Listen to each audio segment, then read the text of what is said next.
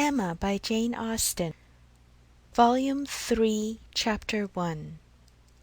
A very little quiet reflection was enough to satisfy Emma as to the nature of her agitation on hearing this news of Frank Churchill. She was soon convinced that it was not for herself she was feeling at all apprehensive or embarrassed, it was for him. Her own attachment had really subsided into a mere nothing. It was not worth thinking of. But if he, who had undoubtedly been always so much the most in love of the two, were to be returning with the same warmth of sentiment which he had taken away, it would be very distressing. If a separation of 2 months should not have cooled him, there were dangers and evils before her. Caution for him and for herself would be necessary. She did not mean to have her own affections entangled again, and it would be incumbent on her to avoid any encouragement of his. She wished she might be able to keep him from an absolute declaration. That would be so very painful a conclusion of their present acquaintance, and yet she could not help rather anticipating something decisive. She felt as if the spring would not pass without bringing a crisis, an event, a something to alter her present composed and tranquil state.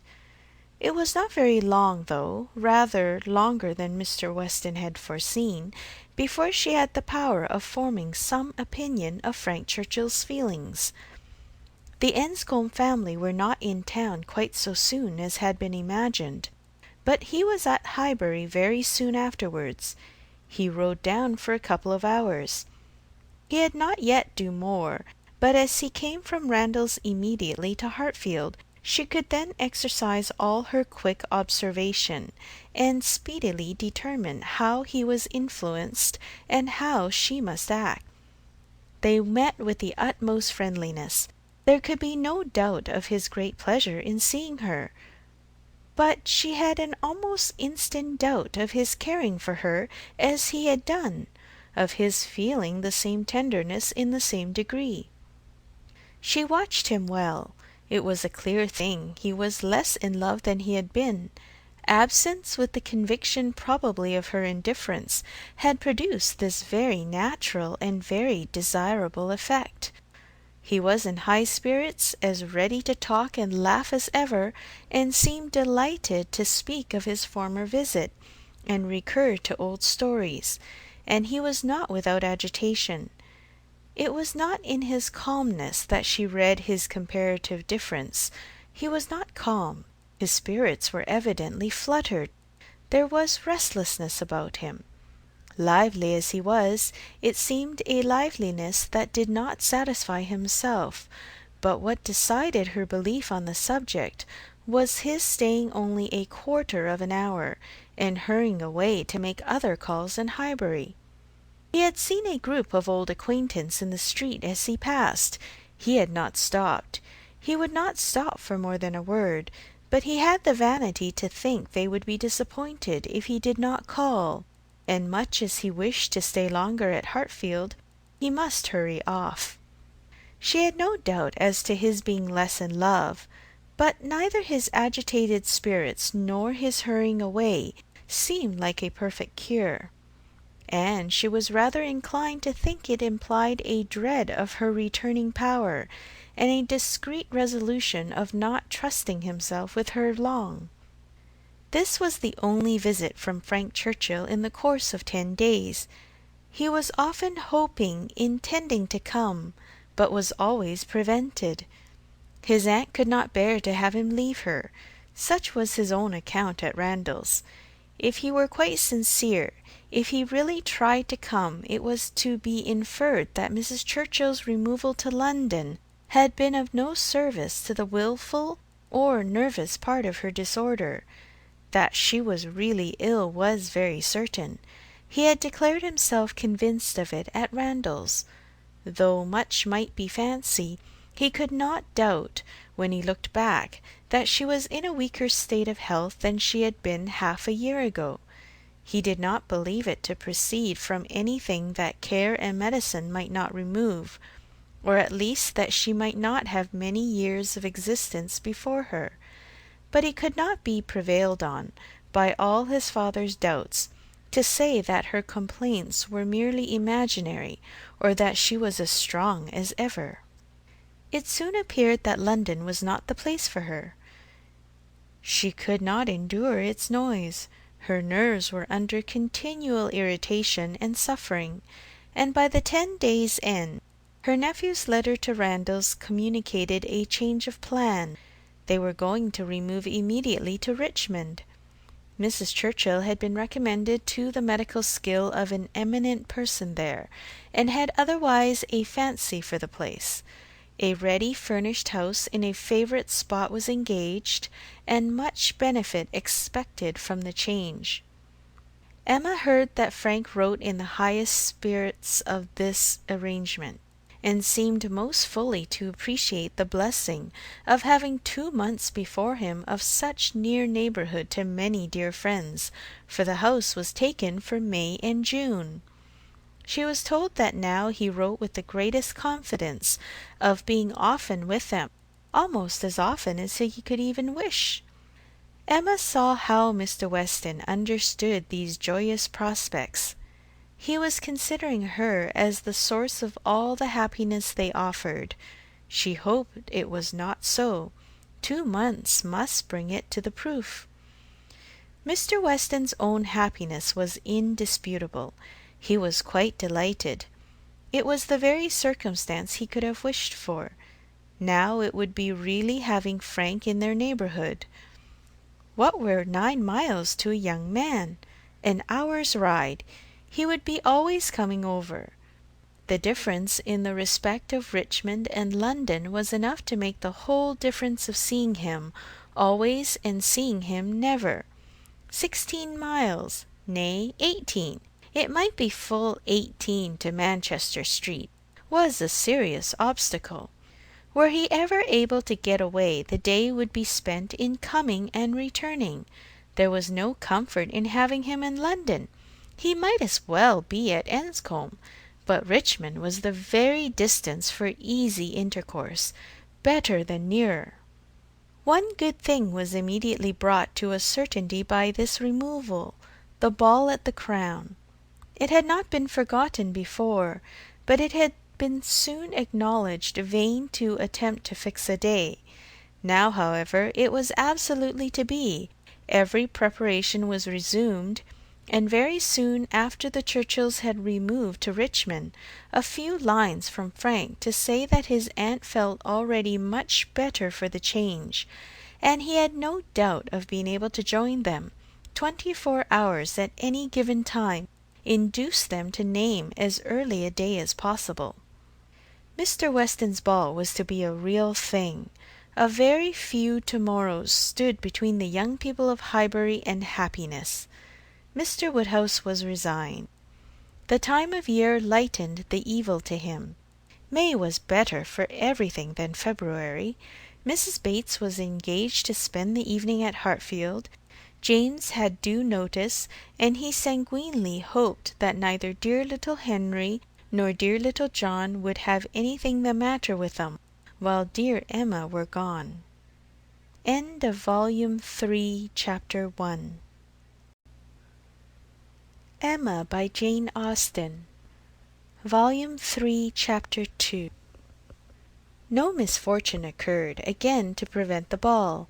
The day approached, the day arrived, and after a morning of some anxious watching, Frank Churchill, in all the certainty of his own self, reached Randalls before dinner, and everything was safe. No second meeting had there yet been between him and Emma. The room at the Crown was to witness it, but it would be better than a common meeting in a crowd. Mr. Weston had been so very earnest in his entreaties for her arriving there as soon as possible after themselves, for the purpose of taking her opinion as to the propriety and comfort of the rooms before any other persons came, that she could not refuse him, and must therefore spend some quiet interval in the young man's company.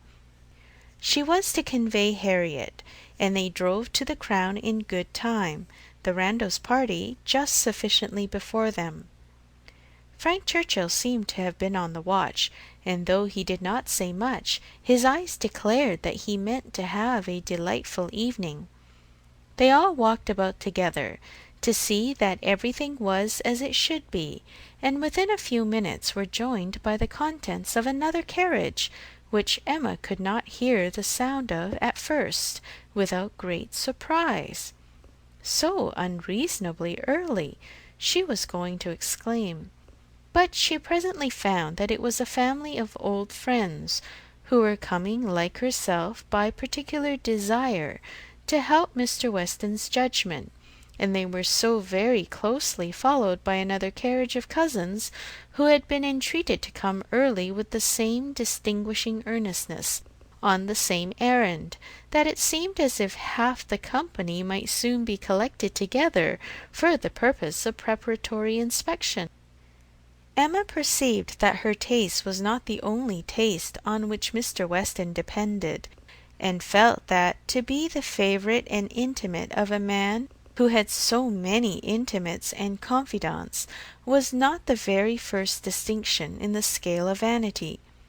She liked his open manners, but a little less of open-heartedness would have made him a higher character. General benevolence, but not general friendship, made a man what he ought to be. She could fancy such a man. The whole party walked about and looked and praised again, and then, having nothing else to do, formed a sort of half-circle round the fire, to observe in their various modes, till other subjects were started, that though May, a fire in the evening was still very pleasant. Emma found that it was not Mr. Weston's fault that the number of privy councillors was not yet larger. They had stopped at Mrs. Bates's door to offer the use of their carriage, but the aunt and niece were to be brought by the Eltons. Frank was standing by her, but not steadily. There was a restlessness which showed a mind not at ease. He was looking about, he was going to the door, he was watching for the sound of other carriages, impatient to begin, or afraid of being always near her. Mrs. Elton was spoken of. "I think she must be here soon," said he. "I have a great curiosity to see Mrs. Elton. I have heard so much of her. It cannot be long, I think, before she comes." A carriage was heard. He was on the move immediately, but coming back said, "I am forgetting that I am not acquainted with her. I have never seen either Mr. or Mrs. Elton. I have no business to put myself forward." Mr. and Mrs. Elton appeared, and all the smiles and the proprieties passed. "But Miss Bates and Miss Fairfax," said Mr. Weston, looking about, "we thought you were to bring them." The mistake had been slight. The carriage was sent for them now. Emma longed to know what Frank's first opinion of Mrs. Elton might be, how he was affected by the studied elegance of her dress and her smiles of graciousness. He was immediately qualifying himself to form an opinion, by giving her very proper attention after the introduction had passed. In a few minutes the carriage returned. Somebody talked of rain. "I will see that there are umbrellas, sir," said Frank to his father. "Miss Bates must not be forgotten." And away he went. Mr. Weston was following, but Mrs. Elton detained him, to gratify him by her opinion of his son, and so briskly did she begin that the young man himself, though by no means moving slowly, could hardly be out of hearing. "A very fine young man indeed, Mr. Weston. You know I candidly told you I should form my own opinion, and I am happy to say that I am extremely pleased with him. You may believe me, I never compliment. I think him a very handsome young man, and his manners are precisely what I like and approve, so truly the gentleman, without the least conceit or puppyism. You must know I have a vast dislike to puppies, quite a horror of them. They were never tolerated at Maple Grove. Neither Mr. Suckling nor me had ever any patience with them, and we used to sometimes say very cutting things, Selina, who is mild almost to a fault, bore with them much better. While she talked of his son, Mr. Weston's attention was chained, but when she got to Maple Grove, he could recollect that there were ladies just arriving to be attended to, and with happy smiles must hurry away. Mrs. Elton turned to Mrs. Weston. "I have no doubt of its being our carriage with Miss Bates and Jane. Our coachman and horses are so extremely expeditious. I believe we drive faster than anybody. What a pleasure it is to send one's carriage for a friend! I understand you were so kind as to offer, but another time it will be quite unnecessary. You may be very sure I shall always take care of them." Miss Bates and Miss Fairfax, escorted by the two gentlemen, walked into the room, and Mrs. Elton seemed to think it as much her duty as Mrs. Weston to receive them. Her gestures and movements might be understood by any one who looked on like Emma, but her words, everybody's words, were soon lost under the incessant flow of Miss Bates, who came in talking and had not finished her speech under many minutes after her being admitted into the circle at the fire. As the door opened, she was heard, "So very obliging of you! No rain at all. Nothing to signify. I do not care for myself. Quite thick shoes." And Jane declares, "Well," as soon as she was within the door, "well, this is brilliant indeed. This is admirable, extremely contrived, upon my word. Nothing wanting. Could not have imagined it. So well lighted up. Jane, Jane, look! Did you ever see anything? Oh, Mr. Weston, you must really have had Aladdin's lamp. Good Mrs. Stokes would not know her own room again. I saw her as I came in. She was standing in the entrance. 'Oh, Mrs. Stokes,' said I, but I had not time for more. She was now met by Mrs. Weston. 'Very well, I thank you, ma'am. I hope you are quite well. Very happy to hear it. So afraid you might have a headache, seeing you pass by so often, and knowing how much trouble you must have.' 'Delighted to hear it indeed. Ah, dear Mrs. Weston, so obliged to you for the carriage. Excellent time.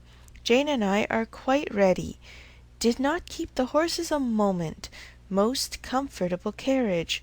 Oh, and I am sure our thanks are due to you, Mrs. Weston, on that score. Mrs. Elton had most kindly sent Jane a note, or we should have been. But two such offers in one day! Never were such neighbours. I said to my mother, 'Upon my word, ma'am, thank you, my mother is remarkably well. Gone to Mr. Woodhouse's. I made her take her shawl, for the evenings are not warm, her large new shawl, Mrs. Dixon's wedding present. So kind of her to think of my mother. Bought at Weymouth, you know, Mr. Dixon's choice. There were 3 others, Jane says, which they hesitated about some time. Colonel Campbell rather preferred an olive. My dear Jane, are you sure you did not wet your feet? It was but a drop or two, but I am so afraid. But Mr. Frank Churchill was so extremely, and there was a mat to step on. I shall never forget his extreme politeness. Oh, Mr. Frank Churchill, I must tell you my mother's spectacles have never been in fault since. The rivet never came out again. My mother often talks of your good nature. Does not she, Jane? Do not we often talk of Mr. Frank Churchill? Ah, here's Miss Woodhouse. Dear Miss Woodhouse, how do you do? Very well, I thank you, quite well. This is meeting quite in fairyland. Such a transformation. Must not compliment, I know," eyeing Emma most complacently. "That would be rude. But upon my word, Miss Woodhouse, you do look. How do you like Jane's hair? You are a judge. She did it all herself. Quite wonderful how she does her hair. No hairdresser from London, I think, could. Ah, Dr. Hughes, I declare, and Mrs. Hughes. Must go and speak to Dr. and Mrs. Hughes for a moment. How do you do? How do you do? Very well, I thank you. This is delightful, is not it? Where's dear Mr. Richard? Oh, there he is. Don't disturb him. Much better employed talking to the young ladies. How do you do, Mr. Richard? I saw you the other day as you rode through the town. Mrs. Otway, I protest, and good Mr. Otway, and Miss Otway and Miss Caroline, such a host of friends, and Mr. George and Mr. Arthur. How do you do? How do you do? Quite well, I am much obliged to you. Never better. Don't I hear another carriage? Who can this be? Very likely the worthy Coles. Upon my word, this is charming to be standing among so many friends, and such a noble fire. I am quite roasted. No coffee, I thank you. For me, never take coffee. A little tea, if you please, sir, by and by. No hurry. Oh, here it comes. Everything is so good. Frank Churchill returned to his station by Emma, and as soon as Miss Bates was quiet, she found herself necessarily overhearing the discourse of Mrs. Elton and Miss Fairfax, who were standing a little way behind her. He was thoughtful. Whether he were overhearing too, she could not determine. After a good many compliments to Jane on her dress and look, compliments very quietly and properly taken, Mrs. Elton was evidently wanting to be complimented herself, and it was, "How do you like my gown? How do you like my trimming? How has Wright done my hair?" with many other relative questions, all answered with patient politeness. Mrs. Elton then said, "Nobody can think less of dress in general than I do, but upon such an occasion as this, when everybody's eyes are so much upon me, and in compliment to the Westons, who I have no doubt are giving this ball chiefly to do me honour, I would not wish to be inferior to others. And I see very few pearls in the room except mine. So Frank Churchill is a capital dancer, I understand. We shall see if our styles suit. A fine young man, certainly, is Frank Churchill. I like him very well." At this moment Frank began talking so vigorously that Emma could not imagine he had overheard his own praises, and did not want to hear more, and the voices of the ladies were drowned for a while, till another suspension brought Mrs. Elton's tones quite distinctly forward. Mr. Elton had just joined them, and his wife was exclaiming, "Oh, you have found us out at last, have you, in our seclusion? I was this moment telling Jane, I thought you would begin to be impatient for tidings of us." "Jane!" repeated Frank Churchill, with a look of surprise and displeasure. "That is easy. But Miss Fairfax does not disapprove it, I suppose?" "How do you like Mrs. Elton?" said Emma in a whisper. "Not at all." "You are ungrateful." "Ungrateful? What do you mean?" Then changing from a frown to a smile, "No, do not tell me. I do not want to know what you mean. Where is my father? When are we to begin dancing?" Emma could hardly understand him. He seemed to be in an odd humour. He walked off to find his father, but was quickly back again with both Mr. and Mrs. Weston. He had met with them in a little perplexity, which must be laid before Emma. It had just occurred to Mrs. Weston that Mrs. Elton must be asked to begin the ball, that she would expect it, which interfered with all her wishes of giving Emma that distinction. Emma heard the sad truth with fortitude. "And what are we to do for a proper partner for her?" said Mr. Weston. "She will think Frank ought to ask her." Frank turned instantly to Emma, to claim her former promise, and boasted himself an engaged man, which his father looked his most perfect approbation of, and it then appeared that Mrs. Weston was wanting him to dance with Mrs. Elton himself, and that their business was to help to persuade him into it, which was done pretty soon. Mr. Weston and Mrs. Elton led the way. Mr. Frank Churchill and Miss Woodhouse followed. Emma must submit to stand second to Mrs. Elton, though she had always considered the ball as peculiarly for her. It was almost enough to make her think of marrying.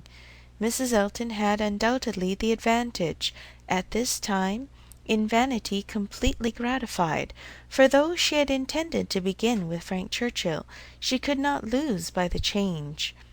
Mr. Weston might be his son's superior.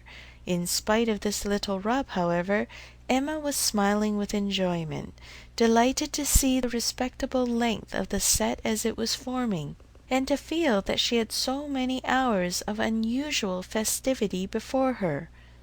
She was more disturbed by Mr. Knightley's not dancing than by anything else. There he was, among the standers-by, where he ought not to be. He ought to be dancing, not classing himself with the husbands and fathers and whist-players, who were pretending to feel an interest in the dance till their rubbers were made up. So young as he looked! He could not have appeared to greater advantage perhaps anywhere than where he had placed himself. His tall, firm, upright figure, among the bulky forms and stooping shoulders of the elderly men, was such as Emma felt must draw everybody's eyes, and excepting her own partner, there was not one among the whole row of young men who could be compared with him. He moved a few steps nearer, and those few steps were enough to prove in how gentlemanlike a manner, with what natural grace, he must have danced, would he but have taken the trouble. Whenever she caught his eye, she forced him to smile, but in general he looked grave. She wished he could love a ballroom better, and could like Frank Churchill better. He seemed often observing her. She must not flatter herself that he thought of her dancing, but if he were criticizing her behavior, she did not feel afraid. There was nothing like flirtation between her and her partner. They seemed more like cheerful, easy friends than lovers. That Frank Churchill thought less of her than he had done was indubitable. The ball proceeded pleasantly. The anxious cares, the incessant attentions of Mrs. Weston were not thrown away.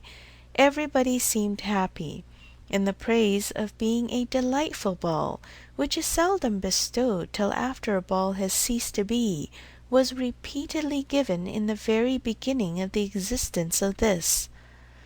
Of very important, very recordable events, it was not more productive than such meetings usually are.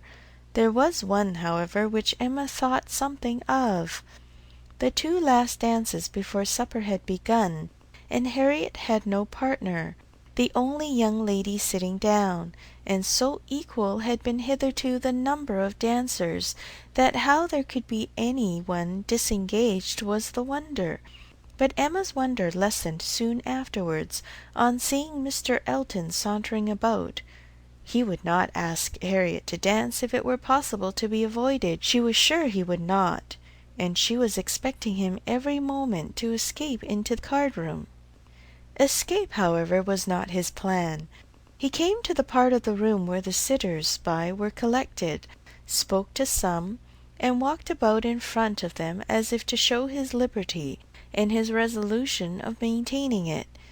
He did not omit being sometimes directly before Miss Smith, or speaking to those who were close to her. Emma saw it. She was not yet dancing.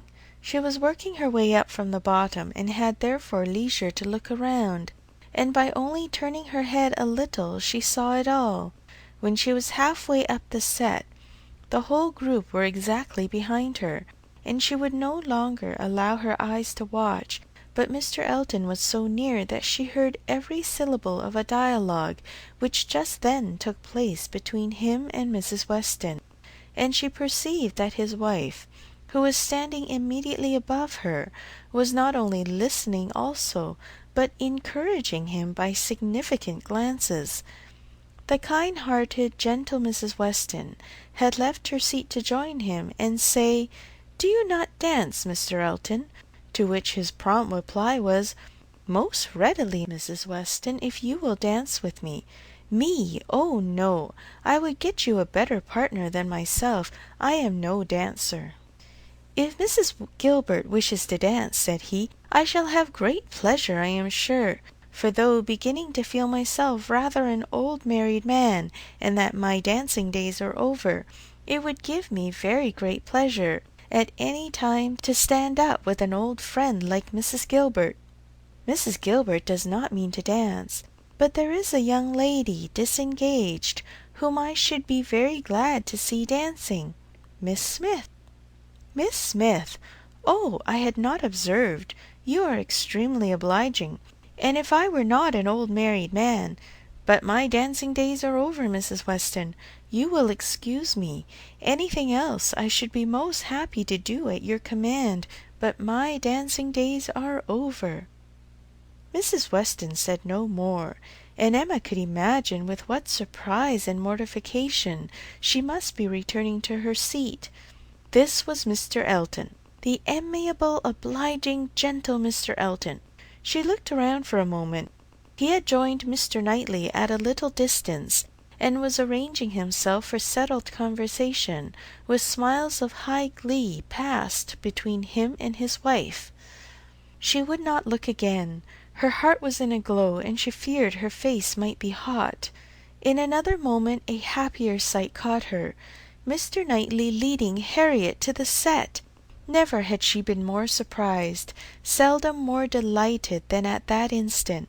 She was all pleasure and gratitude, both for Harriet and for herself, and longed to be thanking him, and though too distant for speech, her countenance said much as soon as she could catch his eye again. His dancing proved to be just what she had believed it, extremely good, and Harriet would have seemed almost too lucky if it had not been for the cruel state of things before, and for the very complete enjoyment and very high sense of distinction which her happy features announced. It was not thrown away on her. She bounded higher than ever, flew farther down the middle, and was in a continual course of smiles. Mr. Elton had retreated into the card-room, looking, Emma trusted, very foolish. She did not think he was quite so hardened as his wife, though growing very like her. She spoke some of her feelings very observing audibly to her partner. "Knightley has taken pity on poor little Miss Smith. Very good-natured, I declare." Supper was announced. The move began, and Miss Bates might be heard from that moment without interruption, till her being seated at table and taking up her spoon. "Jane, Jane, my dear Jane, where are you? Here is your tippet. Mrs. Weston begs you to put on your tippet. She says she is afraid there will be draughts in the passage, though everything has been done. One door nailed up, quantities of matting. My dear Jane, indeed you must. Mr. Churchill, oh, you are too obliging. How well you put it on! So gratified. Excellent dancing indeed. Yes, my dear, I ran home, as I said I should, to help grandmamma to bed, and got back again, and nobody missed me. I set off without saying a word, just as I told you. Grandmamma was quite well, had a charming evening with Mr. Woodhouse, a vast deal of chat and backgammon. Tea was made downstairs, biscuits and baked apples and wine before she came away. Amazing luck in some of her throws, and she inquired a great deal about you, how you were amused, and who were your partners. Oh, said I shall not forestall Jane. I left her dancing with Mr. George Otway. She will love to tell you all about it herself to-morrow. Her first partner was Mr. Elton. I do not know who will ask her next. Perhaps Mr. William Cox. My dear sir, you are too obliging. Is there anybody you would not rather? I am not helpless. Sir, you are most kind. Upon my word, Jane on one arm and me on the other. Stop, stop, let us stand a little back. Mrs. Elton is going. Dear Mrs. Elton, how elegant she looks! Beautiful lace. Now we all follow in her train. Quite the queen of the evening. Well, here we are at the passage. 2 steps, Jane. Take care of the 2 steps. Oh, no, there is but one. Well, I was persuaded there were 2. How very odd. I was convinced there were 2, and there is but one. I never saw anything equal to the comfort and style. Candles everywhere." Emma had no opportunity of speaking to Mr. Knightley till after supper, but when they were all in the ballroom again, her eyes invited him irresistibly to come to her and be thanked. He was warm in his reprobation of Mr. Elton's conduct. It had been unpardonable rudeness, and Mrs. Elton's looks also received the due share of censure. "They aimed at wounding more than Harriet," said he. "Emma, why is it that they are your enemies?" He looked with smiling penetration, and on receiving no answer, added, "She ought not to be angry with you, I suspect, whatever he may be. To that surmise you say nothing, of course, but confess, Emma, that you did want him to marry Harriet." "I did," replied Emma, "and they cannot forgive me."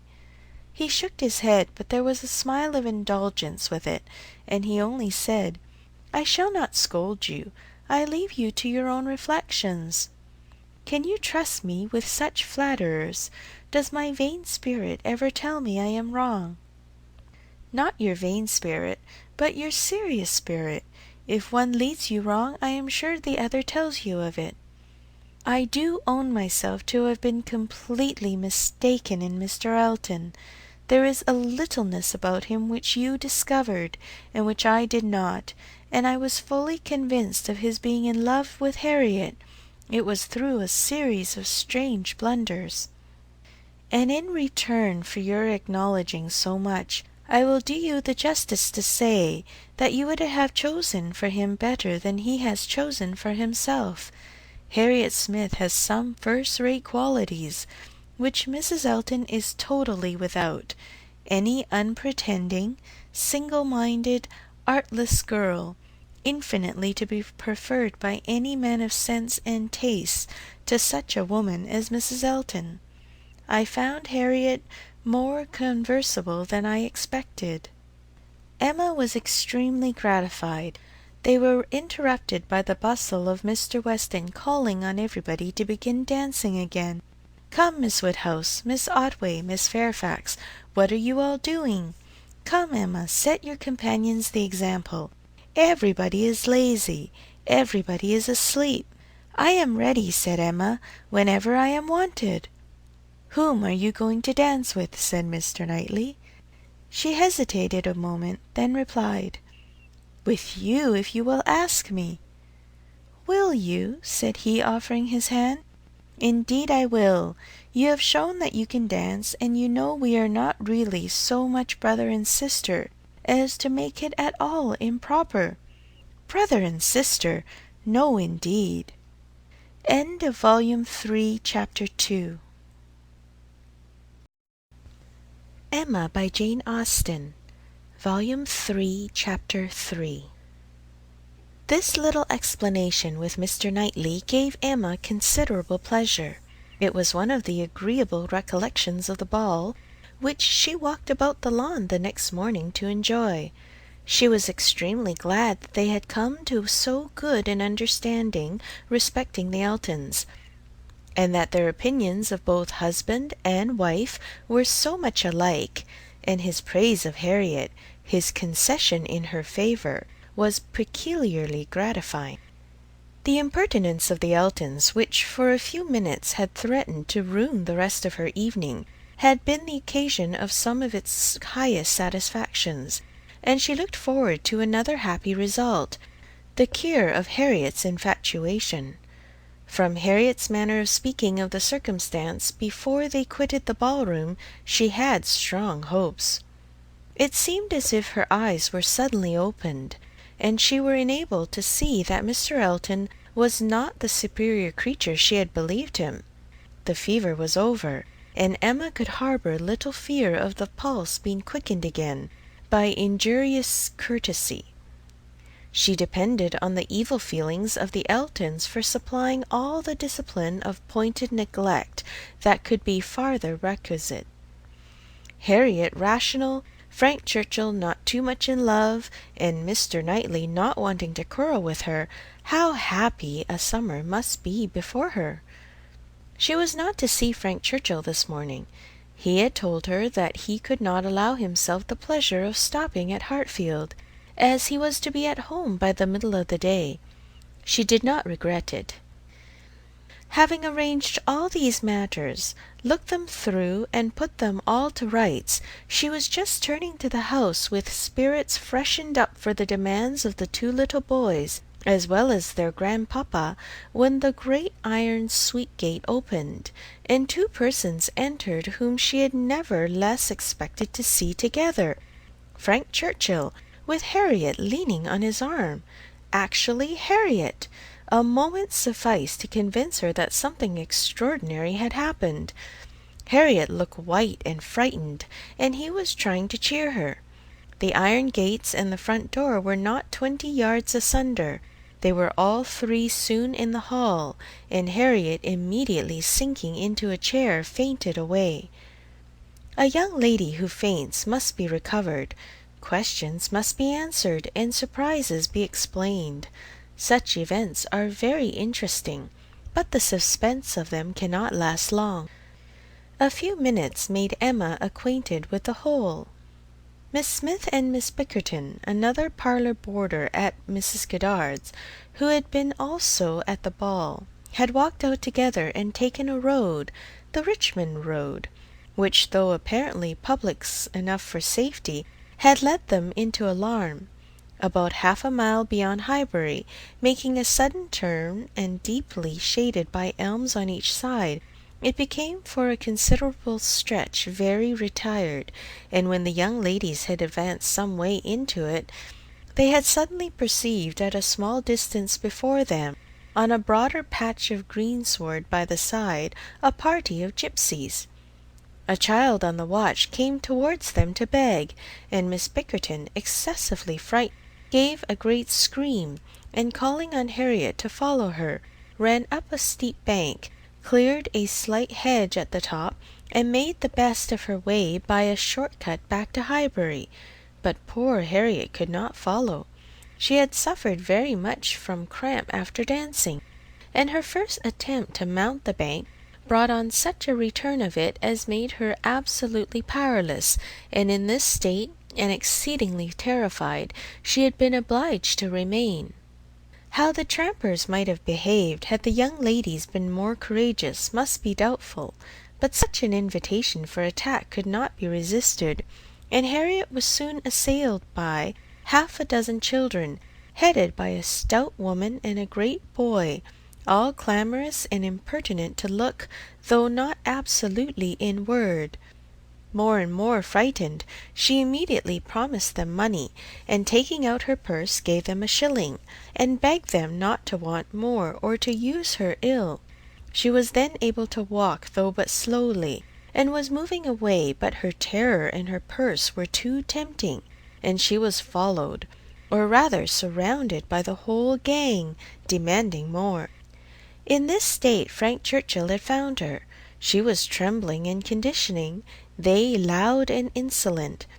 By a most fortunate chance his leaving Highbury had been delayed, so as to bring him to her assistance at this critical moment.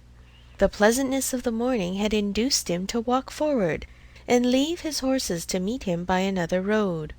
A mile or two beyond Highbury, and happening to have borrowed a pair of scissors the night before of Miss Bates, and to have forgotten to restore them, he had been obliged to stop at her door and go in for a few minutes. He was therefore later than he had intended, and being on foot was unseen by the whole party till almost close to them. The terror which the woman and boy had been creating in Harriet was then their own portion. He had left them completely frightened, and Harriet, eagerly clinging to him, and hardly able to speak, had just strength enough to reach Hartfield, before her spirits were quite overcome. It was his idea to bring her to Hartfield. He had thought of no other place. This was the moment of the whole story, of his communication and Harriet's, as soon as she had recovered her senses and speech. He dared not stay longer than to see her well. These several days left him not another minute to lose, and Emma engaging to give assurance of her safety to Mrs. Goddard, and notice of there being such a set of people in the neighbourhood to Mr. Knightley, he set off, with all the grateful blessings that she could utter for her friend and herself. Such an adventure as this, a fine young man and a lovely young woman thrown together in such a way, could hardly fail to suggesting certain ideas to the coldest heart and the steadiest brain. So Emma thought, at least. Could a linguist, could a grammarian, could even a mathematician have seen what she did, have witnessed their appearance together, and heard their history of it, without feeling that circumstances had been at work to make them peculiarly interested in each other, how much more must an imaginist like herself be on fire with speculation and foresight, especially with such a groundwork of anticipation as her mind had already made.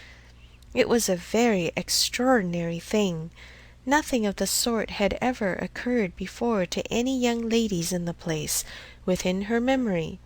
No rencontre, no alarm of the kind, and now it had happened to the very person, and at the very hour when the other very person was chancing to pass by to rescue her.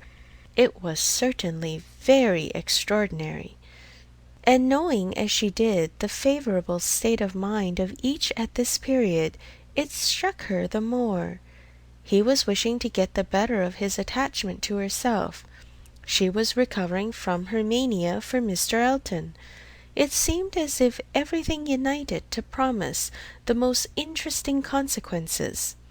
It was not possible that the occurrence should not be strongly recommending each to the other. In the few minutes' conversation which she had yet had with him, while Harriet had been partially insensible, he had spoken of her terror, her naivety, her fervour as she seized and clung to him, with a sensibility amused and delighted, and just at last, after Harriet's own account had been given, he had expressed his indignation at the abominable folly of Miss Bickerton in the warmest terms. Everything was to take its natural course, however, neither impelled nor assisted. She would not stir a step nor drop a hint. No, she had had enough of interference. There could be no harm in a scheme, a mere passive scheme. It was no more than a wish. Beyond it she would on no account proceed. Emma's first resolution was to keep her father from the knowledge of what had passed, aware of the anxiety and alarm it would occasion. But she soon felt that concealment must be impossible. Within half an hour it was known all over Highbury. It was the very event to engage those who talk most, the young and the low, and all the youth and servants in the place were soon in the happiness of frightful news. The last night's ball seemed lost in the gipsies. Poor Mr. Woodhouse trembled as he sat, and as Emma had foreseen, would scarcely be satisfied without their promising never to go beyond the shrubbery again. It was some comfort to him that many inquiries after himself and Miss Woodhouse, for his neighbours knew that he loved to be inquired after, as well as Miss Smith, were coming in during the rest of the day, and he had the pleasure of returning for answer that they were all very indifferent, which, though not exactly true, for she was perfectly well, and Harriet not much otherwise, Emma would not interfere with. She had an unhappy state of health in general for the child of such a man, for she hardly knew what indisposition was, and if he did not invent illnesses for her, she could make no figure in a message. The gipsies did not wait for the operations of justice. They took themselves off in a hurry. The young ladies of Highbury might have walked again in safety before their panic began, and the whole history dwindled soon into a matter of little importance, but to Emma and her nephews, in her imagination it maintained its ground. And Henry and John were still asking every day for the story of Harriet and the gipsies, and still tenaciously setting her right if she varied it in the slightest particular from the original recital. End of Volume 3, Chapter 3. Emma by Jane Austen. Volume 3, Chapter 4. A very few days had passed after this adventure, when Harriet came one morning to Emma with a small parcel in her hand, and after sitting down and hesitating, thus began: "Miss Woodhouse, if you are at leisure, I have something that I should like to tell you, a sort of confession to make, and then, you know, it will be over." Harriet was a good deal surprised, but begged her to speak. There was a seriousness in Harriet's manner which prepared her, quite as much as her words, for something more than ordinary. "It is my duty, and I am sure it is my wish," she continued, "to have no reserves with you on this subject, as I am happily quite an altered creature in one respect. It is very fit that you should have the satisfaction of knowing it. I do not want to say more than is necessary. I am too much ashamed of having given way as I have done, and I dare say you understand me." "Yes," said Emma, "I hope I do." "How I could so long a time be fancying myself," cried Harriet warmly, "it seems like madness. I can see nothing at all extraordinary in him now. I do not care whether I meet him or not, except that of the two I had rather not see him, and indeed I would go any distance round to avoid him. But I do not envy his wife in the least. I neither admire her nor envy her as I have done. She is very charming, I dare say, and all that, but I think her very ill-tempered and disagreeable. I shall never forget her look the other night. However, I assure you, Miss Woodhouse, I wish her no evil. No, let them be ever so happy together. It will not give me another moment's pang. And to convince you that I have been speaking truth, I am now going to destroy what I ought to have destroyed long ago. What I ought never to have kept. I know that very well," blushing as she spoke. "However, now I will destroy it all, and it is my particular wish to do it in your presence, that you may see how rational I am grown. Cannot you guess what this parcel holds?" said she with a conscious look. "Not the least in the world. Did he ever give you anything?" "No, I cannot call them gifts, but they are things that I have valued very much." She held the parcel towards her, and Emma read the words, "Most precious treasures," on the top. Her curiosity was greatly excited. Harriet unfolded the parcel, and she looked on with impatience. Within abundance of silver paper was a pretty little Tunbridge ware box, which Harriet opened. It was well lined with the softest cotton, but, excepting the cotton, Emma saw only a small piece of court plaister. "Now," said Harriet, "you must recollect." "No, indeed I do not."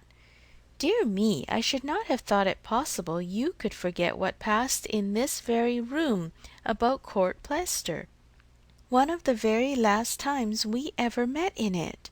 It was but a very few days before I had my sore throat, just before Mr. and Mrs. John Knightley came, I think the very evening. Do not you remember his cutting his finger with your new penknife, and your recommending court plaister? But as you had none about you, and knew I had, you desired me to supply him, and so I took mine out and cut him a piece. But it was a great deal too large, and he cut it smaller, and kept playing with some time with what was left before he gave it back to me. And so then, in my nonsense, I could not help making a treasure of it. So I put it by never to be used, and looked at it now and then as a great treat." "My dearest Harriet," cried Emma, putting her hand before her face and jumping up, "you make me more ashamed of myself than I can bear. Remember it! Ay, I remember it all now, all except your saving this relic. I knew nothing of that till this moment, but the cutting the finger, and my recommending court plaister, and saying I had none about me, Oh, my sins, and I had plenty all the while in my pocket. One of my senseless tricks. I deserve to be under a continual blush all the rest of my life. Well, sitting down again, go on, what else? And had you really some at hand yourself? I am sure I never suspected it, and you did it so naturally. And so you actually put this piece of court plaister by for his sake, said Emma, recovering from her state of shame, and feeling divided between wonder and amusement. And secretly she added to herself, Lord bless me! When should I ever have thought of putting by in cotton a piece of court plaister that Frank Churchill had been pulling about? I never was equal to this. Here, resumed Harriet, turning to her box again, here is something still more valuable. I mean that has been more valuable, because this is what did really once belong to him, which the court plaister never did. Emma was quite eager to see this superior treasure. It was the end of an old pencil, the part without any lead. This was really his, said Harriet. Do not you remember one morning? No, I dare say you do not. But one morning, I forget exactly the day, but perhaps it was the Tuesday or Wednesday before that evening, he wanted to make a memorandum in his pocket-book. It was about spruce beer. Mr. Knightley had been telling him something about brewing spruce beer, and he wanted to put it down. But when he took out his pencil there was so little lead that he soon cut it all away, and it would not do, so you lent him another, and this was left upon the table as good for nothing. But I kept my eye on it, and as soon as I dared, caught it up and never parted with it again from that moment. I do remember it, cried Emma. I perfectly remember it. Talking about spruce beer. Oh, yes, Mr. Knightley and I both saying we liked it, and Mr. Elton seeming resolved to learn to like it too. I perfectly remember it. Stop! Mr. Knightley was standing just here, was not he? I have an idea he was standing just here. Ah, I do not know. I cannot recollect. It is very odd, but I cannot recollect. Mr. Elton was sitting here, I remember, much about where I am now. Well, go on. Oh, that's all. I have nothing more to show you or to say, except I am now going to throw them both behind the fire, and I wish you to see me do it. My poor dear Harriet, and have you actually found happiness in treasuring up these things? Yes, simpleton as I was, but I am quite ashamed of it now, and wish I could forget as easily as I can burn them. It was very wrong of me, you know, to keep any remembrances after he was married. I knew it was, but had not resolution enough to part with them. But, Harriet, is it necessary to burn the court plaister? I have not a word to say for the bit of old pencil, but court plaister might be useful. I shall be happier to burn it, replied Harriet. It has a disagreeable look to me. I must get rid of everything. There it goes, and there is an end, thank heaven, of Mr. Elton. And when, thought Emma, will there be a beginning of Mr. Churchill? She had soon afterwards reason to believe that the beginning was already made, and could not but hope that the gipsy, though she had told no fortune, might be proved to have been made Harriet's. About a fortnight after the alarm, they came to a sufficient explanation, and quite undesignedly, Emma was not thinking of it at the moment, which made the information she received more valuable. She merely said in the course of some trivial chat, Well, Harriet, whenever you marry, I would advise you to do so, and thought no more of it, till after a minute's silence she heard Harriet say in a very serious tone, I shall never marry. Emma looked up and immediately saw how it was, and after a moment's debate as to whether it should pass unnoticed or not, replied, Never marry? This is a new resolution. It is one that I shall never change, however.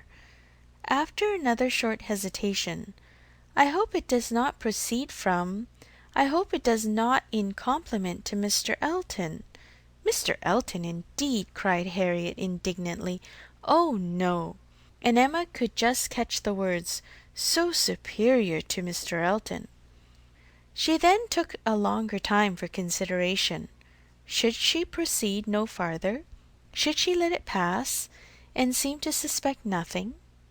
Perhaps Harriet might think her cold or angry if she did, or perhaps if she were totally silent, it might only drive Harriet into asking her to hear too much, and against anything like such an unreserve as had been such an open and frequent discussion of hopes and chances, she was perfectly resolved. She believed it would be wiser for her to say and know at once all that she meant to say and know. Plain dealing was always best. She had previously determined how far she would proceed on any application of the sort, and it would be safer for both to have the judicious law of her own brain laid down with speed. She was decided, and thus spoke. "Harriet, I will not affect to be in doubt of your meaning.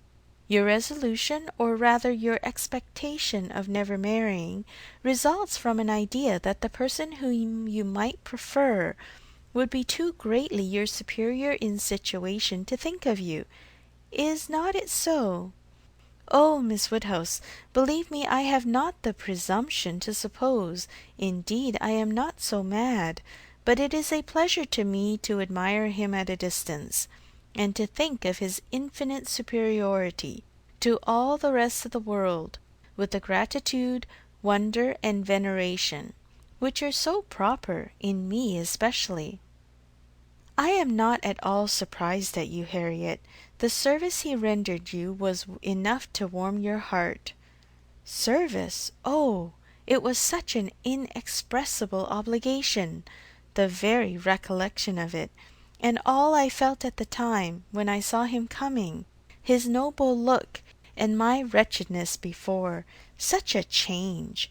In one moment such a change, from perfect misery to perfect happiness." "It is very natural." "It is natural, and it is honourable. Yes, honourable, I think, to choose so well and so gratefully. But that it will be a fortunate preference is more than I can promise. I do not advise you to give way to it, Harriet. I do not by any means engage for its being returned. Consider what you are about. Perhaps it will be wisest in you to check your feelings while you can. At any rate, do not let them carry you far, unless you are persuaded by his liking you. Be observant of him. Let his behaviour be the guide of your sensations. I give you this caution now, because I shall never speak to you again on the subject. I am determined against all interference. Henceforward I know nothing of the matter. Let no name ever pass our lips. We were very wrong before. We will be cautious now. He is your superior, no doubt, and there do seem objections and obstacles of a very serious nature. But yet, Harriet, more wonderful things have taken place. There have been matches of greater disparity. But take care of yourself. I would not have you too sanguine, though. However it may end, be assured your raising your thoughts to him is a mark of good taste which I shall always know how to value." Harriet kissed her hand in silent and submissive gratitude. Emma was very decided in thinking such an attachment no bad thing for her friend. Its tendency would be to raise and refine her mind, and it must be saving her from the danger of degradation. End of Volume 3, Chapter 4.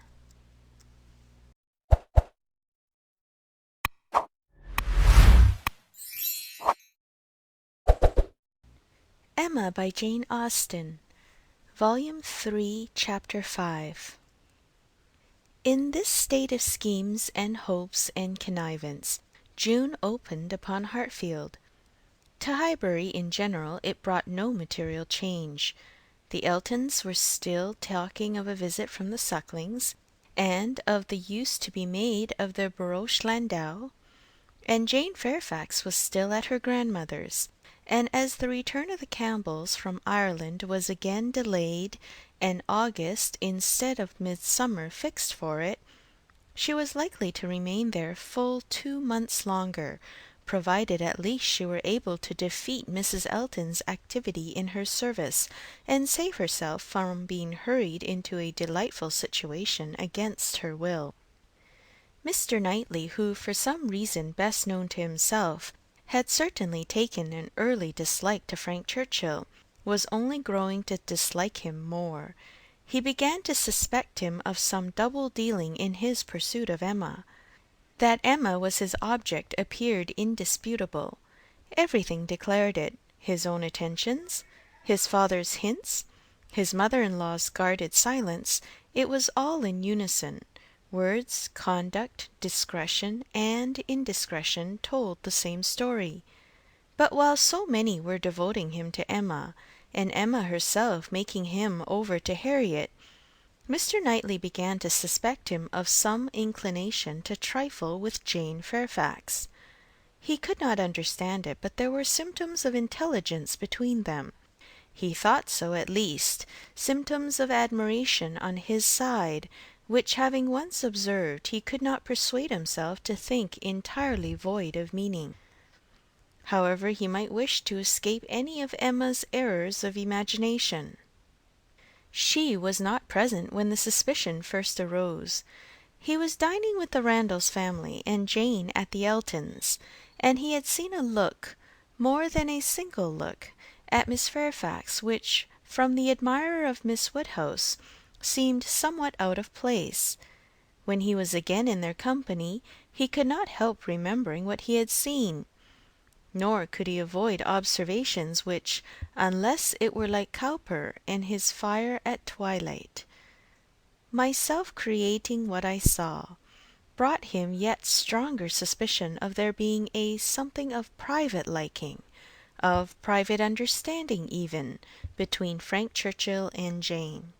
He had walked up one day after dinner, as he very often did, to spend his evening at Hartfield.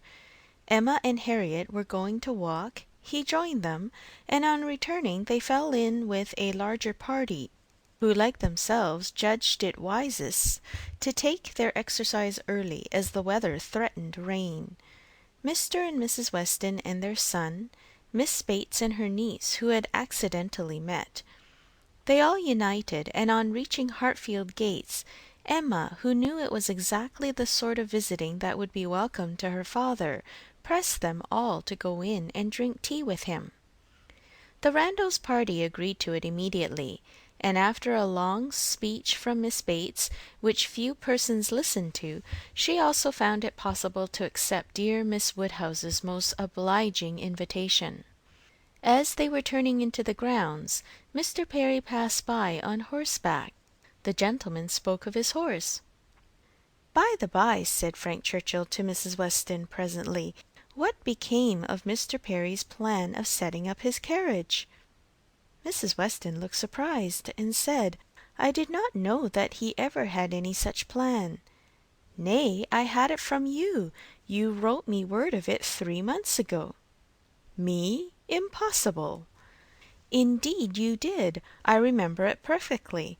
You mentioned it as what was certainly to be very soon. Mrs. Perry had told somebody, and was extremely happy about it. It was owing to her persuasion, as she thought his being out in bad weather did him a great deal of harm. You must remember it now." "Upon my word, I had never heard of it till this moment." "Never? Really never? Bless me, how could it be? Then I must have dreamt it. But I was completely persuaded. Miss Smith, you walk as if you were tired. You will not be sorry to find yourself at home." "What is this? What is this?" cried Mr. Weston. "About Perry and a carriage? Is Perry going to set up his carriage, Frank? I am glad he can afford it. You had it from himself, had you?" "No, sir," replied his son, laughing. "I seem to have had it from nobody. Very odd. I really was persuaded of Mrs. Weston's having mentioned it in one of her letters to Enscombe, many weeks ago, with all these particulars. But as she declares she never heard a syllable of it before, Of course it must have been a dream. I am a great dreamer. I dream of everybody at Highbury when I am away, and when I have gone through my particular friends, then I begin dreaming of Mr. and Mrs. Perry."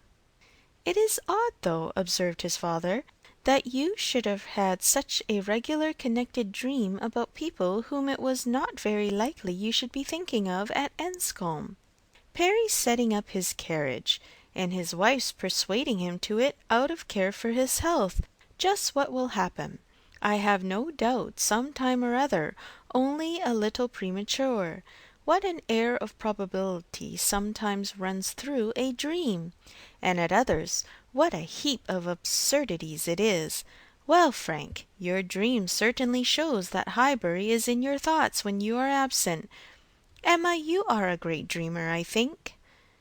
Emma was out of hearing. She had hurried on before her guests to prepare her father for their appearance, and was beyond the reach of Mr. Weston's hint. "Why, to own the truth," cried Miss Bates, who had been trying in vain to be heard the last 2 minutes, "if I must speak on this subject, there is no denying that Mr. Frank Churchill might have. I do not mean to say that he did not dream it. I am sure I have sometimes the oddest dreams in the world. But if I am questioned about it, I must acknowledge that there was such an idea last spring, for Mrs. Perry herself mentioned it to my mother, and the Coles knew of it as well as ourselves, but it was quite a secret, known to nobody else, and only thought of about 3 days. Mrs. Perry was very anxious that he should have a carriage, and came to my mother in great spirits one morning because she thought she had prevailed. Jane, don't you remember grandmamma's telling us of it when we got home? I forget where we had been walking to, very likely to Randalls. Yes, I think it was to Randalls. Mrs. Perry was always particularly fond of my mother. Indeed, I do not know who is not, and she had mentioned it to her in confidence. She had no objection to her telling us, of course, but it was not to go beyond, and from that day to this I never mentioned it to a soul that I know of. At the same time I will not positively answer for my having never dropped a hint, because I know I do sometimes pop out a thing before I am aware. I am a talker, you know. I am rather a talker, and now and then I have let a thing escape me which I should not. I am not like Jane. I wish I were. I will answer for it she never betrayed the least thing in the world. Where is she? Oh, just behind. Perfectly remember Mrs. Perry's coming. Extraordinary dream indeed." They were entering the hall. Mr. Knightley's eyes had preceded Miss Bates's in a glance at Jane. From Frank Churchill's face, where he thought he saw confusion, suppressed, or laughed away, he had involuntarily turned to hers. But she was indeed behind, and too busy with her shawl.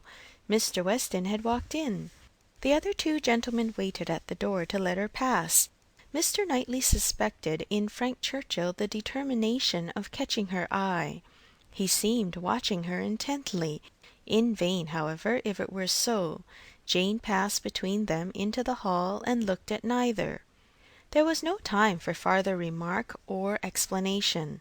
The dream must be borne with, and Mr. Knightley must take his seat with the rest round the large modern circular table which Emma had introduced at Hartfield, and which none but Emma could have had the power to place there, and persuade her father to use it, instead of the small-sized Pembroke, on which 2 of his daily meals had for 40 years been crowded.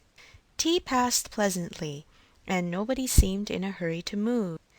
"Miss Woodhouse," said Frank Churchill, after examining a table behind him, which he could reach as he sat, "have your nephews taken away their alphabets, their box of letters? It used to stand here. Where is it? This is a sort of dull-looking evening that ought to be treated rather as winter than summer. We had great amusement with those letters one morning. I want to puzzle you again." Emma was pleased with the thought, and produced the box.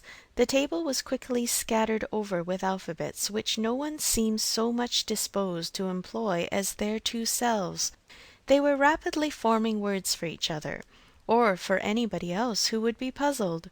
The quietness of the game made it particularly eligible for Mr. Woodhouse, who had often been distressed by the more animated sort which Mr. Weston had occasionally introduced, and who now sat happily occupied in lamenting with tender melancholy over the departure of the poor little boys, or in fondly pointing out, as he took up any stray letter near him, how beautifully Emma had written it. Frank Churchill placed the word before Miss Fairfax. She gave a slight glance around the table, and applied herself to it. Frank was next to Emma, Jane opposite to them, and Mr. Knightley so placed as to see them all, and it was his object to see as much as he could, with as little apparent observation. The word was discovered, and with a faint smile pushed away. If meant to be immediately mixed with the others and buried from sight, she should have looked on the table instead of looking just across, for it was not mixed, and Harriet, eager after every fresh word and finding out none, directly took it up and fell to work. She was sitting by Mr. Knightley and turned to him for help. The word was blunder, and as Harriet exultingly proclaimed it, there was a blush on Jane's cheek which gave it a meaning not otherwise ostensible. Mr. Knightley connected it with the dream, but how it could all be was beyond his comprehension. How the delicacy, the discretion of his favourite could have been so lain asleep. He feared there must be some decided involvement. Disingenuousness and double dealing seemed to meet him at every turn. These letters were but the vehicle for gallantry and trick.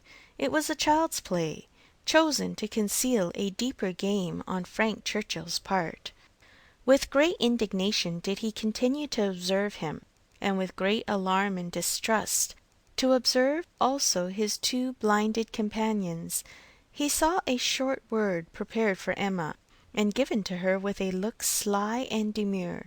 He saw that Emma had soon made it out, and found it highly entertaining, though it was something which she judged it proper to appear to censure, for she said, "Nonsense! For shame!" He heard Frank Churchill next say, with a glance towards Jane, "I will give it to her, shall I?" and as clearly heard Emma opposing it with eager laughing warmth. "No, no, you must not, you shall not indeed." It was done, however. This gallant young man, who seemed to love without feeling, and to recommend himself without complaisance, directly handed over the word to Miss Fairfax, and with a particular degree of sedate civility entreated her to study it.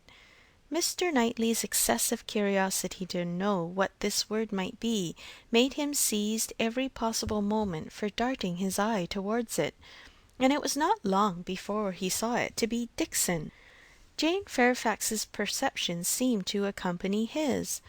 Her comprehension was certainly more equal to the covert meaning, the superior intelligence of those 5 letters so arranged.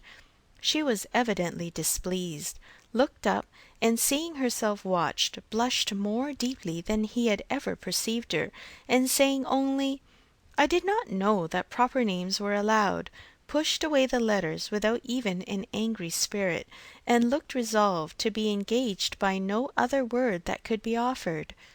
Her face was averted from those who had made the attack, and turned towards her aunt. "Ay, very true, my dear," cried the latter, though Jane had not spoken a word. "I was just going to say the same thing. It is time for us to be going indeed. The evening is closing in, and grandmamma will be looking for us. My dear sir, you are too obliging. We really must wish you good night." Jane's alertness in moving proved her as ready as her aunt had preconceived. She was immediately up, and wanting to quit the table, but so many were also moving that she could not get away, and Mr. Knightley thought he saw another collection of letters anxiously pushed towards her, and resolutely swept away by her unexamined. She was afterwards looking for her shawl. Frank Churchill was looking also. It was growing dusk, and the room was in confusion, and how they parted Mr. Knightley could not tell.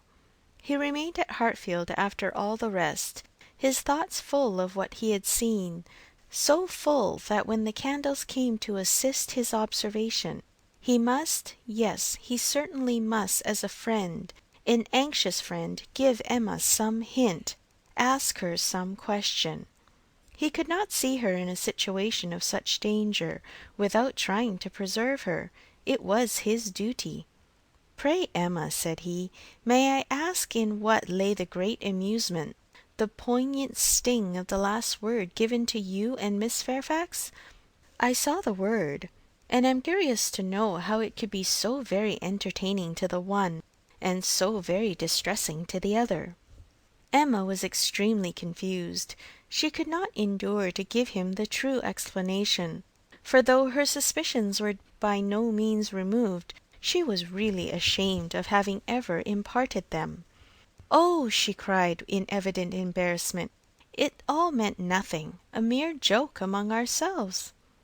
"The joke," he replied gravely, "seemed confined to you and Mr. Churchill." He had hoped she would speak again, but she did not. She would rather busy herself with anything than speak. He sat a little while in doubt. A variety of evils crossed his mind. Interference, fruitless interference. Emma's confusion and the acknowledged intimacy seemed to declare her affection engaged. Yet he would speak. He owed it to her. To risk anything that might be involved in an unwelcome interference rather than her welfare, to encounter anything rather than the remembrance of neglect in such a cause. "My dear Emma," said he at last, with earnest kindness, "do you think you perfectly understand the degree of acquaintance between the gentleman and lady we have been speaking of?" "Between Mr. Frank Churchill and Miss Fairfax? Oh, yes, perfectly. Why do you make a doubt of it? Have you never at any time had reason to think that he admired her, or that she admired him?" "Never, never!" she cried, with a most open eagerness. "Never for the 20th part of a moment did such an idea occur to me. And how could it possibly come into your head? I have lately imagined that I saw symptoms of attachment between them, certain expressive looks, which I did not believe meant to be public." "Oh, you amuse me excessively. I am delighted to find that you can vouchsafe to let your imagination wander, but it will not do. Very sorry to check you in your first essay, but indeed it will not do. There is no admiration between them, I do assure you, and the appearances which have caught you have arisen from some peculiar circumstances, feelings rather of a totally different nature. It is impossible exactly to explain. There is a great deal of nonsense in it, but the part which is capable of being communicated, which is sense, is that they are as far from any attachment or admiration for one another as any two beings in the world can be. That is, I presume it to be so on her side, and I can answer for its being so on his. I will answer for the gentleman's indifference." She spoke with a confidence which staggered, with a satisfaction which silenced Mr. Knightley. She was in gay spirits, and would have prolonged the conversation, wanting to hear the particulars of his suspicions, every look described, and all the wheres and hows of a circumstance which highly entertained her, but his gaiety did not meet hers. He found he could not be useful, and his feelings were too much irritated for talking. That he might not be irritated into an absolute fever by the fire which Mr. Woodhouse's tender habits required almost every evening throughout the year, he soon afterwards took a hasty leave, and walked home to the coolness and solitude of Donwell Abbey. End of Volume 3, Chapter 5. Emma by Jane Austen. Volume 3, Chapter 6. After being long fed with hopes of a speedy visit from Mr. and Mrs. Suckling, the Highbury world were obliged to endure the mortification of hearing that they could not possibly come till the autumn. No such importation of novelties could enrich their intellectual stores at present. In the daily interchange of news, they must be again restricted to the other topics with which for a while the Sucklings' coming had been united, such as the last accounts of Mrs. Churchill, whose health seemed every day to supply a different report, and the situation of Mrs. Weston, whose happiness it was to be hoped might eventually be as much increased by the arrival of a child as that of all her neighbours was by the approach of it. Mrs. Elton was very much disappointed. It was the delay of a great deal of pleasure and parade. Her introductions and recommendations must all wait, and every projected party be still only talked of. So she thought at first. But a little consideration convinced her that everything need not be put off. Why should not they explore to Box Hill, though the Sucklings did not come? They could go there again with them in the autumn. It was settled that they should go to Box Hill. That there was to be such a party had long been generally known. It had even given the idea of another. Emma had never been to Box Hill. She wished to see what everybody found so well worth seeing, and she and Mr. Weston had agreed to choose some fine morning and drive thither. 2 or 3 more of the chosen only were to be admitted to join them, and it was to be done in a quiet, unpretending, elegant way, infinitely superior to the bustle and preparation, the regular eating and drinking and picnic parade of the Eltons and the Sucklings. This was so very well understood between them, that Emma could not but feel some surprise and a little displeasure on hearing from Mr. Weston that he was proposing to Mrs. Elton, as her brother and sister had failed her, that the 2 parties should unite and go together, and that as Mrs. Elton had very readily acceded to it, so it was to be if she had no objection. Now, as her objection was nothing but her very great dislike of Mrs. Elton, of which Mr. Weston must already be perfectly aware, it was not worth bringing forward again. It could not be done without a reproof to him, which would be giving pain to his wife, and she found herself therefore obliged to consent to an arrangement which she would have done a great deal to avoid, an arrangement which would probably expose her even to the degradation of being said to be of Mrs. Elton's party. Every feeling was offended, and the forbearance of her outward submission left a heavy arrear due of secret severity in her reflections on the unmanageable goodwill of Mr. Weston's temper. "I am glad you approve of what I have done," said he very comfortably. "But I thought you would. Such schemes as these are nothing without numbers. One cannot have too large a party. A large party secures its own amusement, and she is a good-natured woman after all. One could not leave her out." Emma denied none of it aloud, and agreed to none of it in private. It was now the middle of June, and the weather fine, and Mrs. Elton was growing impatient to name the day, and settle with Mr. Weston as to pigeon pies and cold lamb, when a lame carriage-horse threw everything into sad uncertainty. It might be weeks, it might be only a few days, before the horse were usable, but no preparations could be ventured on, and it was all melancholy stagnation. Mrs. Elton's resources were inadequate to such an attack. "Is not this most vexations, Knightley?" she cried. "And such weather for exploring! These delays and disappointments are quite odious. What are we to do? The year will wear away at this rate, and nothing done. Before this time last year, I assure you, we had had a delightful exploring party from Maple Grove to King's Weston." "You had better explore to Donwell," cried Mr. Knightley. "That may be done without horses. Come and eat my strawberries. They are ripening fast." If Mr. Knightley did not begin seriously, he was obliged to proceed so, for his proposal was caught at with delight, and the "Oh, I should like it of all things" was not plainer in words than manner.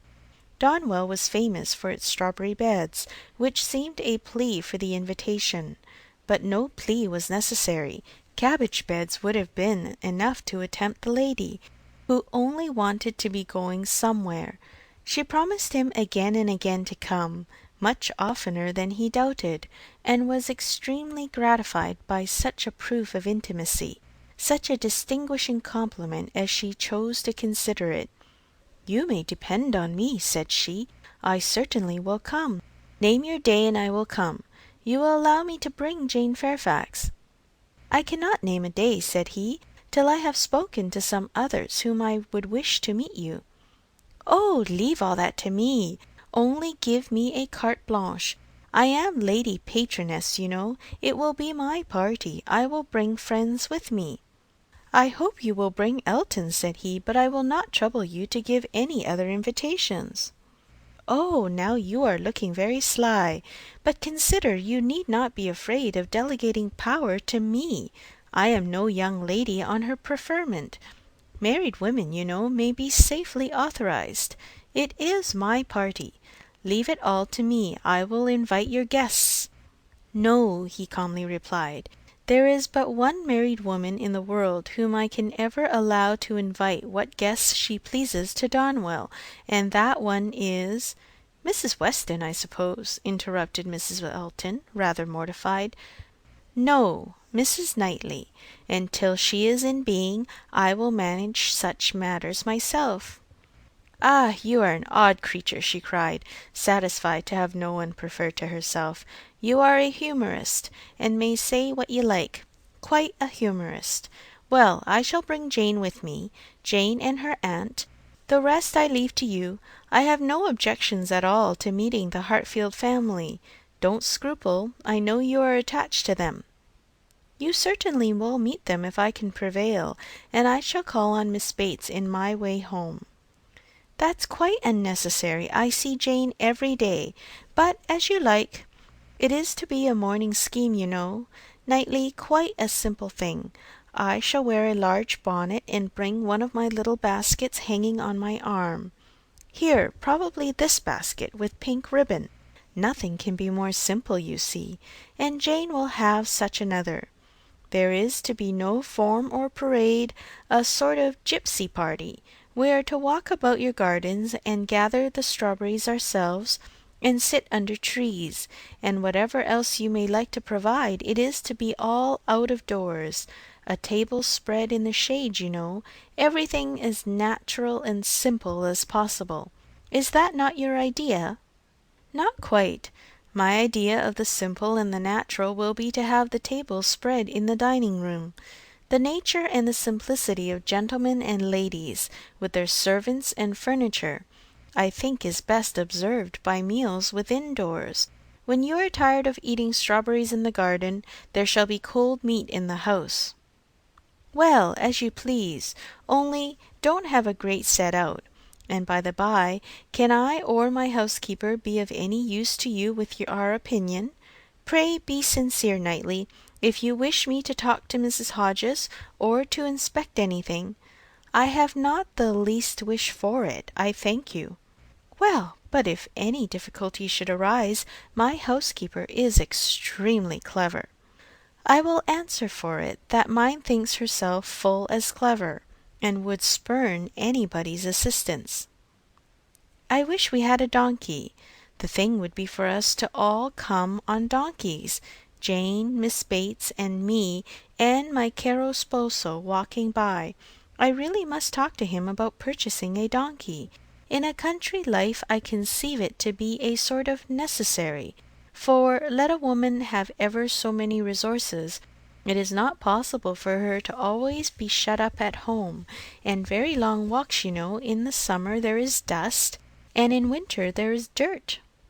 "You will not find either between Donwell and Highbury. Donwell Lane is never dusty, and now it is perfectly dry.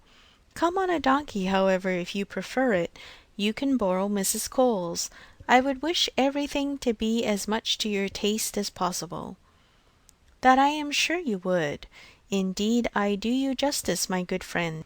Under that peculiar sort of dry, blunt manner, I know you have the warmest heart. As I tell Mr. Yee, You are a thorough humorist. Yes, believe me, Knightley, I am fully sensible of your attention to me in the whole of this scheme. You have hit upon the very thing to please me." Mr. Knightley had another reason for avoiding a table in the shade. He wished to persuade Mr. Woodhouse as well as Emma to join the party, and he knew that to have any of them sitting out of doors to eat would inevitably make him ill. Mr. Woodhouse must not, under the specious pretence of a morning drive, and an hour or two spent at Donwell, be tempted away to his misery. He was invited on good faith. No lurking horrors were to upbraid him for his easy credulity. He did consent. He had not been at Donwell for 2 years. Some very fine morning he and Emma and Harriet could go very well, and he could sit still with Mrs. Weston, while the dear girls walked about the gardens. He did not suppose they would be damp now in the middle of the day. He should like to see the old house again exceedingly, and should be very happy to meet Mr. and Mrs. Elton and any other of his neighbours. He could not see any objection at all to his, and Emma's, and Harriet's going there some very fine morning. He thought it very well done of Mr. Knightley to invite them, very kind and sensible, much cleverer than dining out. He was not fond of dining out. Mr. Knightley was fortunate in everybody's most ready concurrence. The invitation was everywhere so well received that it seemed as if, like Mrs. Elton, they were all talking the scheme as a particular compliment to themselves.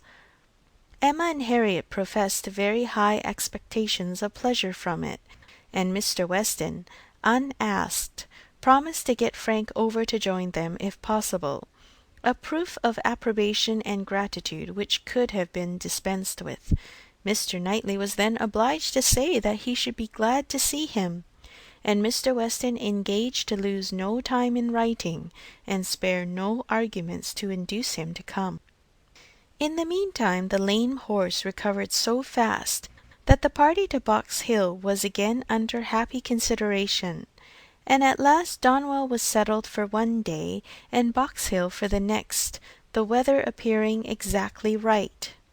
Under a bright midday sun, at almost midsummer, Mr. Woodhouse was safely conveyed in his carriage with one window down, to partake of this al fresco party, and in one of the most comfortable rooms in the Abbey, especially prepared for him by a fire all the morning, he was happily placed quite at his ease, ready to talk with pleasure of what had been achieved, and advise everybody to come and sit down and not to heat themselves.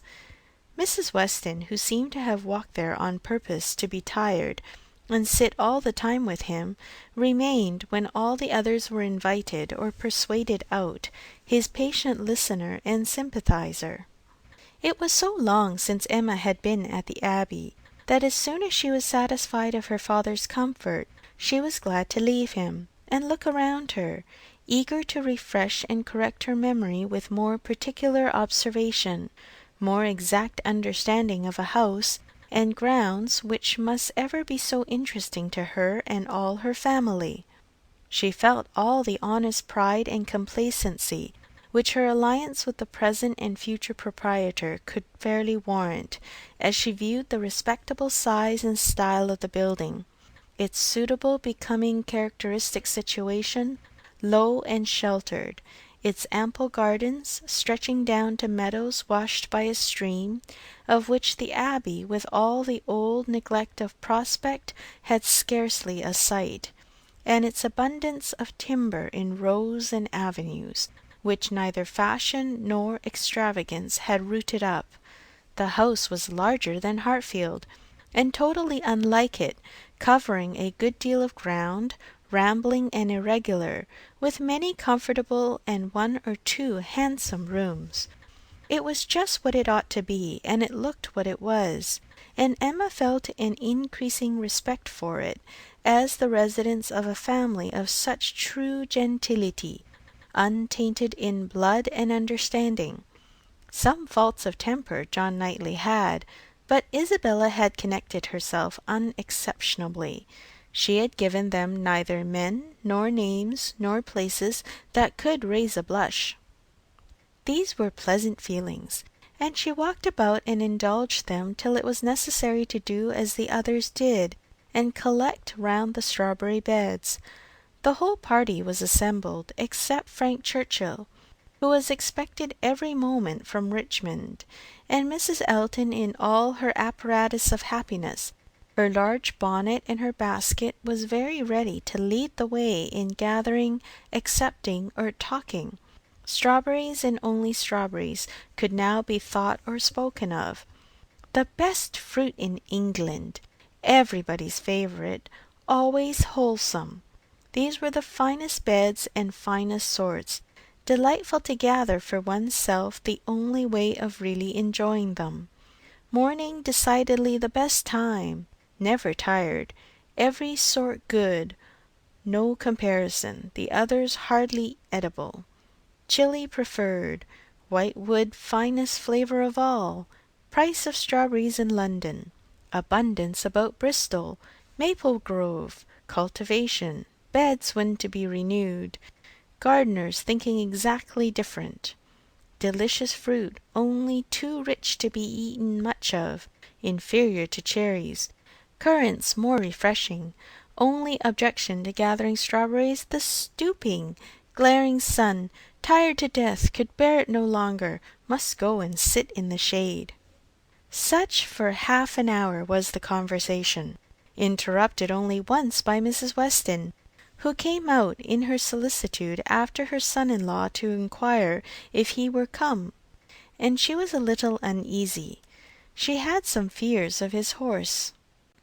Seats tolerably in the shade were found, and now Emma was obliged to overhear what Mrs. Elton and Jane Fairfax were talking of.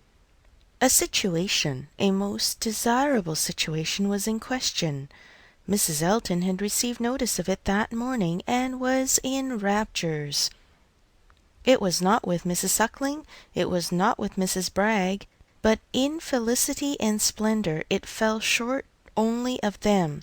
It was with a cousin of Mrs. Bragg, an acquaintance of Mrs. Suckling, a lady known at Maple Grove, delightful, charming, superior, first circles, spheres, lines, ranks, everything. And Mrs. Elton was wild to have the offer closed with immediately.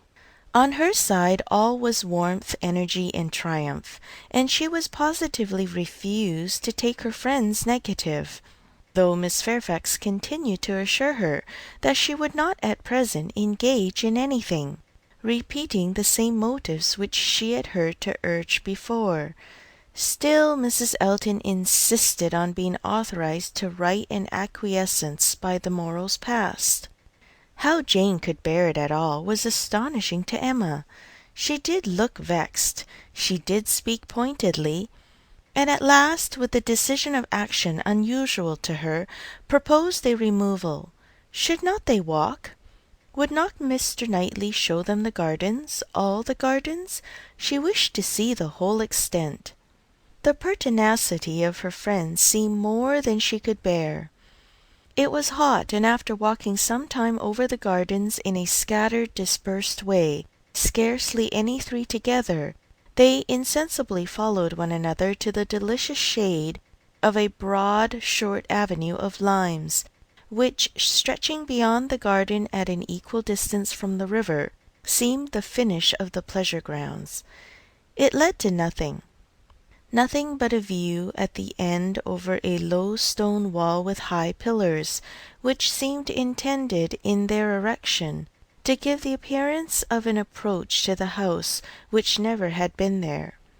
Disputable, however, as might be the taste of such a termination, it was in itself a charming walk, and the view which closed it extremely pretty.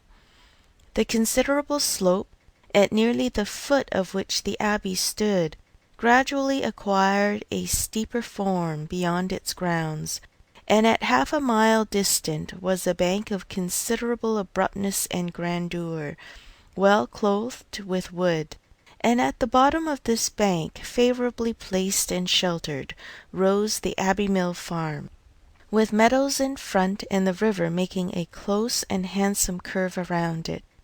It was a sweet view, sweet to the eye and the mind, English verdure, English culture, English comfort seen under a bright sun without being oppressive. In this walk Emma and Mr. Weston found all the others assembled, and towards this view she immediately perceived Mr. Knightley and Harriet distinct from the rest, quietly leading the way. Mr. Knightley and Harriet! It was an odd tête-à-tête, but she was glad to see it. There had been a time when he would have scorned her as a companion, and turned from her with little ceremony. Now they seemed in pleasant conversation. There had been a time also when Emma would have been sorry to see Harriet in a spot so favourable for the Abbey Mill farm, but now she feared it not. It might be safely viewed with all its appendages of prosperity and beauty, its rich pastures, spreading flocks, orchard in blossom, and light column of smoke ascending.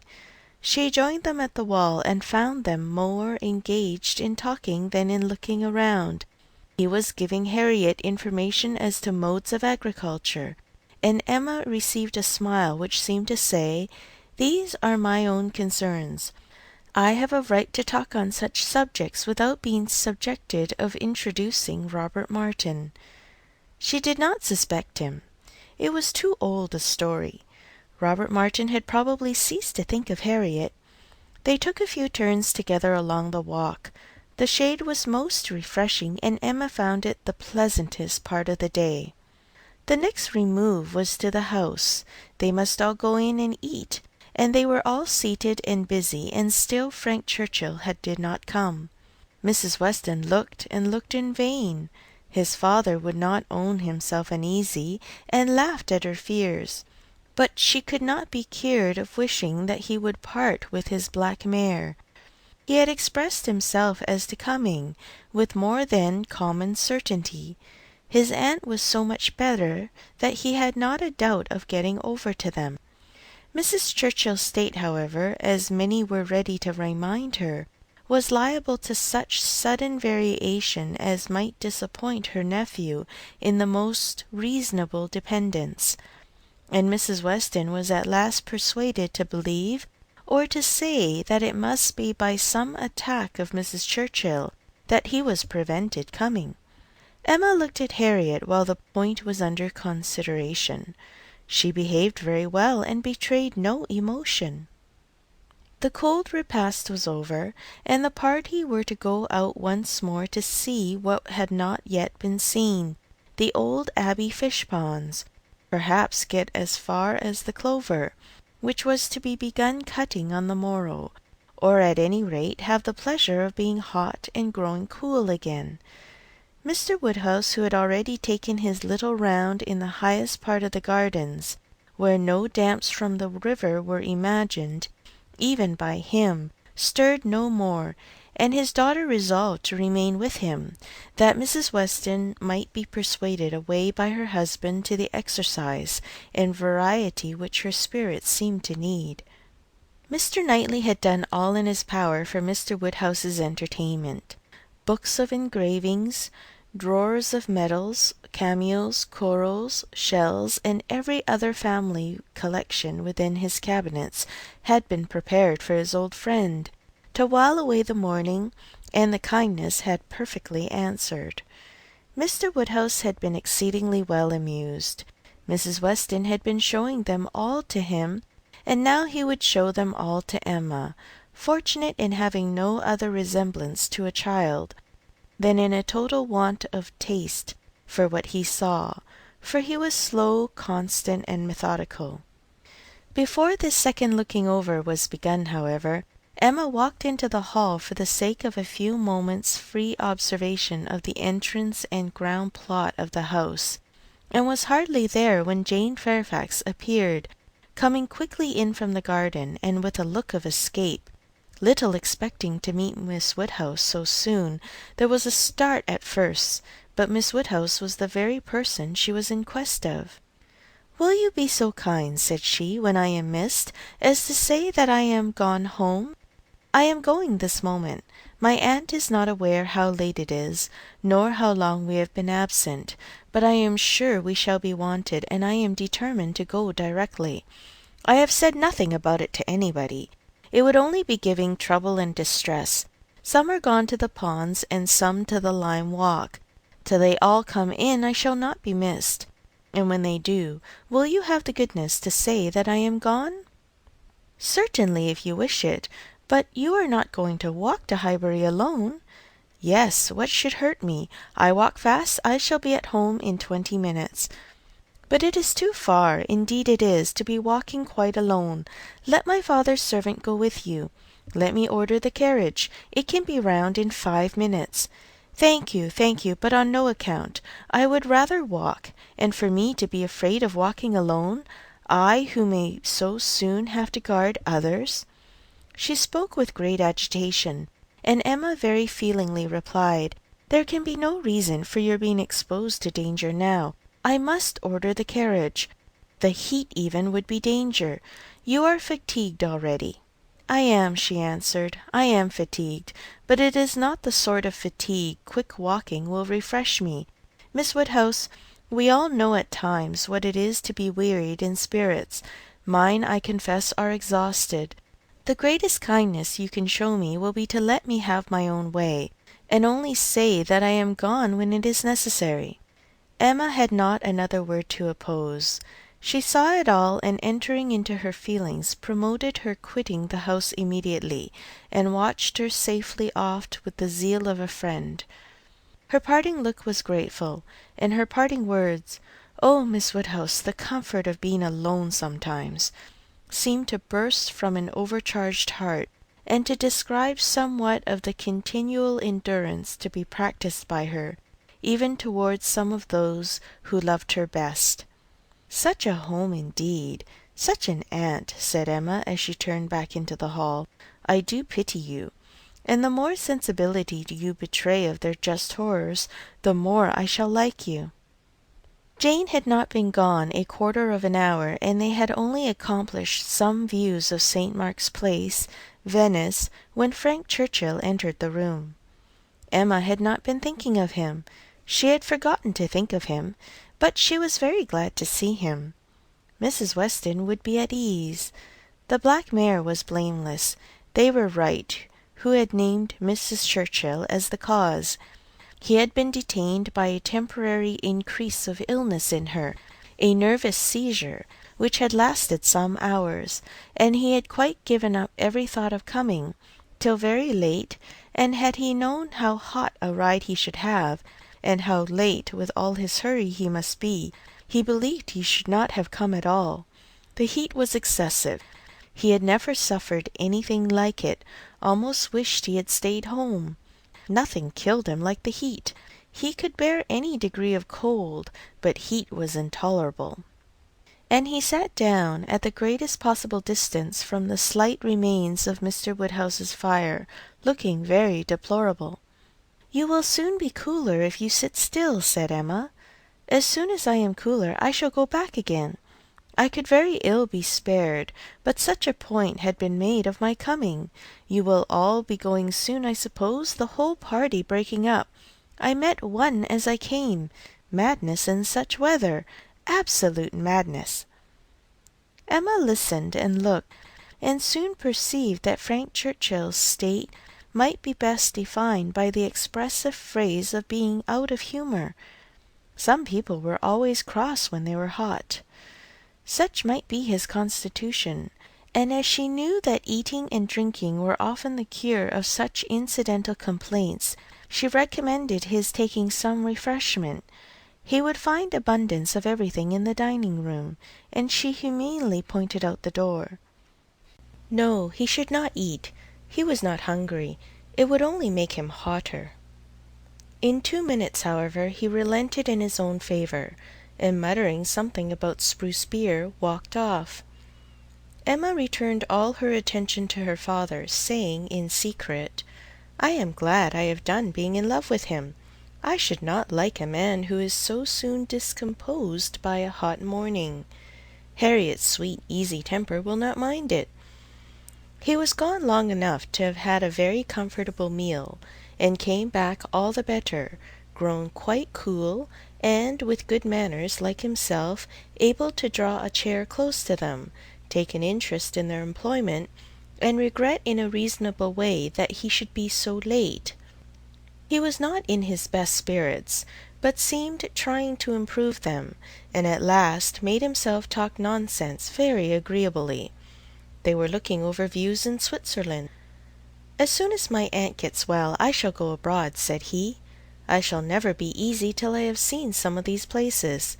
You will have my sketches, some time or other, to look at, or my tour to read, or my poem.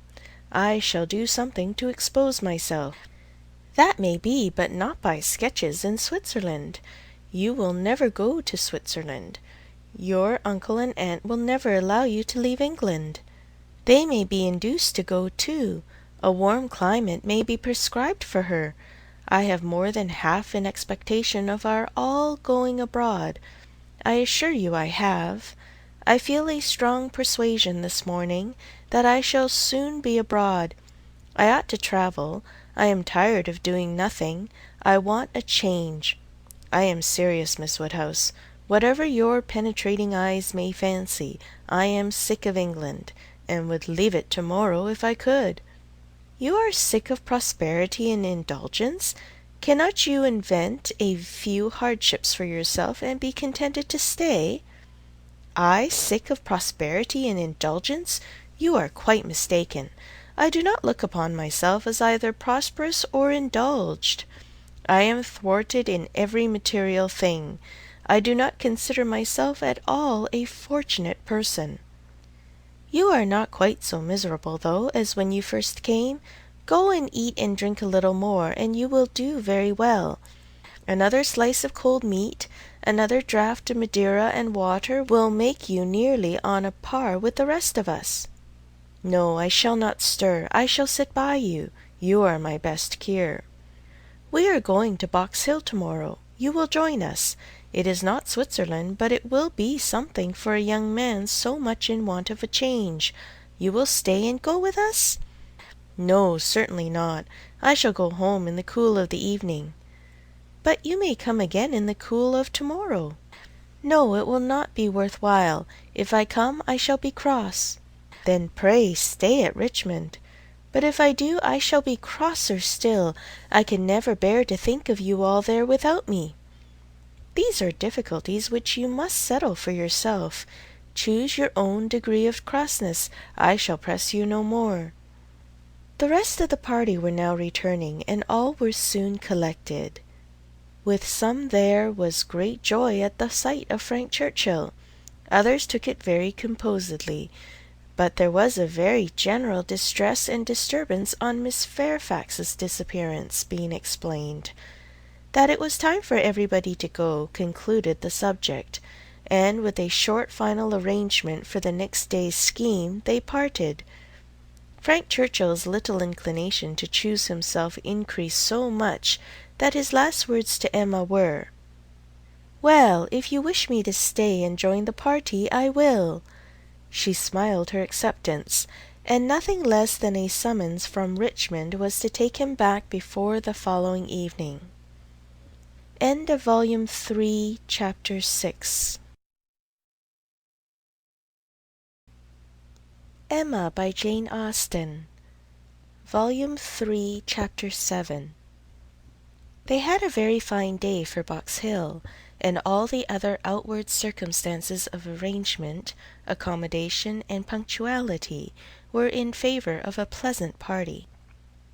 Mr. Weston directed the whole, officiating safely between Hartfield and the vicarage, and everybody was in good time. Emma and Harriet were together, Miss Bates and her niece with the Eltons, the gentleman on horseback. Mrs. Weston remained with Mr. Woodhouse. Nothing was wanting but to be happy when they got there. 7 miles were travelled in expectation of enjoyment, and everybody had a burst of admiration on first arriving. But in the general amount of the day there was deficiency. There was a languor, a want of spirits, a want of union, which could not be got over. They separated too much into parties. The Eltons walked together. Mr. Knightley took charge of Miss Bates and Jane, and Emma and Harriet belonged to Frank Churchill, and Mr. Weston tried in vain to make them harmonize better. It seemed at first an accidental division, but it never materially varied. Mr. and Mrs. Elton, indeed, showed no unwillingness to mix, and be as agreeable as they could, but during the whole 2 hours that were spent on the hill, there seemed a principle of separation between the other parties, too strong for any fine prospects, or any cold collation, or any cheerful Mr. Weston to remove. At first it was downright dullness to Emma. She had never seen Frank Churchill so silent and stupid. He said nothing worth hearing, looked without seeing, admired without intelligence, listened without knowing what she said. While he was so dull, it was no wonder that Harriet should be dull likewise, and they were both insufferable. When they all sat down it was better, to her taste a great deal better, for Frank Churchill grew talkative and gay, making her his first object. Every distinguishing attention that could be paid was paid to her. To amuse her and be agreeable in her eyes seemed all that he cared for, and Emma, glad to be enlivened, not sorry to be flattered, was gay and easy too, and gave him all the friendly encouragement, the admission to be gallant, which she had ever given in the first and most animating period of their acquaintance, but which now, in her own estimation, meant nothing, though in the judgment of most people looking on it must have had such an appearance as no English word but flirtation could very well describe. Mr. Frank Churchill and Miss Woodhouse flirted together excessively. They were laying themselves open to that very phrase, and to having it sent off in a letter to Maple Grove by one lady, to Ireland by another. Not that Emma was gay and thoughtless from any real felicity. It was rather because she felt less happy than she had expected. She laughed because she was disappointed, and though she liked him for his attentions, and thought them all, whether in friendship, admiration, or playfulness, extremely judicious, they were not winning back her heart. She still intended him for her friend. "How much I am obliged to you," said he, "for telling me to come to-day. If it had not been for you, I should certainly have lost all the happiness of this party. I had quite determined to go away again." "Yes, you were very cross, and I do not know what about, except that you were too late for the best strawberries. I was a kinder friend than you deserved, but you were humble. You begged hard to be commanded to come." "Don't say I was cross. I was fatigued. The heat overcame me." "It is hotter to-day." "Not to my feelings. I am perfectly comfortable to-day." "You are comfortable because you are under command." "Your command?" "Yes." "Perhaps I intended you to say so, but I meant self-command. You had somehow or other broken bounds yesterday, and run away from your own management.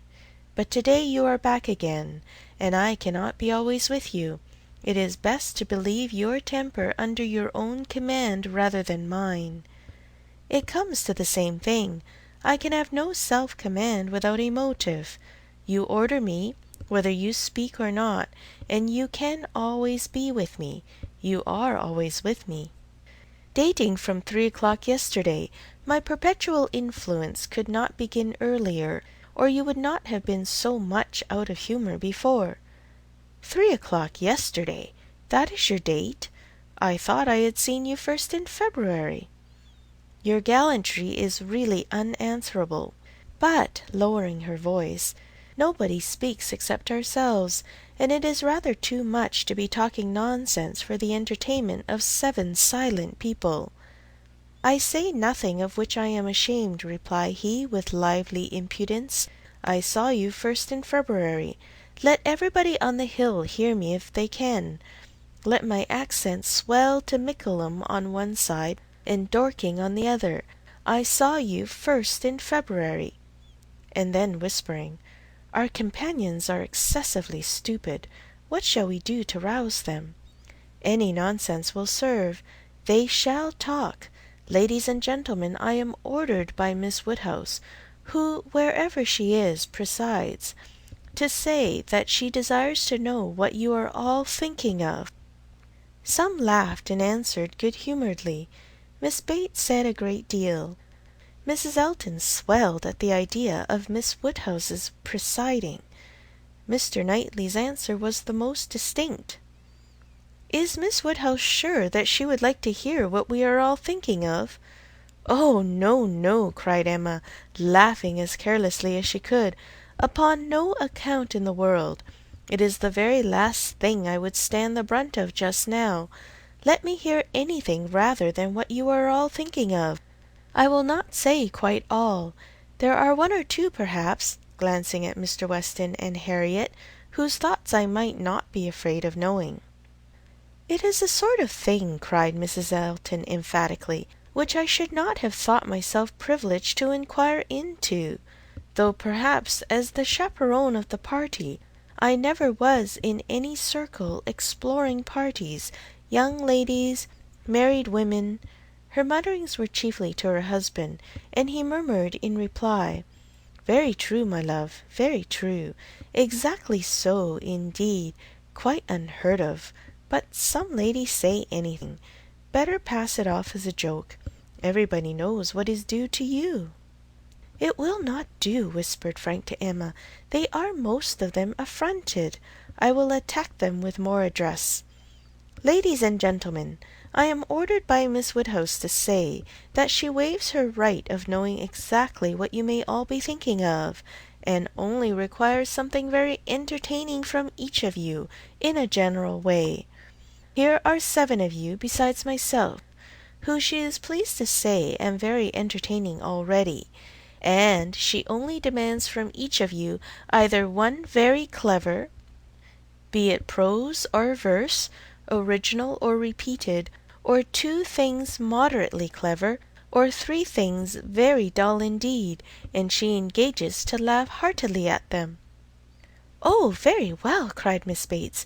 Then I need not be uneasy. 3 things very dull indeed. That will just do for me, you know. I shall be sure to say 3 dull things as soon as ever I open my mouth, shan't I? Looking round with the most good-humoured dependence on everybody's assent. Do not you all think I shall? Emma could not resist. Ah, ma'am, but there may be a difficulty. Pardon me, but you will be limited as to number, only 3 at once. Miss Bates, deceived by the mock ceremony of her manner, did not immediately catch her meaning, but when it burst on her, it could not anger, although a slight blush showed that it could pain her. Ah, well, to be sure, yes, I see what she means, turning to Mr. Knightley, and I will try to hold my tongue. I must make myself very disagreeable, or she would not have said such a thing to an old friend. I like your plan, cried Mr. Weston. Agreed, agreed, I will do my best. I am making a conundrum. How will a conundrum reckon? Low, I am afraid, sir, very low, answered his son, but we shall be indulgent, especially to any one who leads the way. No, no, said Emma, it will not reckon low. A conundrum of Mr. Weston's shall clear him and his next neighbour. Come, sir, pray let me hear it. I doubt it's very clever myself, said Mr. Weston. It is too much a matter of fact, but here it is. What 2 letters of the alphabet are there that express perfection? What 2 letters express perfection? I am sure I do not know. Ah, you will never guess. You, to Emma, I am certain, will never guess. I will tell you. M and A. Emma, do you understand? Understanding and gratification came together. It might be a very indifferent piece of wit, but Emma found a great deal to laugh at and enjoy in it, and so did Frank and Harriet. It did not seem to touch the rest of the party equally, though some looked very stupid about it, and Mr. Knightley gravely said, "This explains the sort of clever thing that is wanted, and Mr. Weston has done very well for himself, but he must have knocked up everybody else.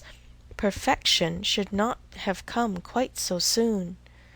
"Oh, for myself, I protest I must be excused," said Mrs. Elton. "I really cannot attempt. I am not at all fond of the sort of thing. I had an acrostic once sent to me upon my own name, which I was not at all pleased with. I knew who it came from. An abominable puppy. You know who I mean," nodding to her husband. "These kind of things are very well at Christmas when one is sitting around the fire, but quite out of place, in my opinion, when one is exploring about the country in summer. Miss Woodhouse must excuse me. I am not one of those who have witty things at everybody's service. I do not pretend to be a wit. I have a great deal of vivacity in my own way, but I really must be allowed to judge when to speak and when to hold my tongue. Pass us, if you please, Mr. Churchill. Pass Mr. E., Knightley, Jane, and myself. We have nothing clever to say, not one of us." "Yes, yes, pray pass me," added her husband, with a sort of sneering consciousness. "I have nothing to say that can entertain Miss Woodhouse, or any other young lady.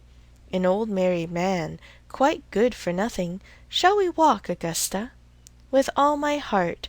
I am really tired of exploring so long on one spot. Come, Jane, take my other arm." Jane declined it, however, and the husband and wife walked off. "Happy couple," said Frank Churchill, as soon as they were out of hearing. "How well they suit one another! Very lucky, marrying as they did, upon an acquaintance formed only in a public place.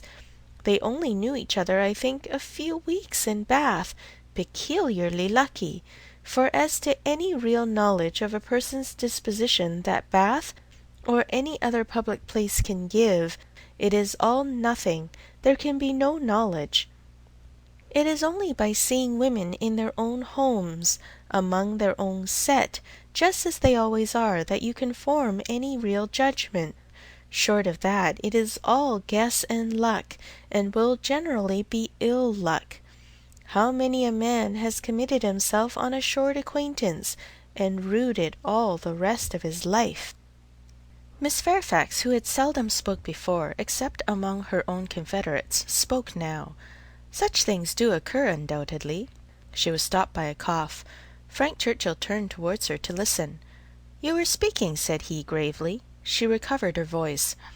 "I was only going to observe that though such unfortunate circumstances do sometimes occur both to men and women, I cannot imagine them to be very frequent.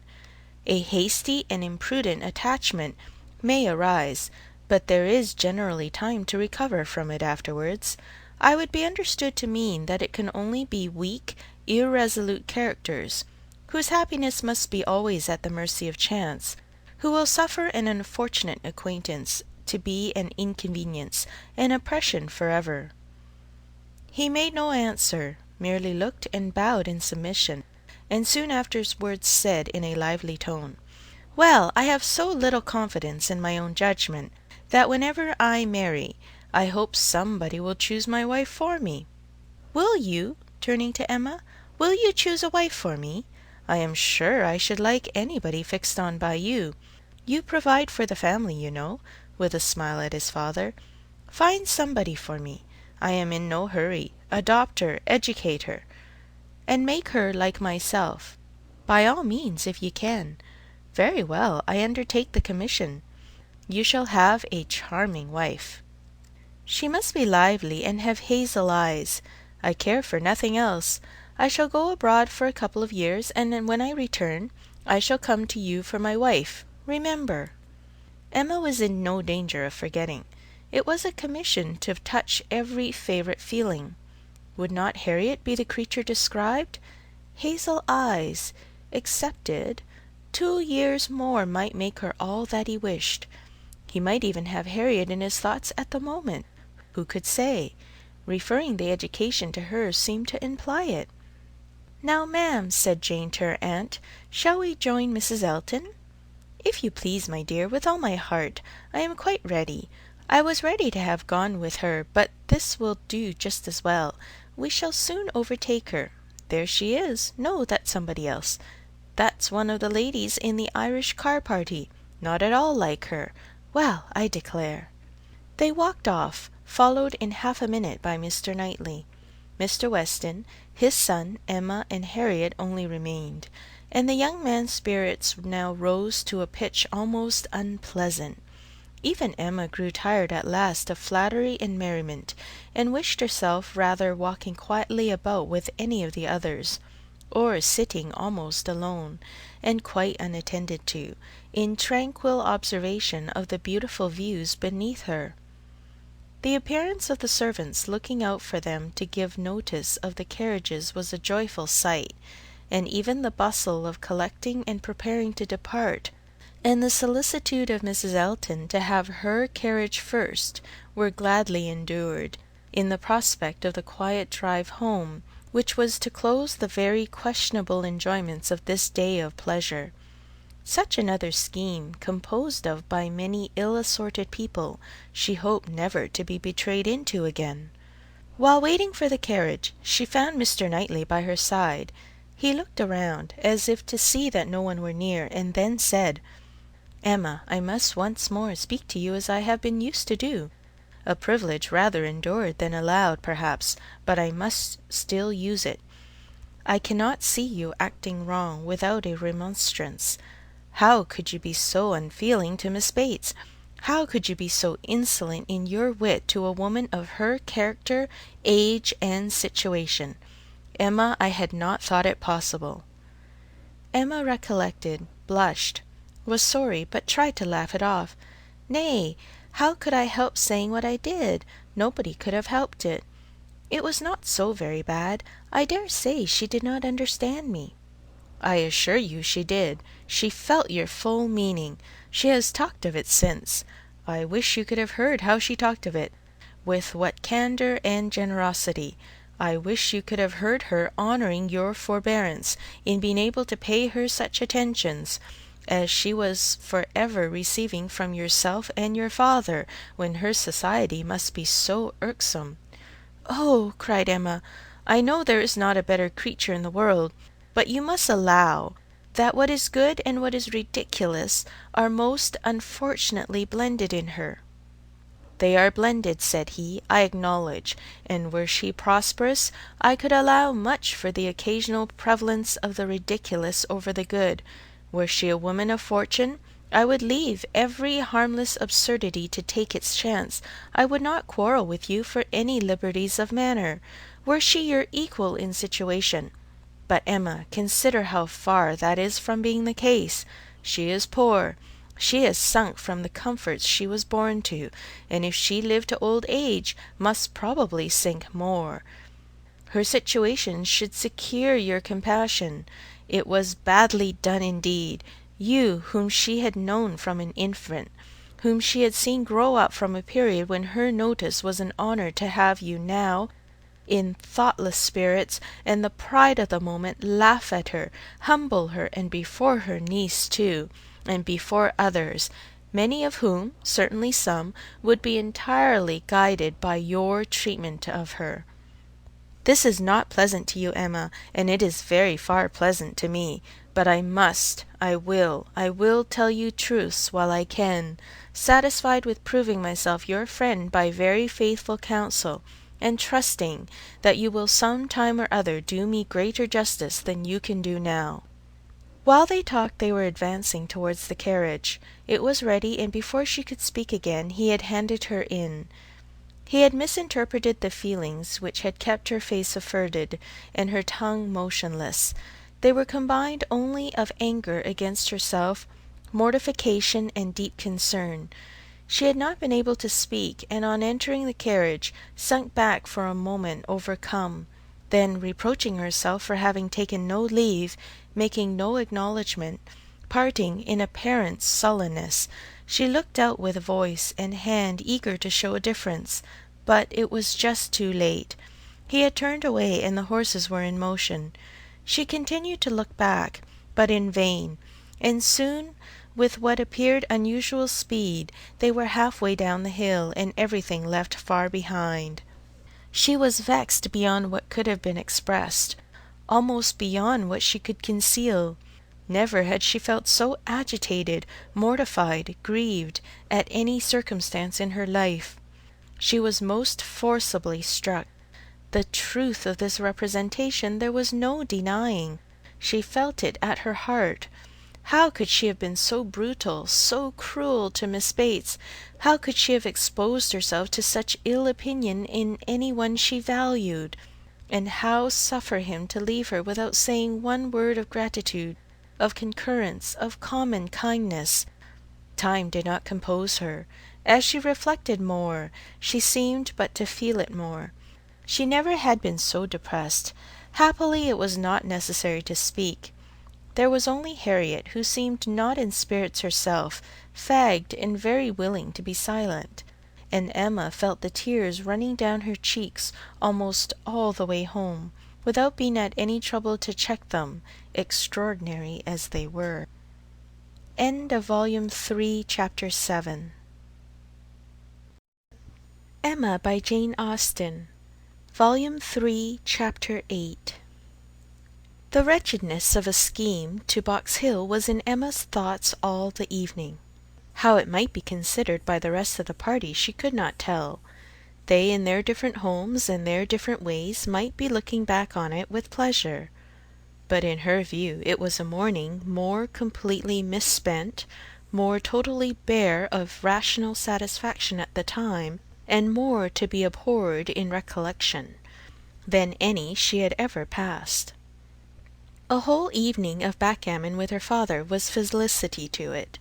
There indeed lay real pleasure, for there she was giving up the sweetest hours of the 24 to his comfort, and feeling that, unmerited as might be the degree of his fond affection and confiding esteem, she could not in her general conduct be open to any severe reproach.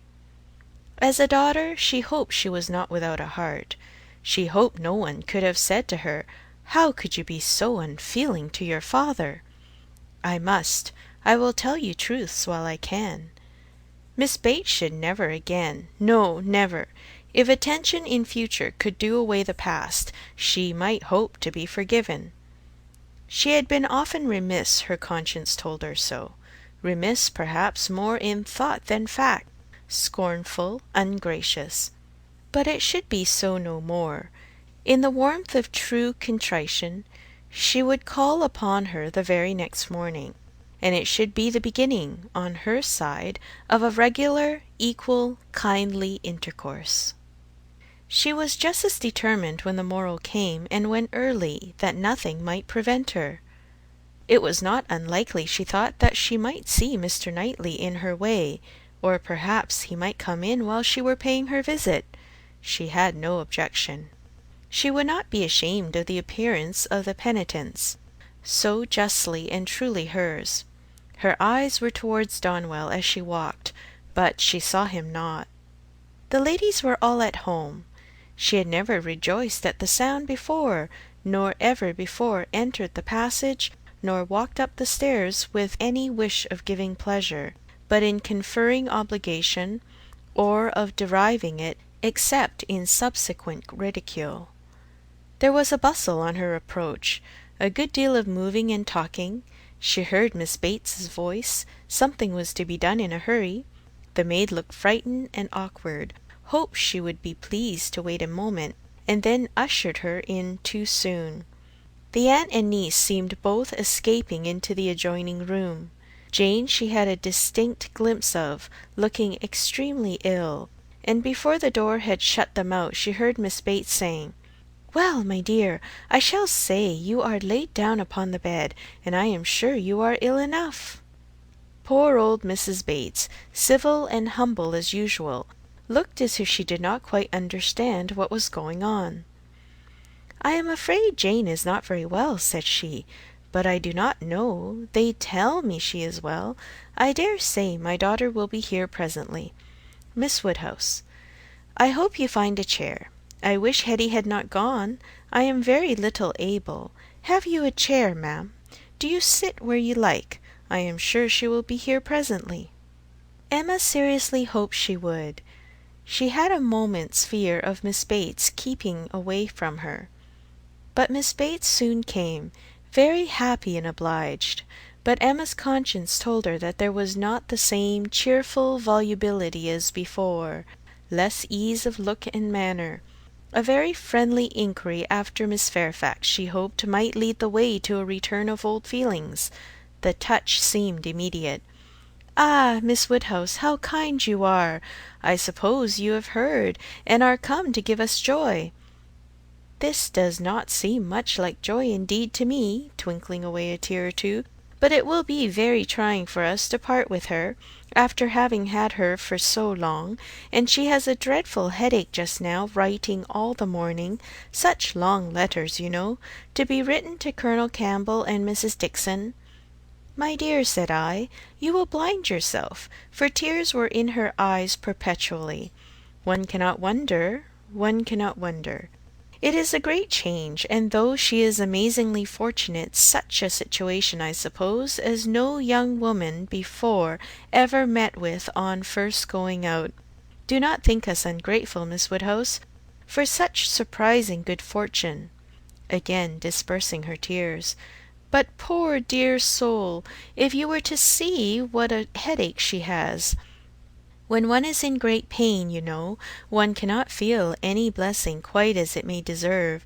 She is as low as possible.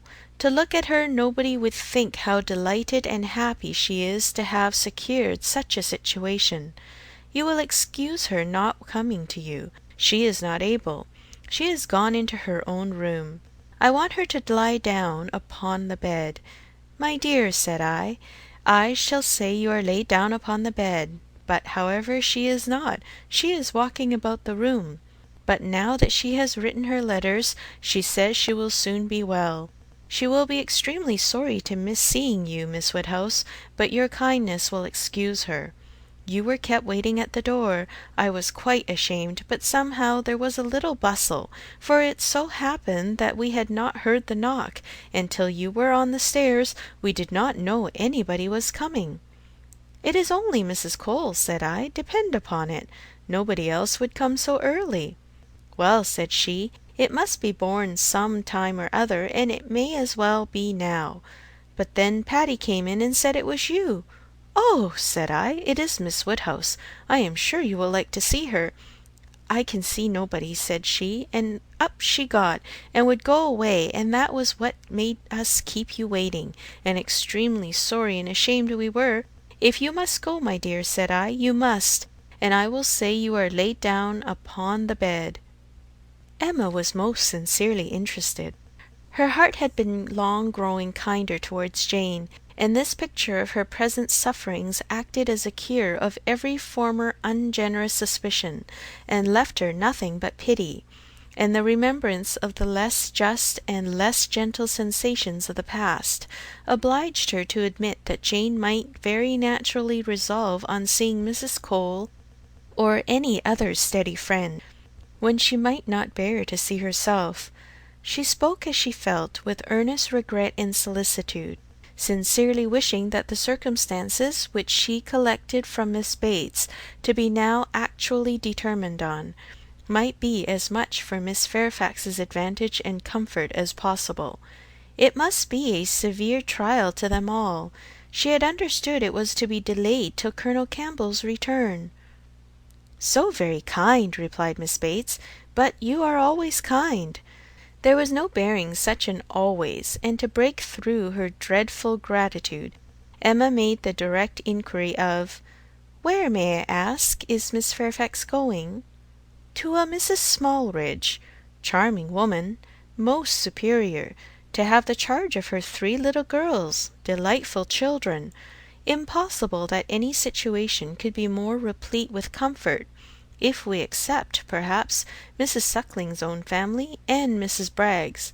But Mrs. Smallridge is intimate with both, and in the very same neighbourhood.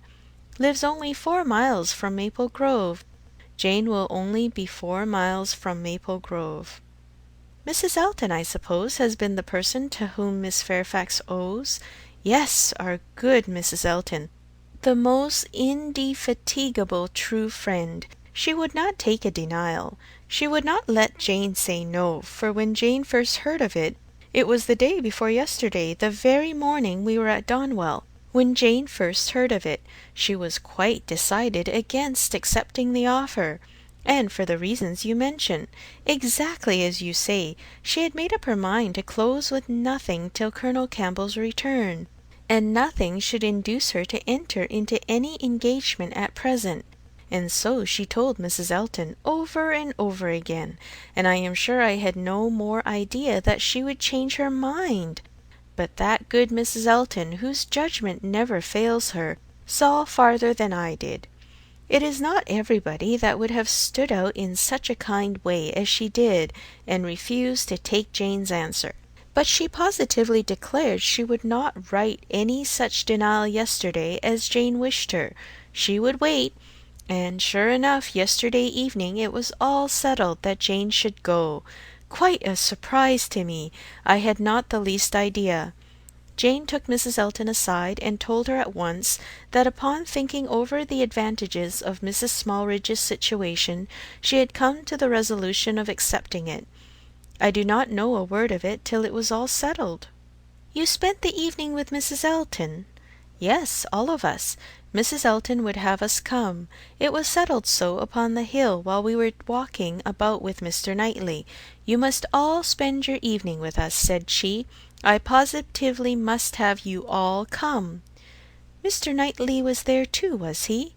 No, not Mr. Knightley. He declined it from the first, and though I thought he would come, because Mrs. Elton declared she would not let him off, he did not.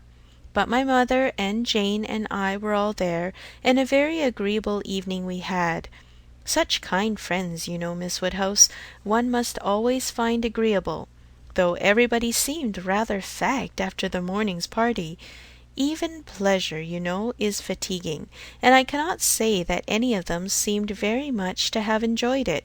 However, I shall always think it a very pleasant party, and feel extremely obliged to the kind friends who included me in it. Miss Fairfax, I suppose, though you were not aware of it, had been making up her mind the whole day? I dare say she had. Whenever the time may come, it must be unwelcome to her and all her friends, but I hope her engagement will have every alleviation that is possible. I mean, as to the character and manners of the family. Thank you, dear Miss Woodhouse. Yes, indeed, there is everything in the world that can make her happy in it.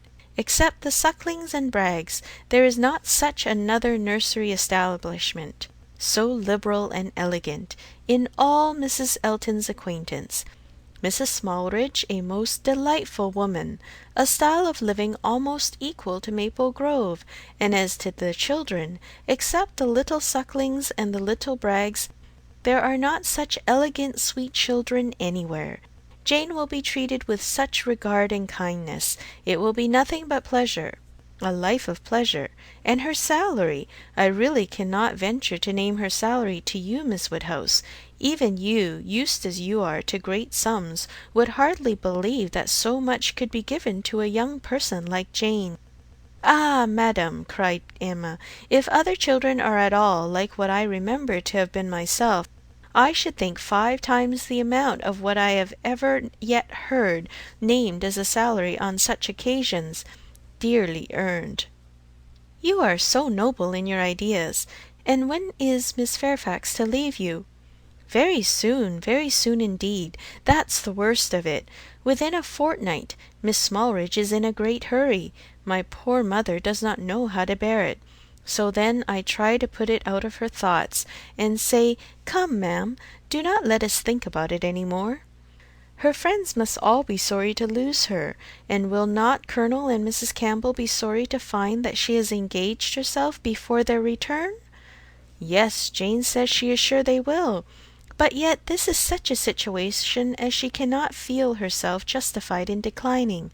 I was so astonished when she first told me what she had been saying to Mrs. Elton, and when Mrs. Elton at the same moment came congratulating me upon it, It was before tea. Stay, no, it could not be before tea, because we were just going to cards, and yet it was before tea, because I remember thinking, oh, no, now I recollect, now I have it. Something happened before tea, but not that.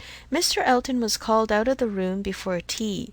Old John Abdy's son wanted to speak with him. Poor old John! I have a great regard for him. He was clerk to my poor father 27 years, and now, poor old man, he is bedridden and very poorly with the rheumatic gout in his joints. I must go and see him to-day, and so will Jane, I am sure, if she gets out at all. And poor John's son came to talk to Mr. Elton about relief from the parish. He is very well to do himself, you know, being head man at the Crown, ostler, and everything of that sort. But still he cannot keep his father without some help. And so when Mr. Elton came back, he told us what John Ostler had been telling him, and then it came out about the chaise having been sent to Randalls to take Mr. Frank Churchill to Richmond. That was what happened before tea. It was after tea that Jane spoke to Mrs. Elton. Miss Bates would hardly give Emma time to say how perfectly new the circumstance was to her, but as without supposing it possible that she could be ignorant of any of the particulars of Mr. Frank Churchill's going, she proceeded to give them all. It was of no consequence. What Mr. Elton had learned from the ostler on the subject, being the accumulation of the ostler's own knowledge, and the knowledge of the servants at Randalls, was that a messenger had come over from Richmond, soon after the return of the party from Box Hill, which messenger, however, had been no more than was expected, and that Mr. Churchill had sent his nephew a few lines, containing, upon the whole, a tolerable account of Mrs. Churchill, and only wishing him not to delay coming back beyond the next morning early; but that Mr. Frank Churchill having resolved to go home directly, without waiting at all, and his horse seeming to have got a cold, Tom had been sent off immediately for the Crown chaise, and the ostler had stood out and seen it pass by, the boy going a good pace and driving very steady. There was nothing in all this either to astonish or interest, and it caught Emma's attention only as it united with the subject which already engaged her mind. The contrast between Mrs. Churchill's importance in the world and Jane Fairfax's struck her. One was everything, the other nothing, and she sat musing on the difference of woman's destiny, and quite unconscious on what her eyes were fixed, till roused by Mrs. Bates saying, "Ay, I see what you are thinking of, the pianoforte. What is to become of that?" "Very true. Poor dear Jane was talking of it just now."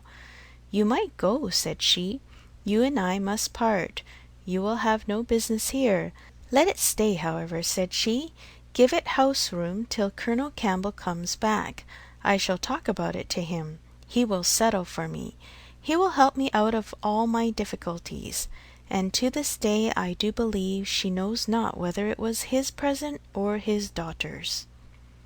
Now Emma was obliged to think of the pianoforte, and the remembrance of all her former fanciful and unfair conjectures was so little pleasing, that she soon allowed herself to believe her visit had been long enough, and with a repetition of everything that she could venture to say of the good wishes which she really felt, took leave.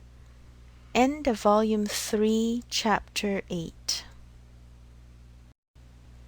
Emma by Jane Austen.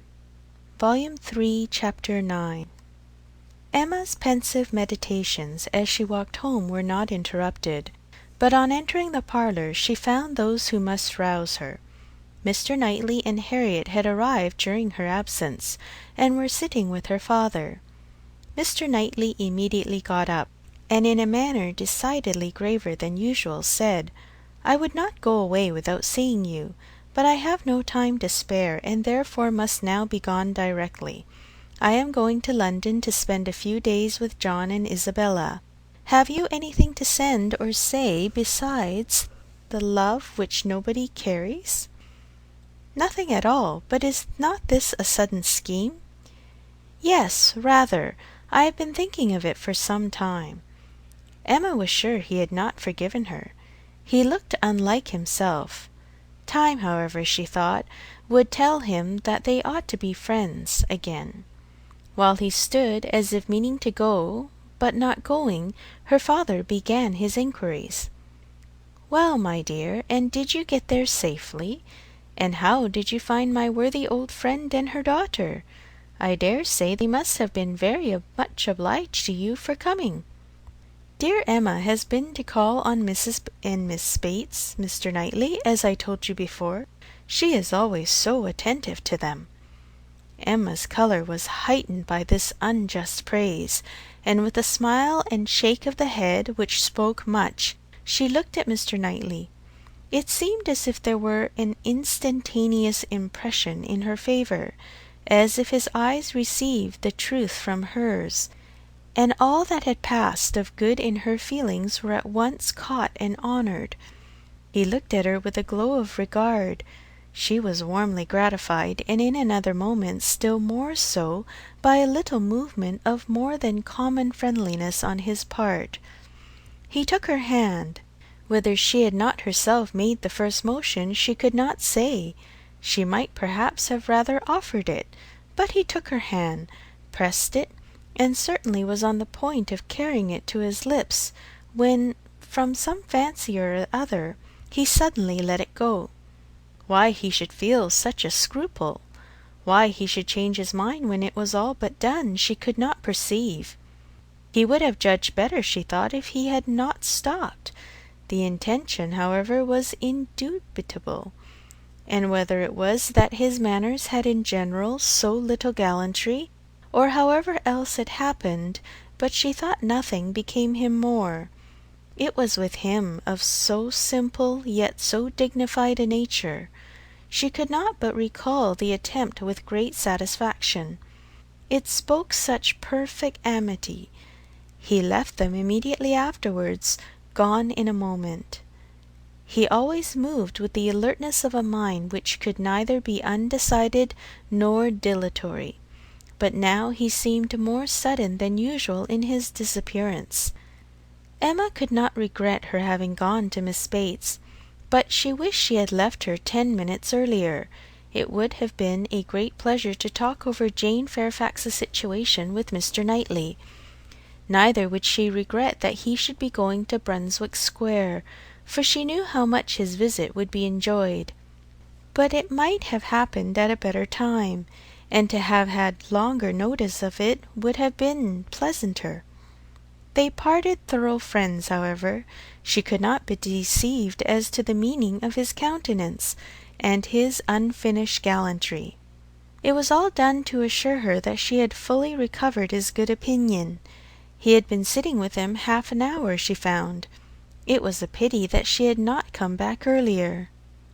In the hope of diverting her father's thoughts from the disagreeableness of Mr. Knightley's going to London, and going so suddenly, and going on horseback, which she knew would be all very bad, Emma communicated her news of Jane Fairfax, and her dependence on the effect was justified. It supplied a very useful check, interested without disturbing him. He had long made up his mind to Jane Fairfax's going out as governess, and could talk of it cheerfully, but Mr. Knightley's going to London had been an unexpected blow. "I am very glad indeed, my dear, to hear she is to be so comfortably settled. Mrs. Elton is very good-natured and agreeable, and I dare say her acquaintance are just what they ought to be. I hope it is a dry situation, and that her health will be taken good care of. It ought to be a first object, as I am sure poor Miss Taylor always was with me. You know, my dear, she is going to be to this new lady what Miss Taylor was to us, and I hope she will be better off in one respect, and not be induced to go away after it has been her home so long." The following day brought news from Richmond to throw everything else into the background. An express arrived at Randalls to announce the death of Mrs. Churchill. Though her nephew had had no particular reason to hasten back on her account, she had not lived above 36 hours after his return. A sudden seizure of a different nature from anything foreboded by her general state had carried her off after a short struggle. The great Mrs. Churchill was no more. It was felt as such things must be felt. Everybody had a degree of gravity and sorrow, tenderness towards the departed, solicitude for the surviving friends, and, in a reasonable time, curiosity to know where she would be buried. Goldsmith tells us that when lovely woman stoops to folly, she has nothing to do but to die, and when she stoops to be disagreeable, it is equally to be recommended as a clearer of ill fame. Mrs. Churchill, after being disliked at least 25 years, was now spoken of with compassionate allowances. In one point she was fully justified. She had never been admitted before to be seriously ill. The event acquitted her of all the fancifulness and all the selfishness of imaginary complaints. Poor Mrs. Churchill! No doubt she had been suffering a great deal, more than anybody had ever supposed, and continual pain would try the temper. It was a sad event, a great shock with all her faults. What would Mr. Churchill do without her? Mr. Churchill's loss would be dreadful indeed. Mr. Churchill would never forget it. Even Mr. Weston shook his head and looked solemn, and said, "Ah, poor woman, who would have thought it?" and resolved that his mourning should be as handsome as possible. And his wife sat sighing and moralizing over her broad hems with a commiseration and good sense, true and steady. How it would affect Frank was among the earliest thoughts of both. It was also a very early speculation with Emma. The character of Mrs. Churchill, the grief of her husband, her mind glanced over them both with awe and compassion, and then rested with lightened feelings on how Frank might be affected by the event, how benefited, how freed. She saw in a moment all the possible good. Now an attachment to Harriet Smith would have nothing to encounter. Mr. Churchill, independent of his wife, was feared by nobody, an easy guidable man, to be persuaded into anything by his nephew. All that remained to be wished was that the nephew should form the attachment, as, with all her goodwill in the cause, Emma could feel no certainty of its being already formed.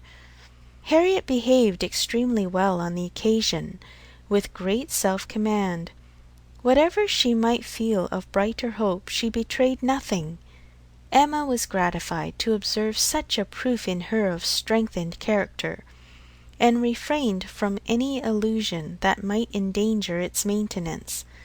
They spoke therefore of Mrs. Churchill's death with mutual forbearance.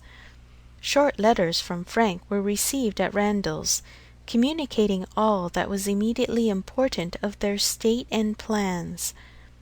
Mr. Churchill was better than could be expected, and their first removal on the departure of the funeral for Yorkshire was to be to the house of a very old friend in Windsor, to whom Mr. Churchill had been promising a visit the last 10 years. At present there was nothing to be done for Harriet. Good wishes for the future were all that could yet be possible on Emma's side.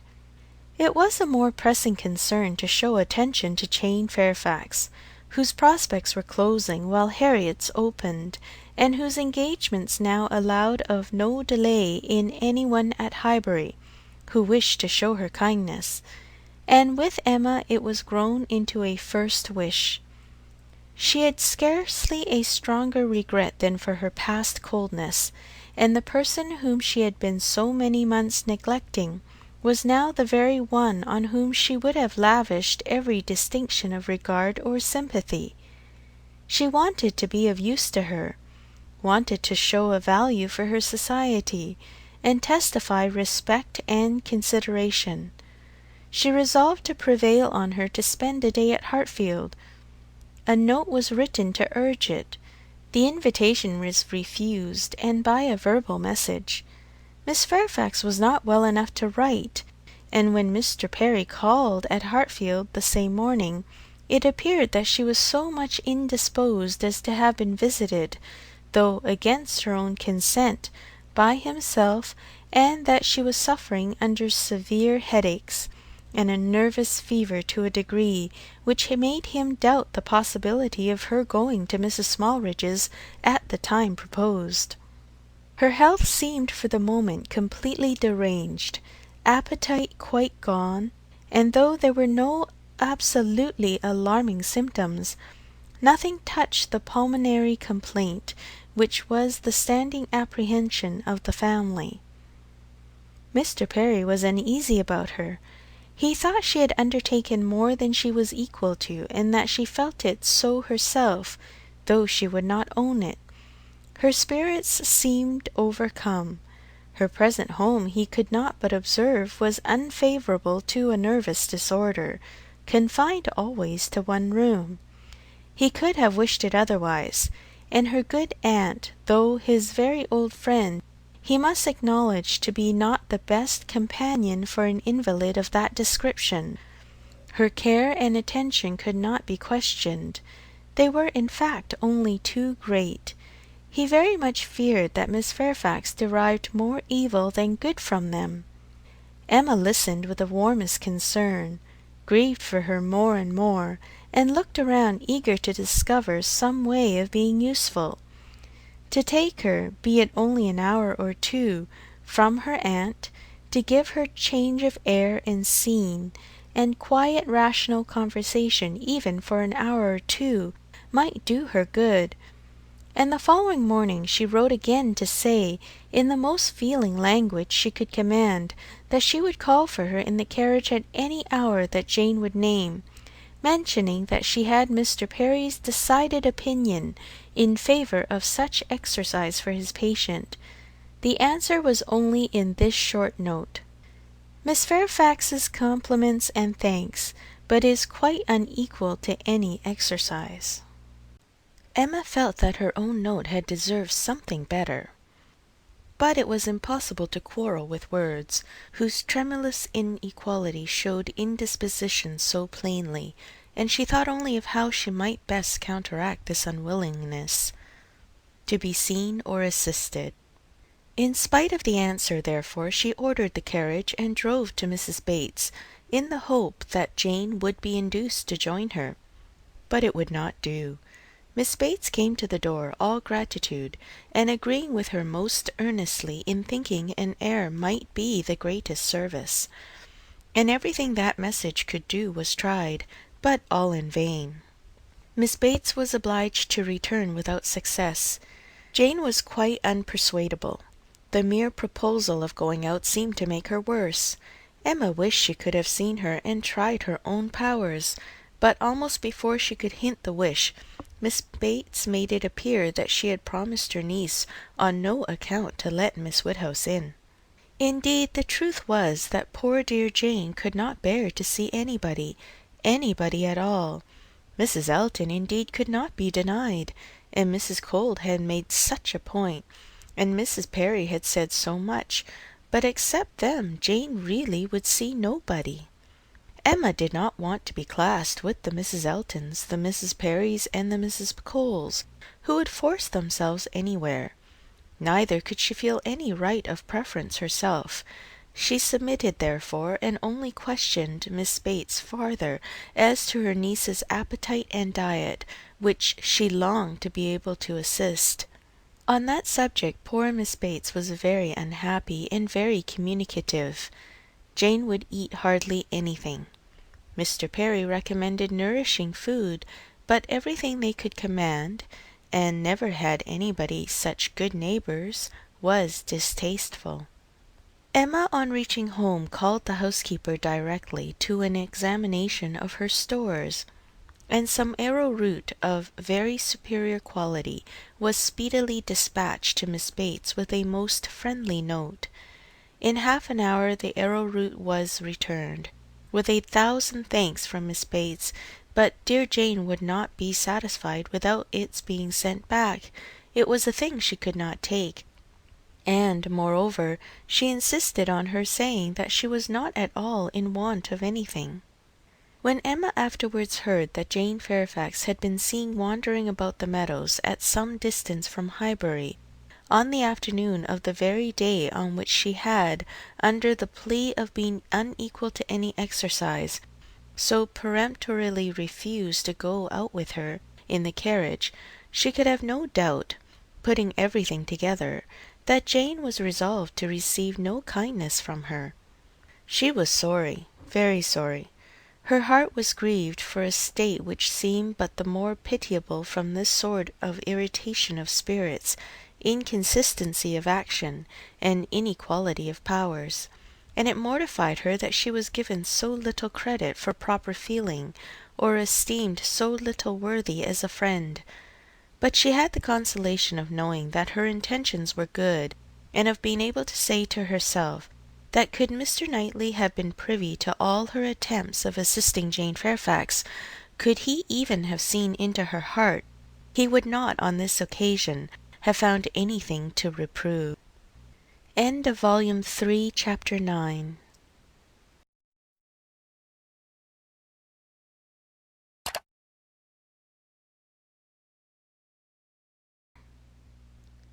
Emma by Jane Austen, Volume 3, Chapter 10.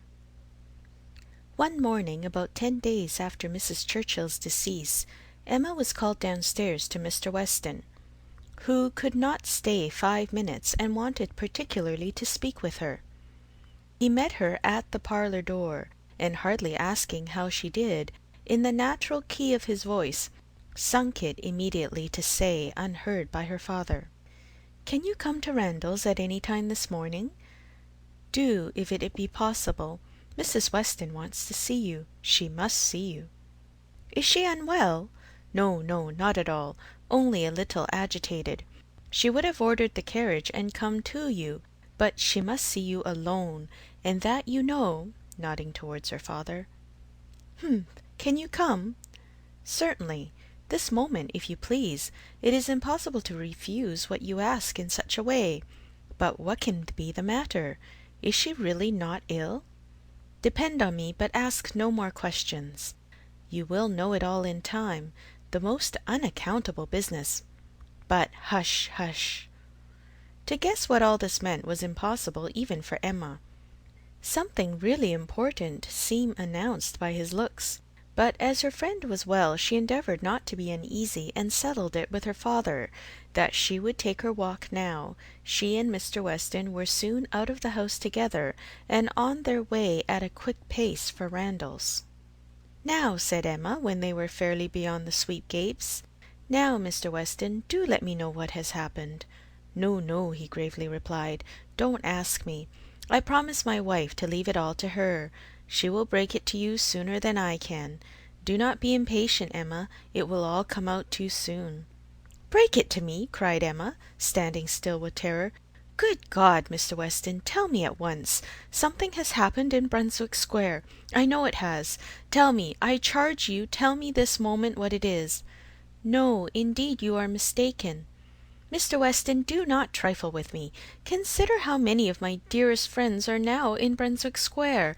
Which of them is it? I charge you by all that is sacred not to attempt concealment." "Upon my word, Emma." "Your word? Why not your honour? Why not say upon your honour that it has nothing to do with any of them? What can be to be broke to me that does not relate to one of the family?" "Upon my honour," said he very seriously, "it does not. It is not in the smallest degree connected with any human being of the name of Knightley." Emma's courage returned, and she walked on.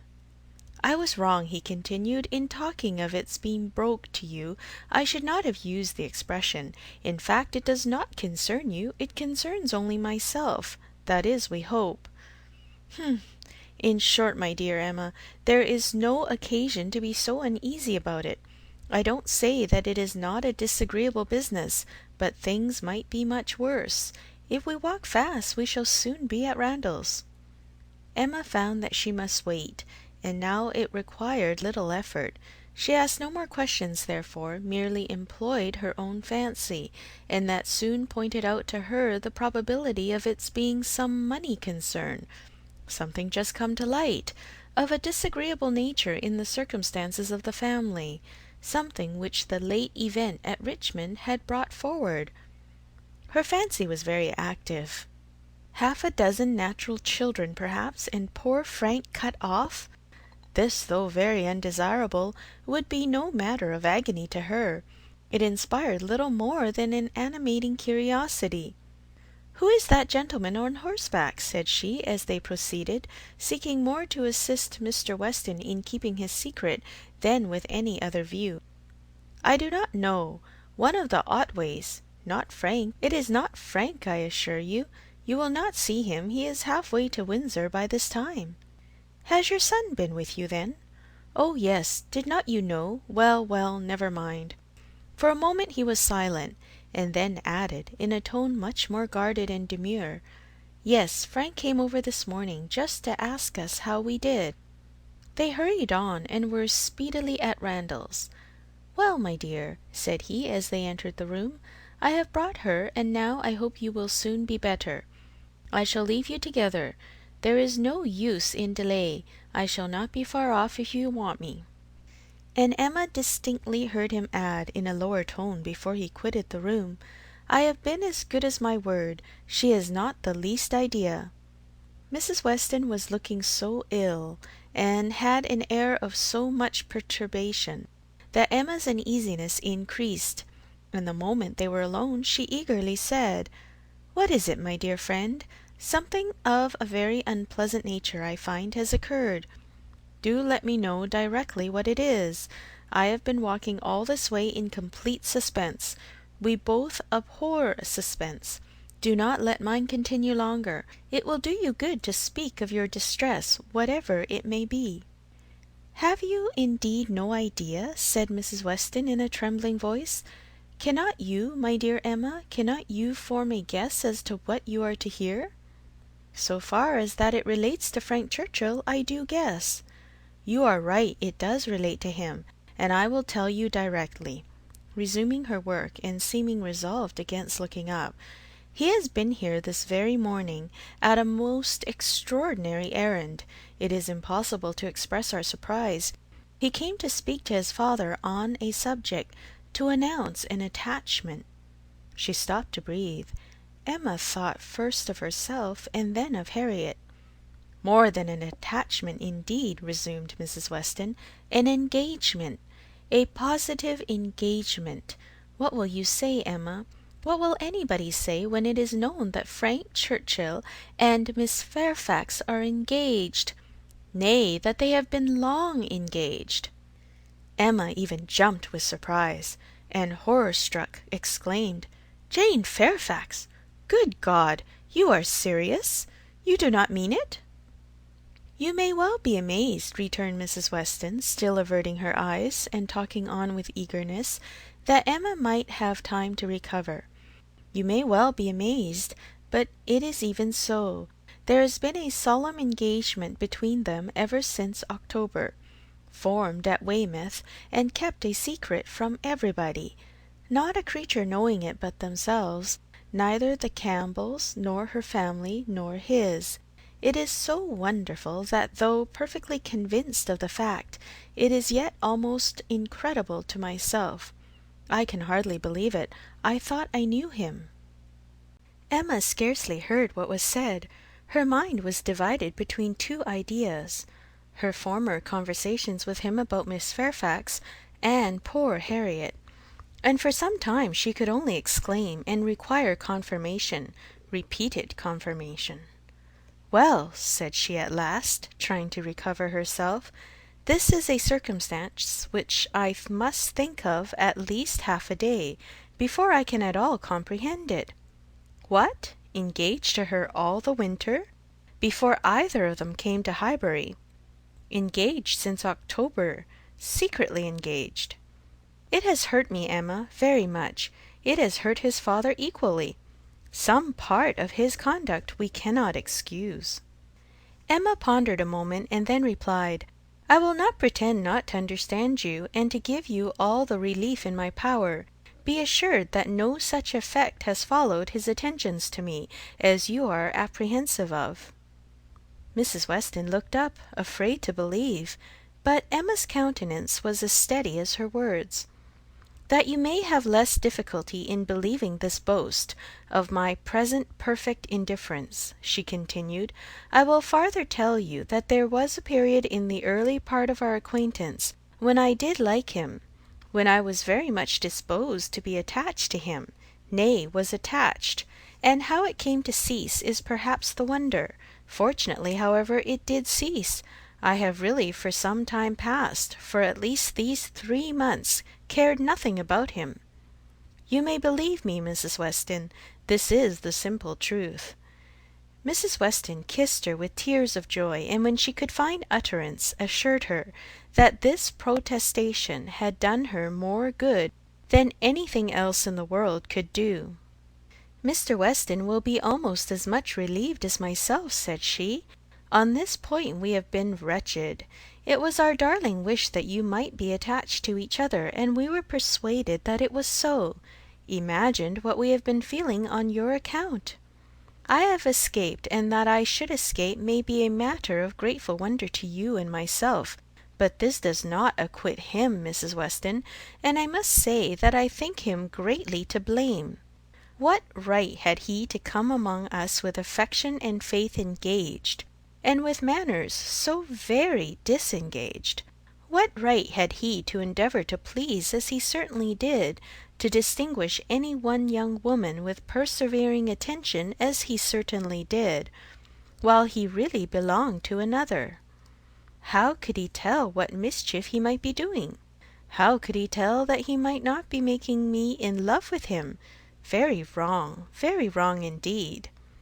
From something that he said, my dear Emma, I rather imagine— And how could she bear such behaviour? Composure with a witness to look on while repeated attentions were offering to another woman, before her face, and not resent it. This is a degree of placidity which I can neither comprehend nor respect. There were misunderstandings between them, Emma. He said so expressly. He had not time to enter into much explanation. He was here only a quarter of an hour, and in a state of agitation which did not allow the full use even of the time he could stay. But that there had been misunderstandings he decidedly said. The present crisis indeed seemed to be brought on by them, and those misunderstandings might very possibly arise from the impropriety of his conduct. Impropriety! Oh, Mrs. Weston, it is too calm a censure. Much beyond impropriety. It has sunk him. I cannot say how it has sunk him in my opinion. So unlike what a man should be. None of that upright integrity, that strict adherence to truth and principle, that disdain of trick and littleness, which a man should display in every transaction of his life. Nay, dear Emma, now I must take his part, for though he has been wrong in this instance, I have known him long enough to answer for his many good qualities, and— "Good God!" cried Emma, not attending to her. "Mrs. Smallridge, too! Jane actually on the point of going as governess! What could he mean by such horrible indelicacy? To suffer her to engage herself, to suffer her even to think of such a measure!" "He knew nothing about it, Emma. On this article I can fully acquit him. It was a private resolution of hers, not communicated to him, or at least not communicated in a way to carry conviction. Till yesterday I know he said he was in the dark as to her plans. They burst on him, I do not know how, by some letter or message, and it was the discovery of what she was doing of this very project of hers which determined him to come forward at once, own it all to his uncle, throw himself on his kindness, and in short put an end to the miserable state of concealment that had been carrying on so long." Emma began to listen better. "I am to hear from him soon," continued Mrs. Weston. "He told me at parting that he should soon write, and he spoke in a manner which seemed to promise me many particulars that could not be given now. Let us wait, therefore, for this letter. It may bring many extenuations. It may make many things intelligible and excusable, which now are not to be understood. Don't let us be severe. Don't let us be in a hurry to condemn him. Let us have patience. I must love him, and now that I am satisfied on one point, the one material point, I am sincerely anxious for its all turning out well, and ready to hope that it may. They must both have suffered a great deal under such a system of secrecy and concealment. His sufferings, replied Emma dryly, do not appear to have done him much harm. Well, and how did Mr. Churchill take it? Most favourably for his nephew, gave his consent with scarcely a difficulty. Conceive what the events of a week have done in that family. While poor Mrs. Churchill lived, I suppose there could not have been a hope, a chance, a possibility. But scarcely are her remains at rest in the family vault, than her husband is persuaded to act exactly opposite to what she would have required. What a blessing it is, when undue influence does not survive the grave! He gave his consent with very little persuasion. Ah, thought Emma, he would have done as much for Harriet. This was settled last night, and Frank was off with the light this morning.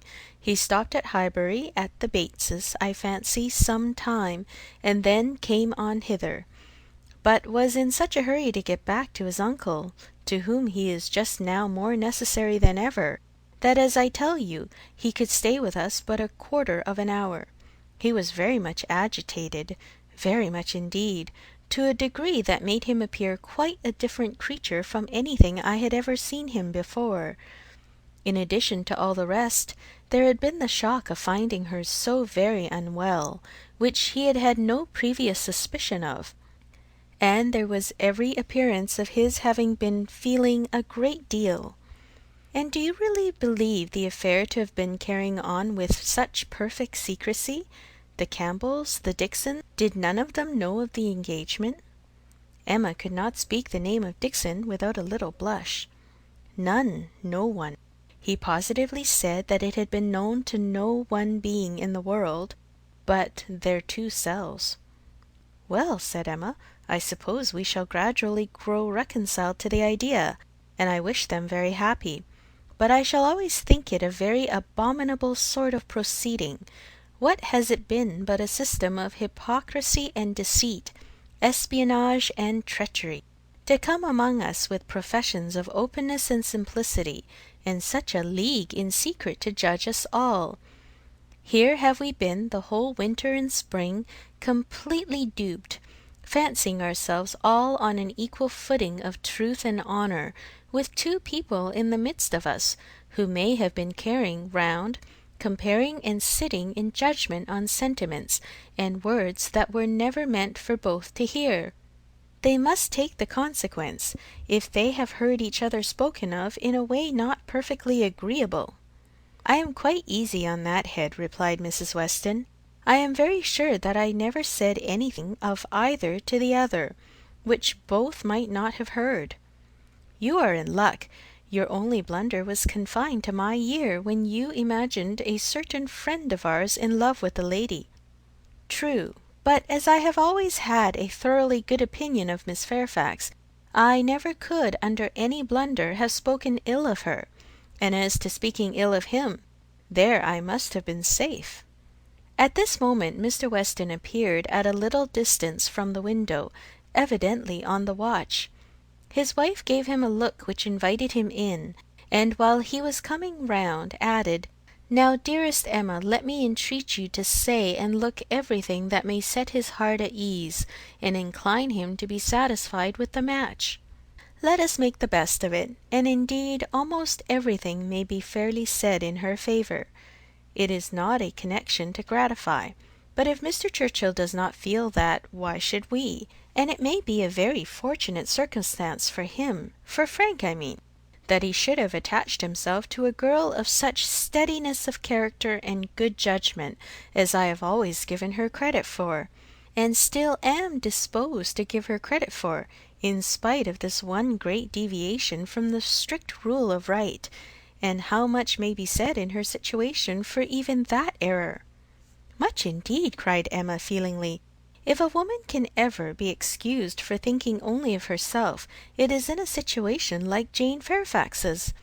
Of such one may almost say that the world is not theirs, nor the world's law." She met Mr. Weston on his entrance with a smiling countenance, exclaiming, "A very pretty trick you have been playing on me, upon my word! This was a device, I suppose, to support my curiosity, and exercise my talent of guessing.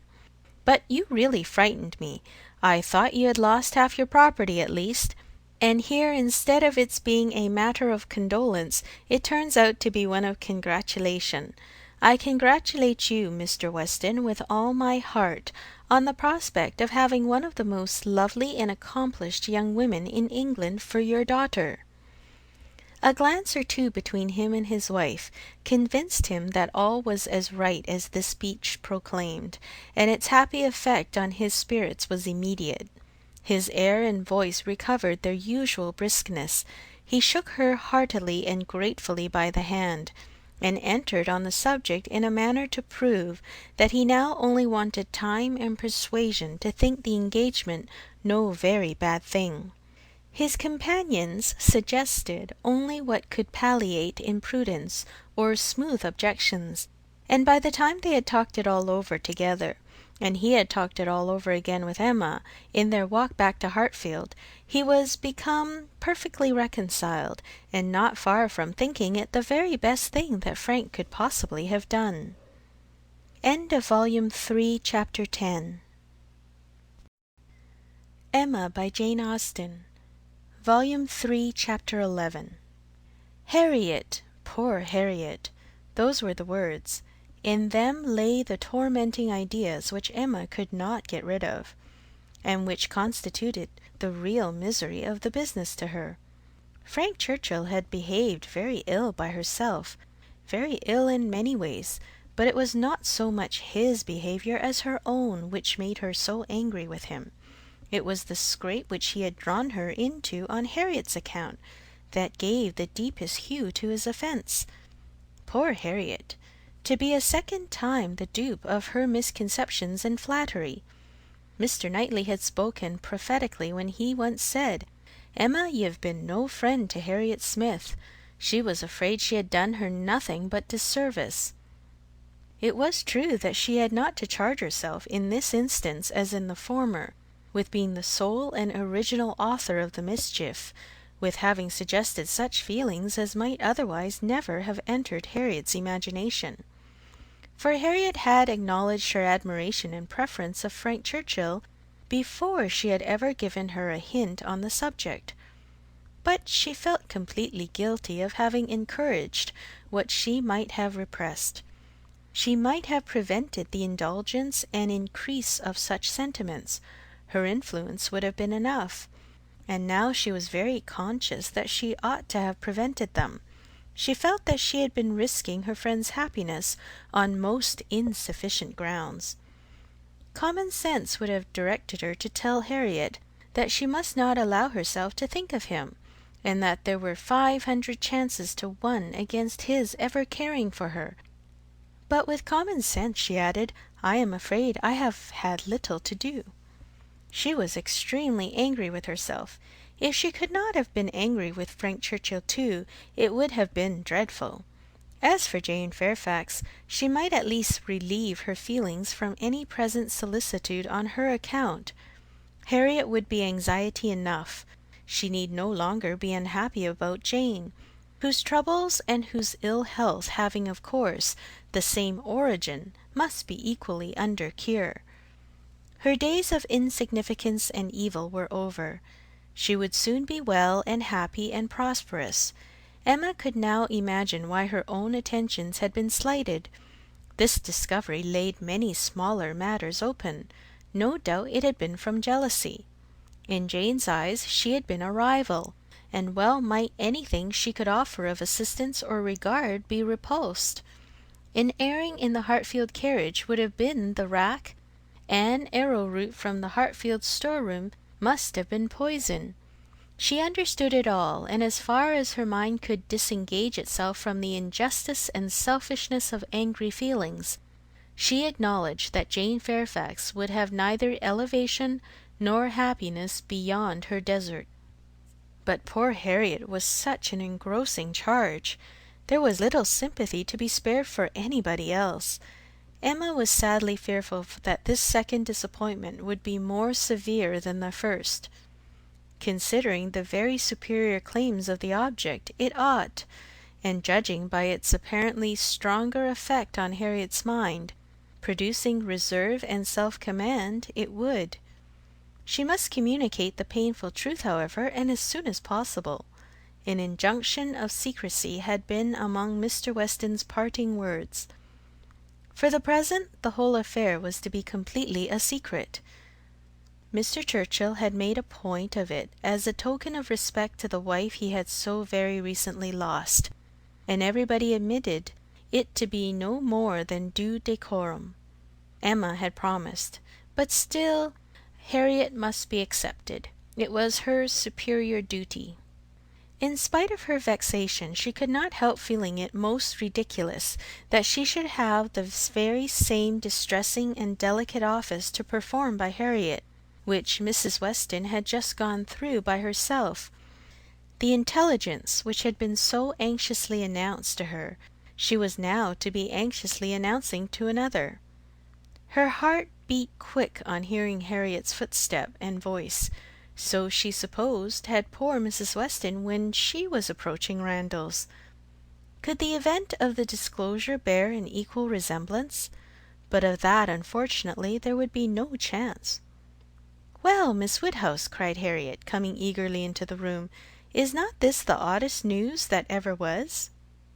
"What news do you mean?" replied Harriet, unable to guess, by look or voice, whether Harriet could indeed have received any hint. "About Jane Fairfax.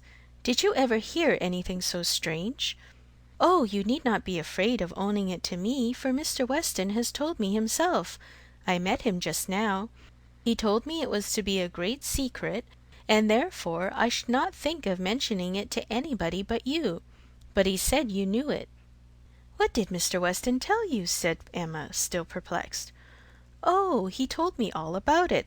That Jane Fairfax and Mr. Frank Churchill are to be married, and that they have been privately engaged to one another this long while."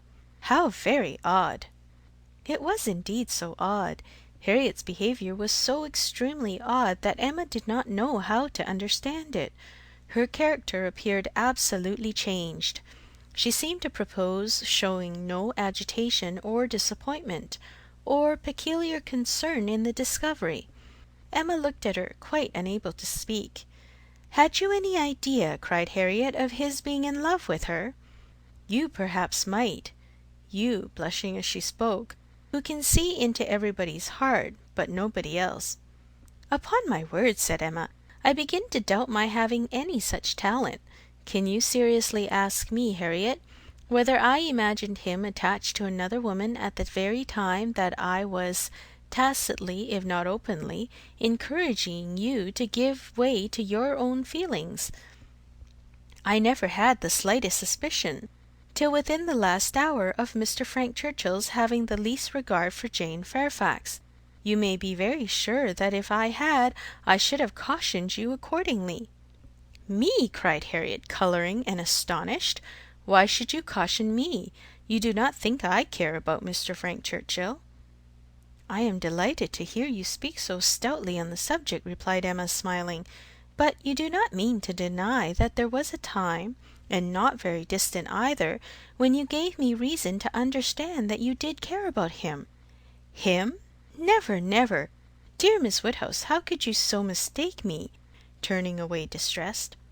"Harriet!" cried Emma, after a moment's pause, "what do you mean? Good heaven, what do you mean? Mistake you?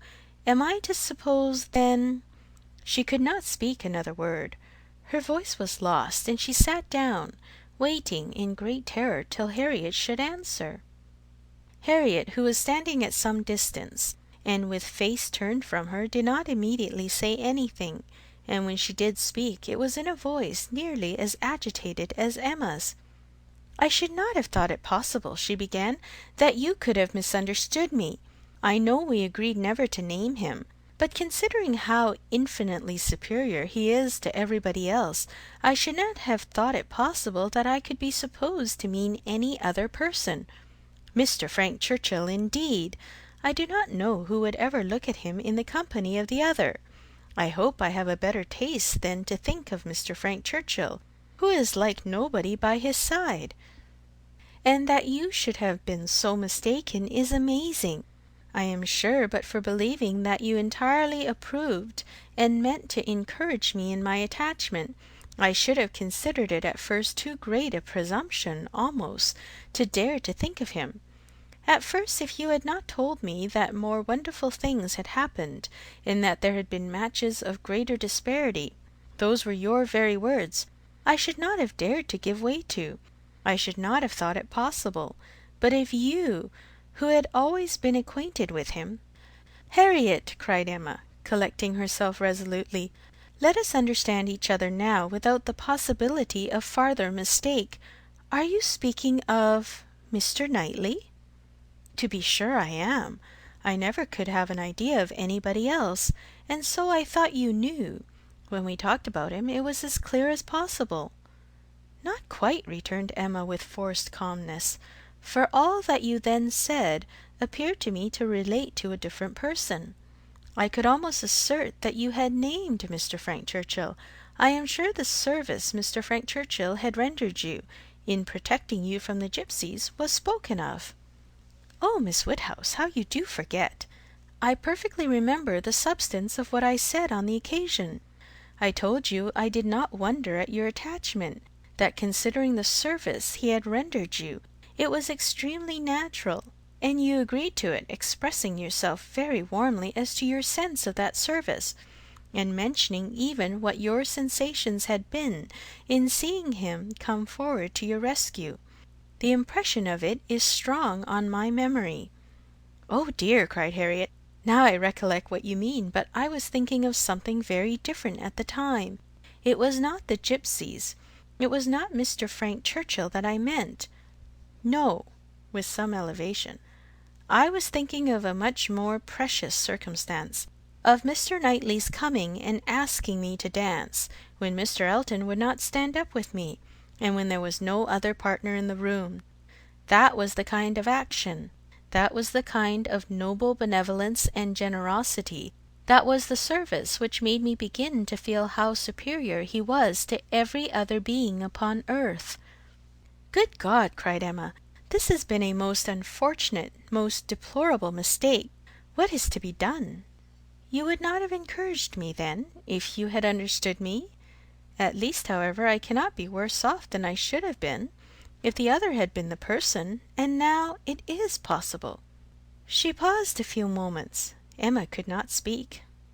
"I do not wonder, Miss Woodhouse," she resumed, "that you should feel a great difference between the two, as to me or as to anybody. You must think one 500,000,000 times more above me than the other. But I hope, Miss Woodhouse, that supposing that if, strange as it may appear, but you know they were your own words, that more wonderful things had happened, matches of greater disparity had taken place than between Mr. Frank Churchill and me, and therefore it seems as if such a thing even as this may have occurred before, and if I should be so fortunate beyond expression as to— if Mr. Knightley should really— if he does not mind the disparity, I hope, Miss dear Woodhouse, you will not set yourself against it, and try to put difficulties in the way. But you are too good for that, I am sure." Harriet was standing at one of the windows. Emma turned round to look at her in consternation, and hastily said, "Have you any idea of Mr. Knightley's returning your affection?" "Yes," replied Harriet, modestly, but not fearfully, "I must say I have." Emma's eyes were instantly withdrawn, and she sat silently meditating, in a fixed attitude for a few minutes. A few minutes were sufficient for making her acquainted with her own heart. A mind like hers, once open to suspicion, made rapid progress. She touched, she admitted, she acknowledged the whole truth. Why was it so much worse that Harriet should be in love with Mr. Knightley than with Mr. Frank Churchill? Why was the evil so dreadfully increased by Harriet's having some hope of a return? It darted through her with the speed of an arrow, that Mr. Knightley must marry no one but herself. Her own conduct, as well as her own heart, was before her in the same few minutes. She saw it all with a clearness which had never blessed her before. How improperly had she been acting by Harriet! How inconsiderate, how indelicate, how irrational, how unfeeling had been her conduct! What blindness, what madness had led her on! It struck her with a dreadful force, and she was ready to give it every bad name in the world.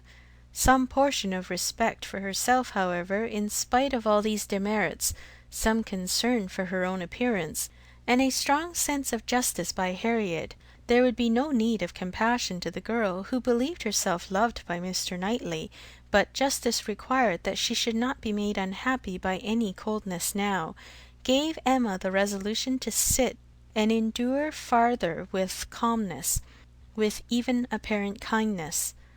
For her own advantage, indeed, it was fixed that the utmost extent of Harriet's hopes should be inquired into, and Harriet had done nothing to forfeit the regard and interest which had been so voluntarily formed and maintained, or to deserve to be slighted by the person whose counsels had never led her right.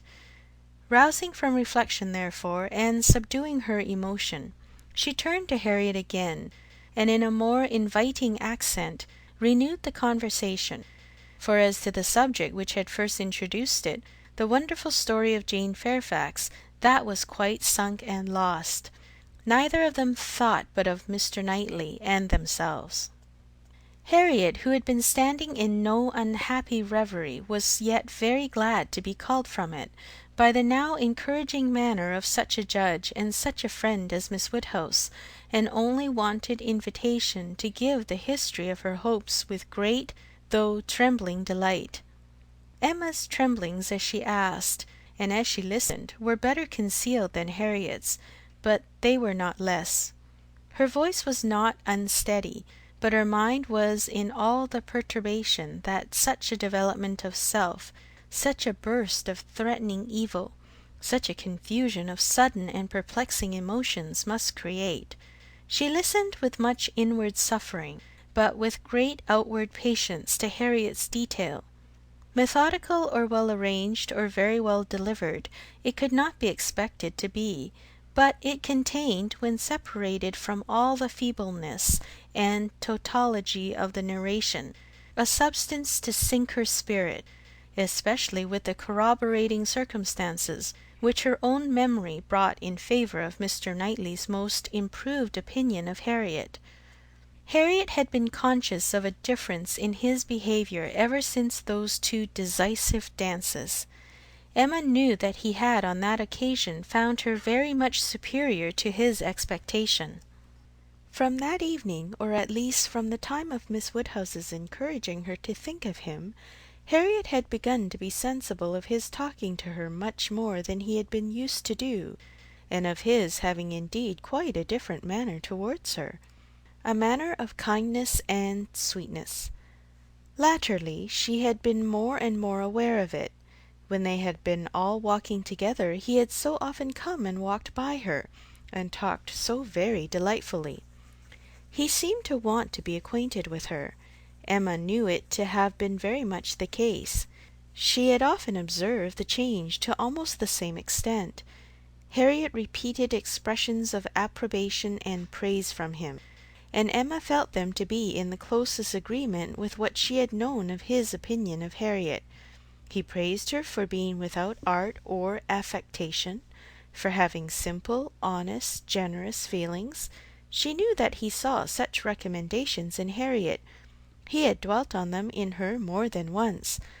Much that lived in Harriet's memory, many little particulars of the notice she had received from him, a look, a speech, a removal from one chair to another, a compliment implied, a preference inferred, had been unnoticed because unsuspected by Emma.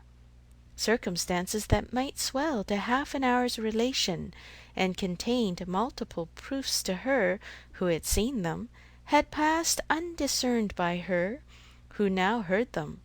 But the two latest occurrences to be mentioned, the two of the strongest promise to Harriet, were not without some degree of witness from Emma herself. The first was his walking with her apart from the others in the lime walk at Donwell, where they had been walking some time before Emma came, and he had taken pains, as she was convinced, to draw her from the rest to himself, and at first he had talked to her in a more particular way than he had ever done before, in a very particular way indeed. Harriet could not recall it without a blush. He seemed to be almost asking her whether her affections were engaged, but as soon as she, Miss Woodhouse, appeared likely to join them, he changed the subject and began talking about farming. The second was his having sat talking with her nearly half an hour before Emma came back from her visit, the very last morning of his being at Hartfield, though when he first came in he had said that he could not stay 5 minutes, and his having told her during their conversation that though he must go to London, it was very much against his inclination that he left home at all, which was much more, as Emma felt, than he had acknowledged to her. The superior degree of confidence towards Harriet, which this one article marked, gave her severe pain. On the subject of the first of the two circumstances, she did, after a little reflection, venture the following question: Might he not? Is not it possible that when inquiring, as you thought, into the state of your affections, he might be alluding to Mr. Martin?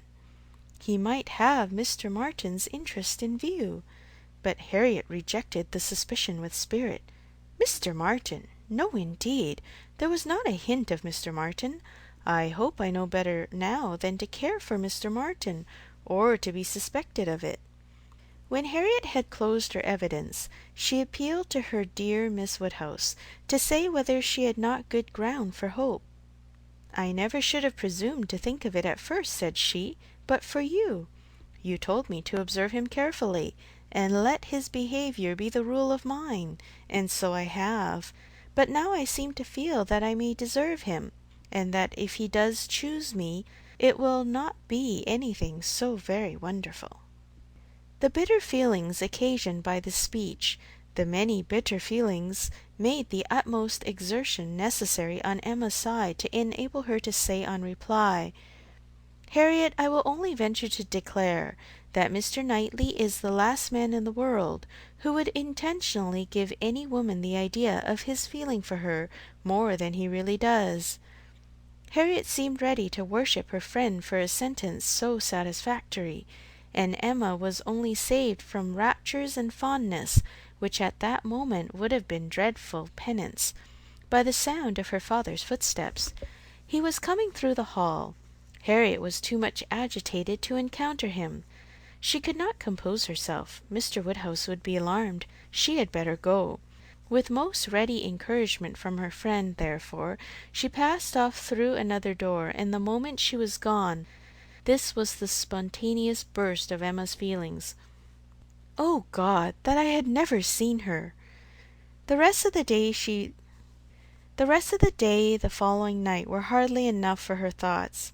She was bewildered amidst the confusion of all that had rushed on her within the last few hours. Every moment had brought a fresh surprise, and every surprise must be matter of humiliation to her. How to understand it all? How to understand the deceptions she had been thus practising on herself and living under? The blunders, the blindness of her own head and heart.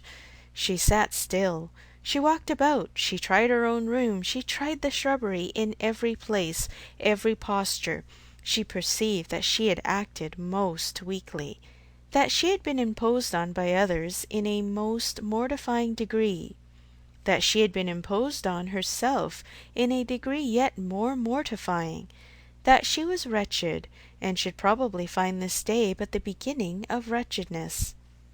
To understand, thoroughly understand her own heart, was the first endeavour.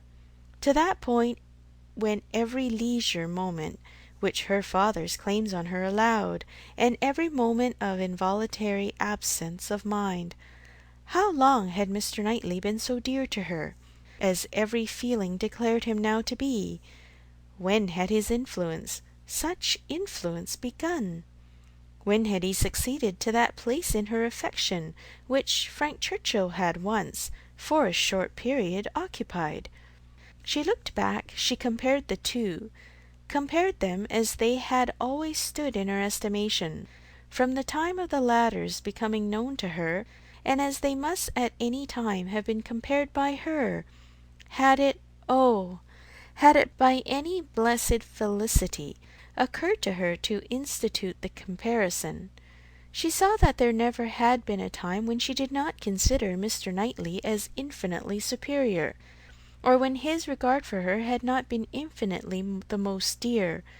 She saw that in persuading herself, in fancying, in acting to the contrary, she had been entirely under a delusion, totally ignorant of her own heart, and in short that she had never really cared for Frank Churchill at all.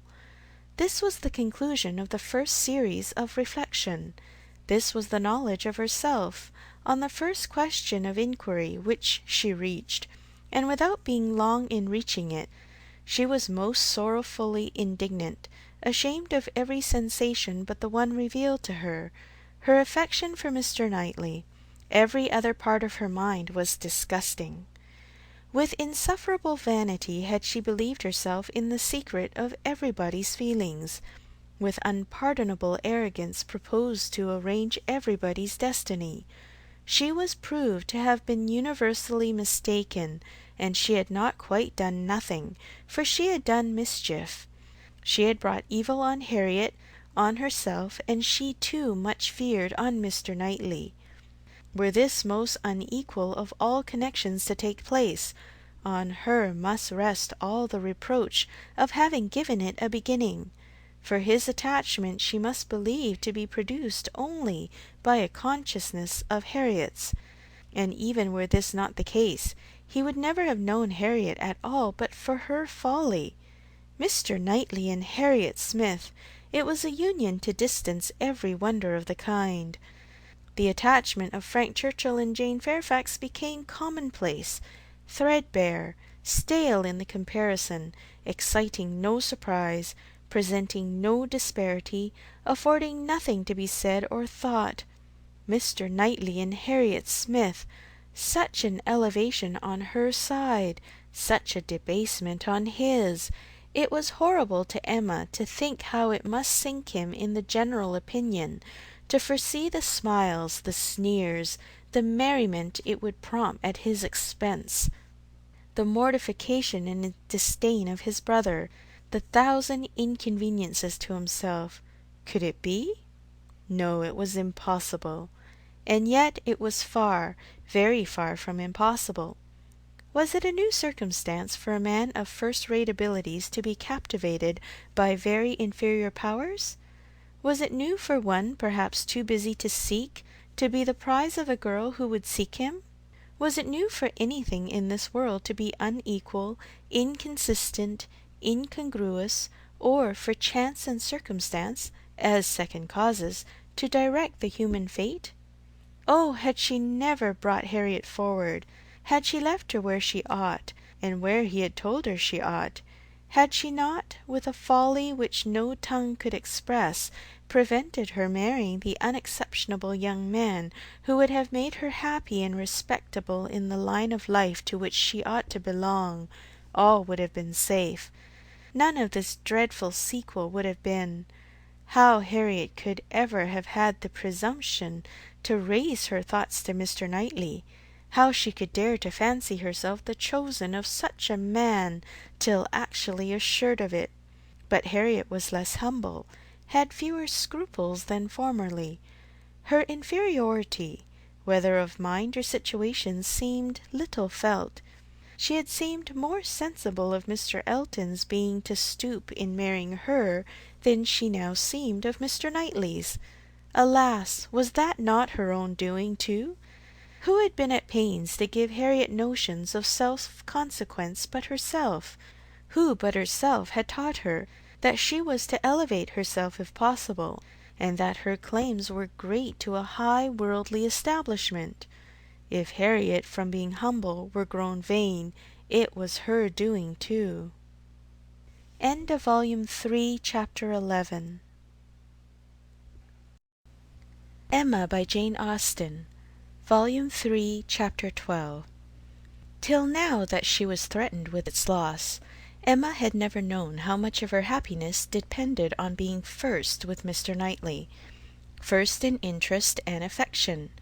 Satisfied that it was so, and feeling it her due, she had enjoyed it without reflection, and only in the dread of being supplanted found how inexpressibly important it had been. Long, very long, she felt she had been first, for having no female connections of his own, there had only been Isabella, whose claims could be compared with hers, and she had always known exactly how far he loved and esteemed Isabella. She had herself been first with him for many years past. She had not deserved it.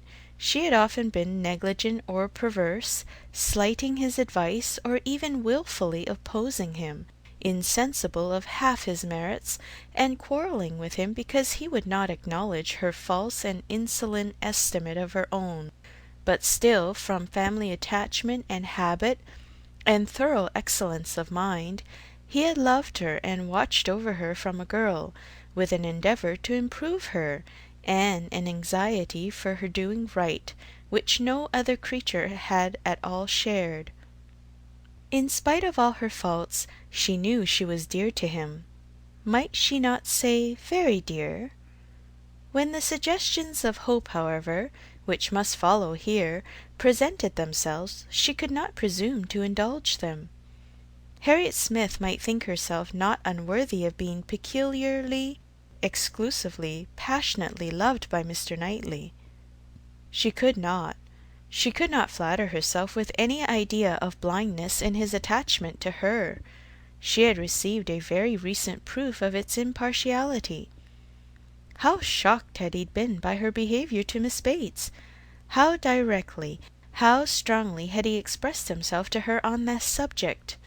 Not too strongly for the offence, but far, far too strongly to issue from any feeling softer than upright justice and clear-sighted goodwill.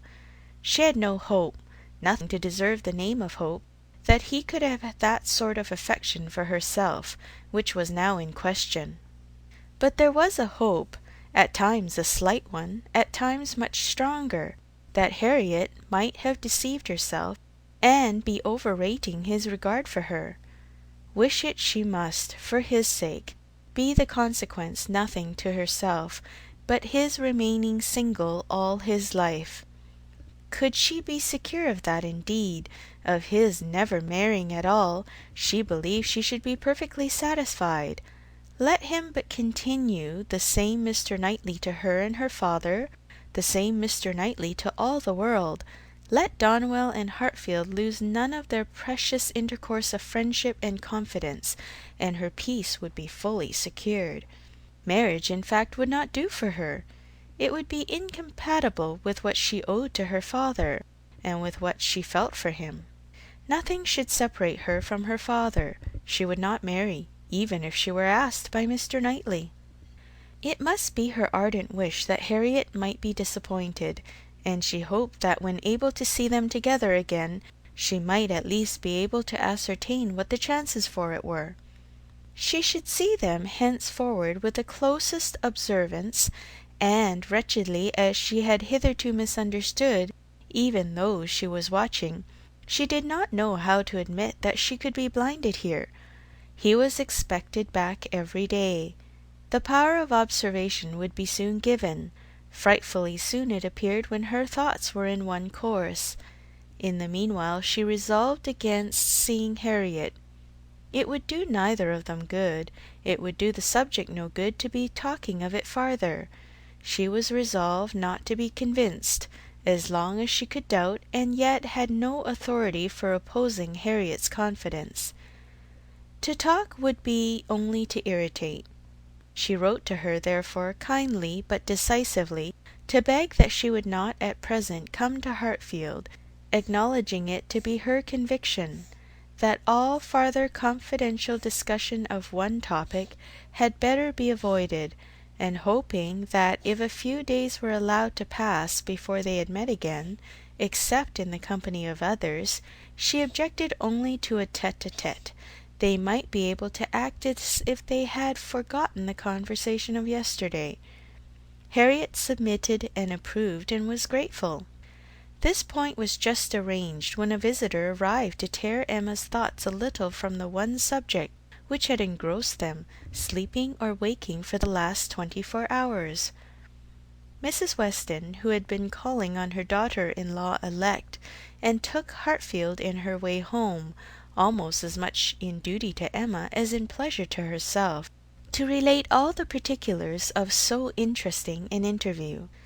Mr. Weston had accompanied her to Mrs. Bates, and gone through his share of this essential attention most handsomely; but she having then induced Miss Fairfax to join her in an airing, was now returned with much more to say, and much more to say with satisfaction, than a quarter of an hour spent in Mrs. Bates's parlour, with all the encumbrance of awkward feelings, could have afforded. A little curiosity Emma had, and she made the most of it while her friend related. Mrs. Weston had set off to pay the visit in a good deal of agitation herself, and in the first place had wished not to go at all at present, to be allowed merely to write to Miss Fairfax instead, and to defer this ceremonious call till a little time had passed, and Mr. Churchill could be reconciled to the engagements becoming known. As, considering everything, she thought such a visit could not be paid without leading to reports, but Mr. Weston had thought differently. He was extremely anxious to show his approbation to Miss Fairfax and her family, and did not conceive that any suspicion could be excited by it, or, if it were, that it would be of any consequence, for such things, he observed, always got about. Emma smiled, and felt that Mr. Weston had very good reason for saying so. They had gone, in short, and very great had been the evident stress and confusion of the lady. She had hardly been able to speak a word, and every look and action had shown how deeply she was suffering from consciousness. The quiet heartfelt satisfaction of the old lady, and the rapturous delight of her daughter, who proved even too joyous to talk as usual, had been a gratifying yet almost an affecting scene. They were both so truly respectable in their happiness, so disinterested in every sensation, thought so much of Jane, so much of everybody, and so little of themselves, that every kindly feeling was at work for them. Miss Fairfax's recent illness had offered a fair plea for Mrs. Weston to invite her to an airing. She had drawn back and declined at first, but on being pressed had yielded, and in the course of their drive Mrs. Weston had by gentle encouragement overcome so much of her embarrassment as to bring her to converse on the important subject.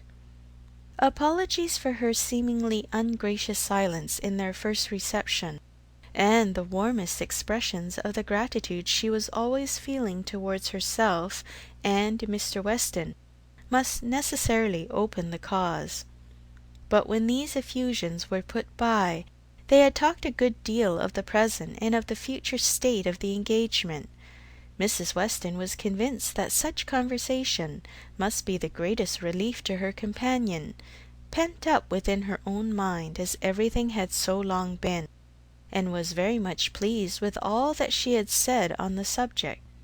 On the misery of what she had suffered during the concealment of so many months, continued Mrs. Weston, she was energetic.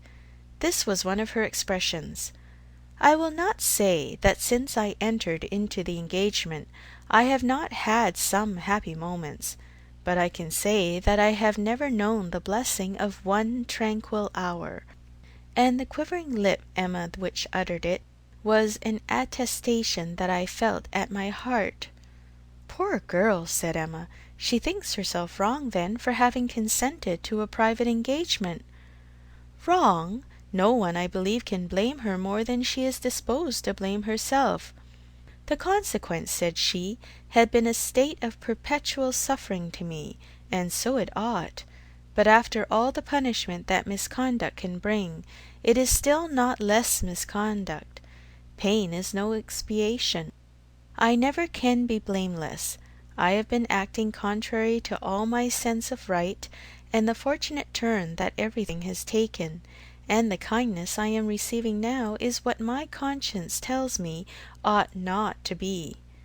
Do not imagine, madam, she continued, that I was taught wrong. Do not let any reflection fall on the principles, or the care of the friends who brought me up.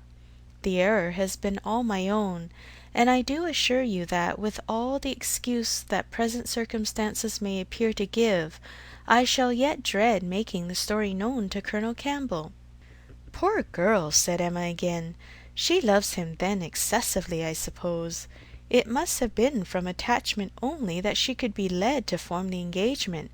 Her affection must have overpowered her judgment. Yes, I have no doubt of her being extremely attached to him. I am afraid, returned Emma, sighing, that I must often have contributed to make her unhappy.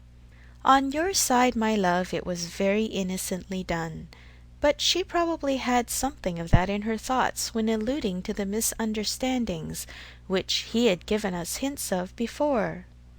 One natural consequence of the evil she had involved herself in, said she, was that of making her unreasonable. The consciousness of having done amiss had exposed her to 1,000 inquietudes, and made her captious and irritable to a degree that must have been, that had been, hard for him to bear. I did not make the allowances, said she, which I ought to have done for his temper and spirits, his delightful spirits, and that gaiety, that playfulness of disposition, which under any other circumstances would, I am sure, have been as constantly bewitching to me as they were at first.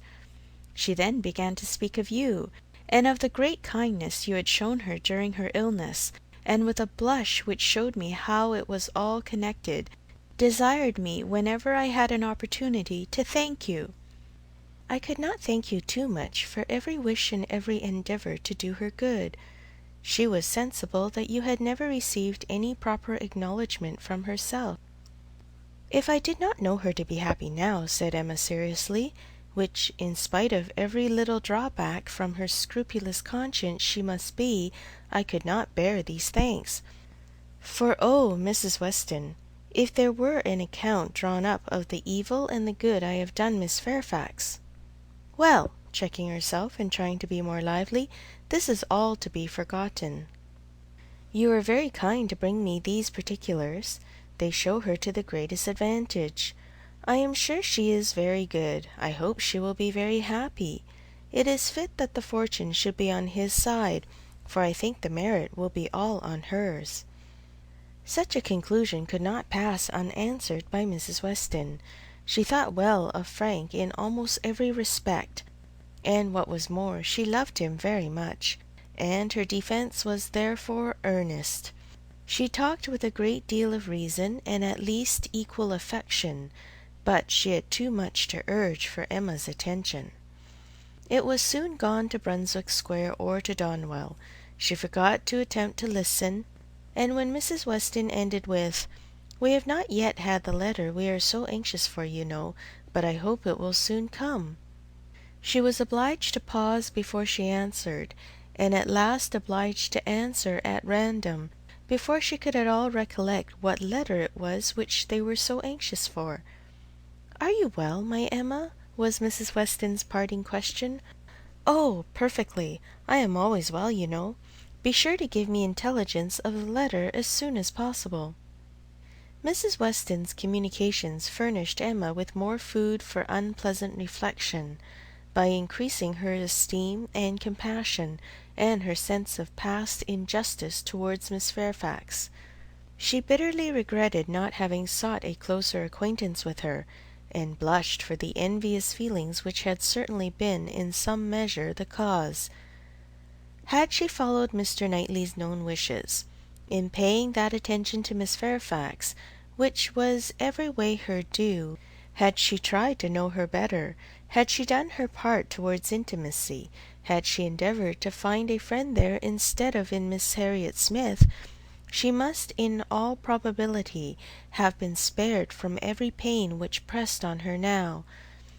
Birth, abilities, and education had been equally marking one as an associate for her to be received with gratitude, and the other, what was she? Supposing even that they were never become intimate friends, that she had never been admitted into Miss Fairfax's confidence on this important matter, which was most probable. Still, in knowing her as she ought, and as she might, she must have been preserved from the abominable suspicions of an improper attachment to Mr. Dixon, which she had not only so foolishly fashioned and harboured herself, but had so unpardonably imparted, an idea which she greatly feared had been made a subject of material distress to the delicacy of Jane's feelings by the levity or carelessness of Frank Churchill's. Of all the sources of evil surrounding the former, since her coming to Highbury, she was persuaded that she must herself have been the worse. She must have been a perpetual enemy. They never could have been all three together, without her having stabbed Jane Fairfax's peace in 1,000 instances, and on Box Hill, perhaps it had been the agony of a mind that would bear no more. The evening of this day was very long and melancholy at Hartfield. The weather added what it could of gloom, a cold stormy rain set in, and nothing of July appeared but in the trees and shrubs which the wind was despoiling, and the length of the day which only made such cruel sights the longer visible. The weather affected Mr. Woodhouse, and he could only be kept tolerably comfortable by almost ceaseless attention on his daughter's side, and by exertions which had never cost her half so much more. It reminded her of their first forlorn tête-à-tête on the evening of Mrs. Weston's wedding day, but Mr. Knightley had walked in then, soon after tea, and dissipated every melancholy fancy. Alas, such delightful proofs of Hartfield's attraction as those sort of visits conveyed might shortly be over. The picture which she had then drawn of the privations of the approaching winter had proved erroneous. No friends had deserted them, no pleasures had been lost, but her present forebodings, she feared, would experience no similar contradiction. The prospect before her now was threatening to a degree that could not be entirely dispelled, that might not be even partially brightened. If all took place that might take place among the circle of her friends, Hartfield must be comparatively deserted, and she left to cheer her father with the spirits only of ruined happiness. The child to be born at Randalls must be a tie there even dearer than herself, and Mrs. Weston's heart and time would be occupied by it. They should lose her, and probably in great measure her husband also. Frank Churchill would return among them no more, and Miss Fairfax, it was reasonable to suppose, would soon cease to belong to Highbury. They would be married and settled either at or near Enscombe. All that were good would be withdrawn, and if to these losses and loss of Donwell were to be added, what would remain of cheerful or of rational society within their reach? Mr. Knightley to be no longer coming there for his evening comfort, no longer walking in at all hours, as if ever willing to change his own home for theirs. How was it to be endured?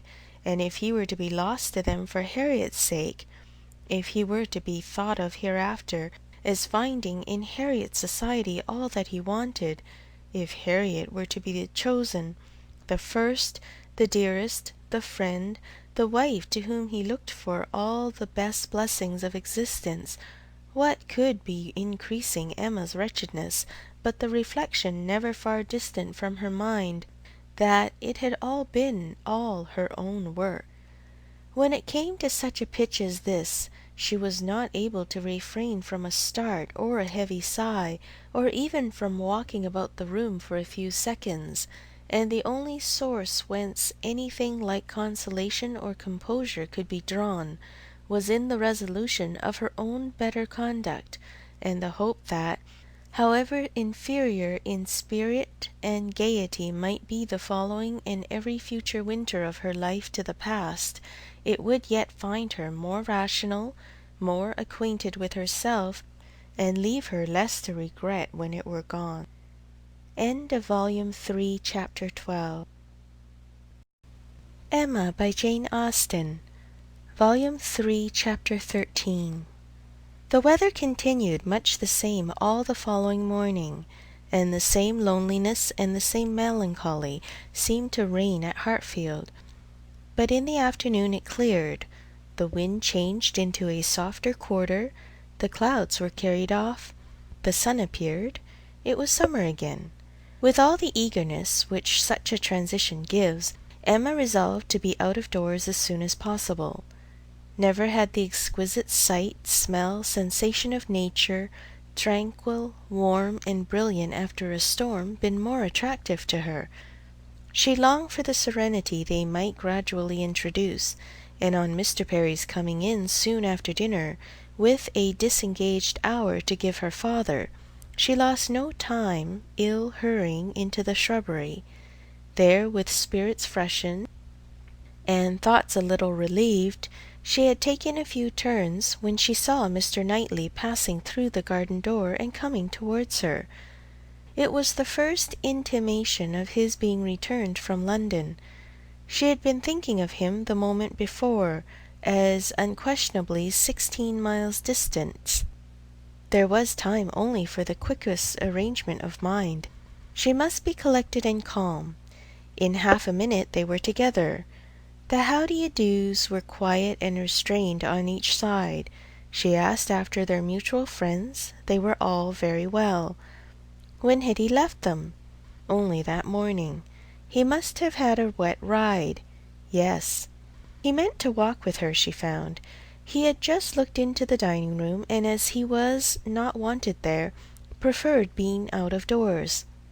She thought he neither looked nor spoke cheerfully, and the first possible cause for it, suggested by her fears, was that he had been perhaps communicating his plans to his brother, and was pained by the manner in which they had been received. They walked together. He was silent. She thought he was often looking at her, and trying for a fuller view of her face than it suited her to give, and this belief produced another dread. Perhaps he wanted to speak to her of his attachment to Harriet. He might be watching for encouragement to begin. She could not feel equal to lead the way to any such subject.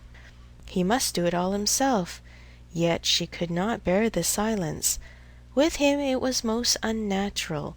She considered, resolved, and trying to smile, began, "You have some news to hear now that you have come back.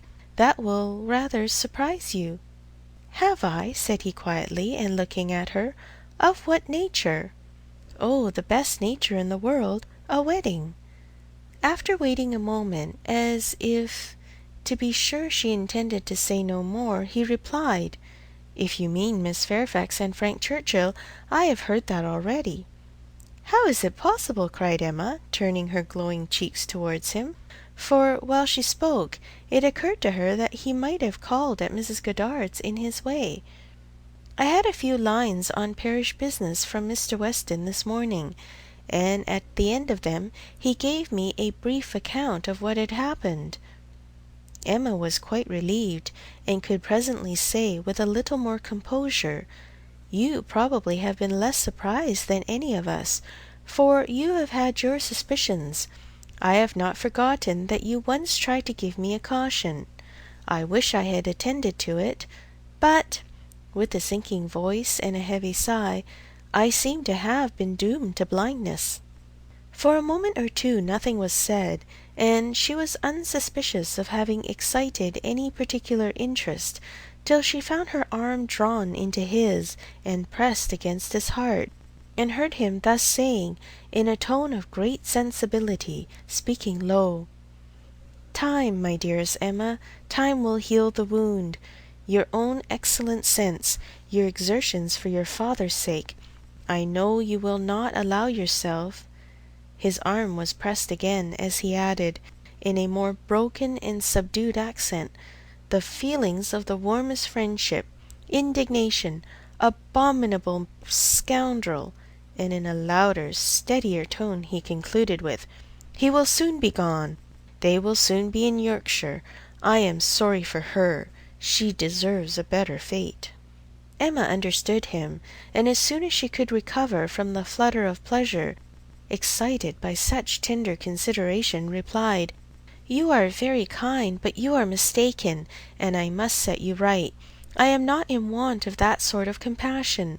My blindness to what was going on led me to act by them in a way that I must always be ashamed of, and I was very foolishly tempted to say and do many things which may well lay me open to unpleasant conjectures. But I have no other reason to regret that I was not in the secret earlier." "Emma!" cried he, looking eagerly at her, "are you indeed—" But checking himself, "No, no, I understand you. Forgive me. I am pleased that you can say even so much. He is no object of regret indeed, and it will not be very long, I hope, before that becomes the acknowledgment of more than your reason. Fortunate that your affections were not farther entangled. I could never, I confess, from your manners, assure myself as to the degree of what you felt. I could only be certain that there was a preference, and a preference which I never believed him to deserve. He is a disgrace to the name of man, and is he to be rewarded with that sweet young woman? Jane, Jane, you will be a miserable creature." "Mr. Knightley," said Emma, trying to be lively, but really confused, "I am in a very extraordinary situation. I cannot let you continue in your error, and yet, perhaps, since my manners gave such an impression, I have as much reason to be ashamed of confessing that I never have been at all attached to the person we are speaking of, as it might be natural for a woman to feel in confessing exactly the reverse. But I never have." He listened in perfect silence. She wished him to speak, but he would not. She supposed she must say more before she were entitled to his clemency, but it was a hard case to be obliged still to lower herself in his opinion. She went on, however: "I have very little to say for my own conduct. I was tempted by his attentions, and allowed myself to appear pleased. An old story probably, a common case, and no more than has happened to hundreds of my sex before, and yet it may not be the more excusable in one who sets up as I do for understanding. Many circumstances assisted the temptation. He was the son of Mr. Weston. He was continually here. I always found him very pleasant, and in short, for," with a sigh, "let me swell out the causes ever so ingeniously, they all centre in this at last: my vanity was flattered, and I allowed his attentions. Latterly, however, for some time indeed, I have had no idea of their meaning anything. I thought them a habit, a trick, nothing that called for seriousness on my side. He was imposed on me, but he has not injured me. I have never been attached to him, and now I can tolerably comprehend his behaviour. He never wished to attach me. It was merely a blind to conceal his real situation with another. It was his object to blind all about him, and no one, I am sure, could be more effectually blinded than myself, except that I was not blinded, that it was my good fortune, that, in short, I was somehow or other safe from him." She hoped for an answer here, for a few words to say that her conduct was at least intelligible, but he was silent, and as far as she could judge, deep in thought. At last, and tolerably in his usual tone, he said, "I never had a high opinion of Frank Churchill. I can suppose, however, that I may have underrated him. My acquaintance with him has been but trifling, and even if I have not underrated him hitherto, he may yet turn out well. With such a woman he has a chance.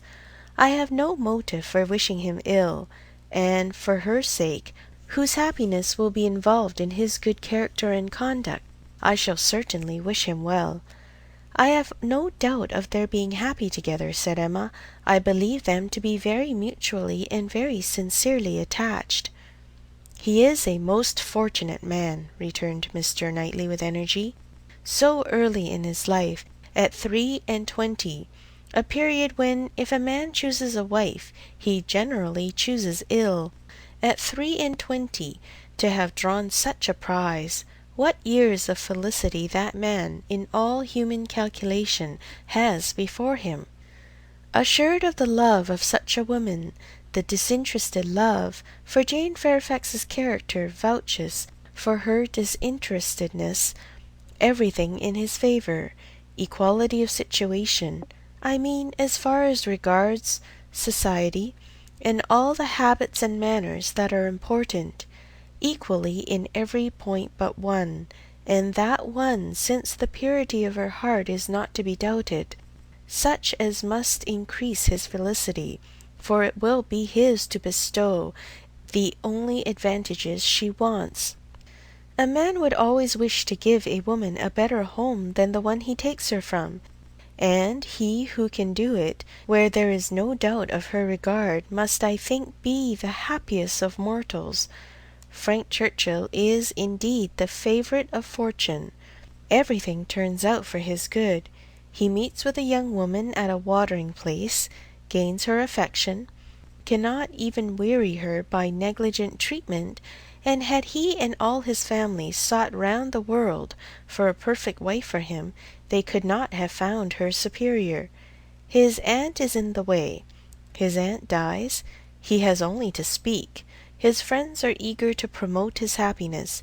He had used everybody ill, and they are all delighted to forgive him. He is a fortunate man indeed."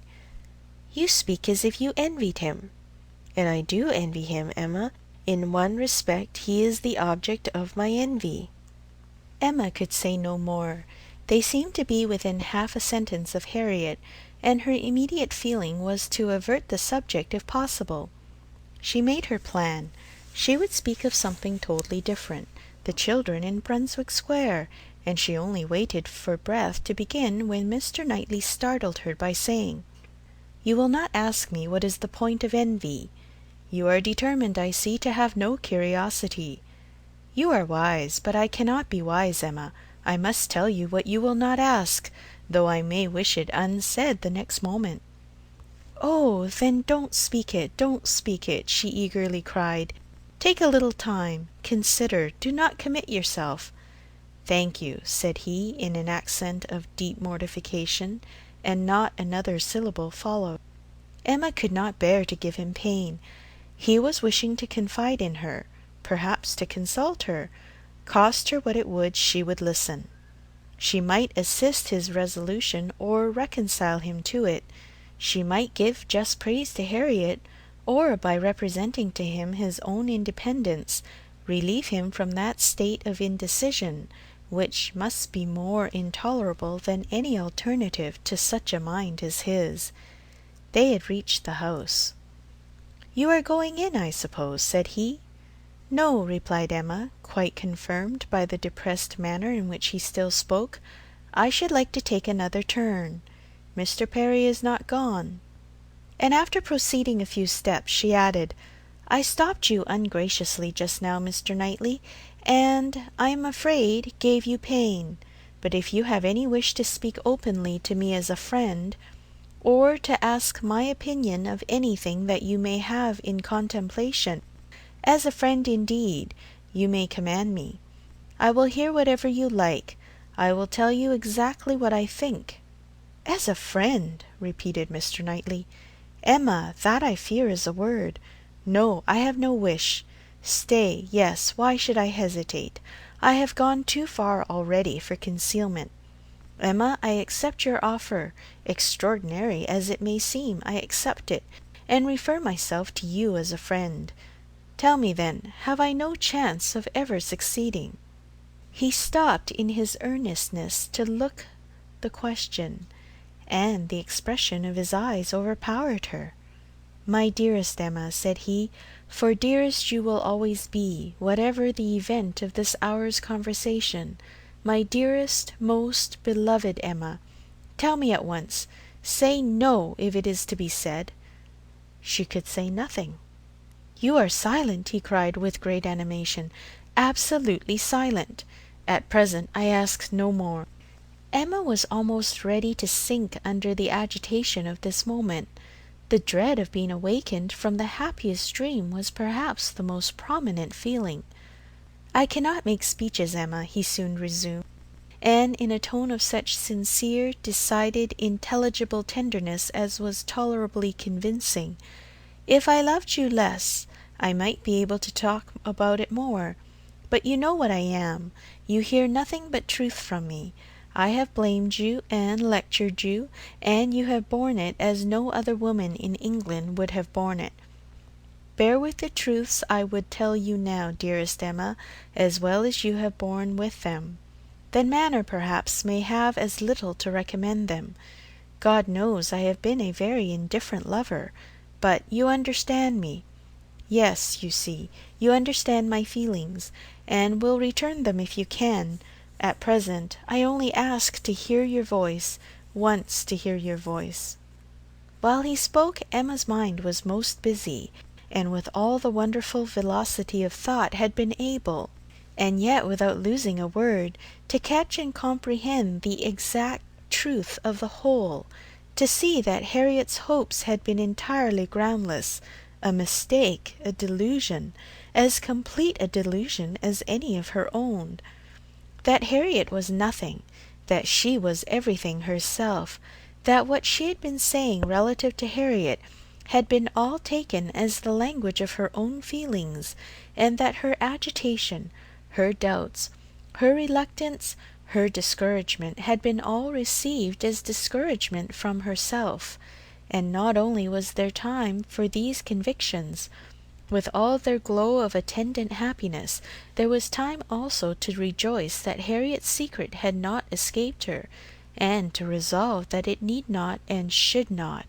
It was all the service she could now render her poor friend, for as to any of that heroism of sentiment which might have prompted her to entreat him to transfer his affection from herself to Harriet, as infinitely the most worthy of the two, or even the more simple sublimity of resolving to refuse him, at once and for ever, without vouchsafing any motive, because he could not marry them both, Emma had it not. She felt for Harriet, with pain and with contrition, but no flight of generosity run mad, opposing all that could be probable or reasonable, entered her brain. She had led her friend astray, and it would be a reproach to her for ever, but her judgment was as strong as her feelings, and as strong as it had ever been before, in reprobating any such alliance for him as most unequal and degrading. Her way was clear, though not quite smooth. She spoke then on being so entreated. What did she say? Just what she ought, of course. A lady always does. She said enough to show there need not be despair, and to invite him to say more himself. He had despaired at one period. He had received such an injunction to caution and silence as for the time crushed every hope. She had begun by refusing to hear him. The change had perhaps been somewhat sudden. Her proposal of taking another turn, her renewing the conversation which she had just put an end to, might be a little extraordinary. She felt its inconsistency, but Mr. Knightley was so obliging as to put up with it, and seek no farther explanation. Seldom, very seldom, does complete truth belong to any human disclosure. Seldom can it happen that something is not a little disguised, or a little mistaken. But where, as in this case, though the conduct is mistaken, the feelings are not, it may not be very material. Mr. Knightley could not impute to Emma a more relenting heart than she possessed, or a heart more disposed to accept of his. He had, in fact, been wholly unsuspicious of his own influence. He had followed her into the shrubbery with no idea of trying it. He had come in his anxiety to see how she bore Frank Churchill's engagement, with no selfish view, no view at all but of endeavouring, if she allowed him an opening, to soothe or to counsel her.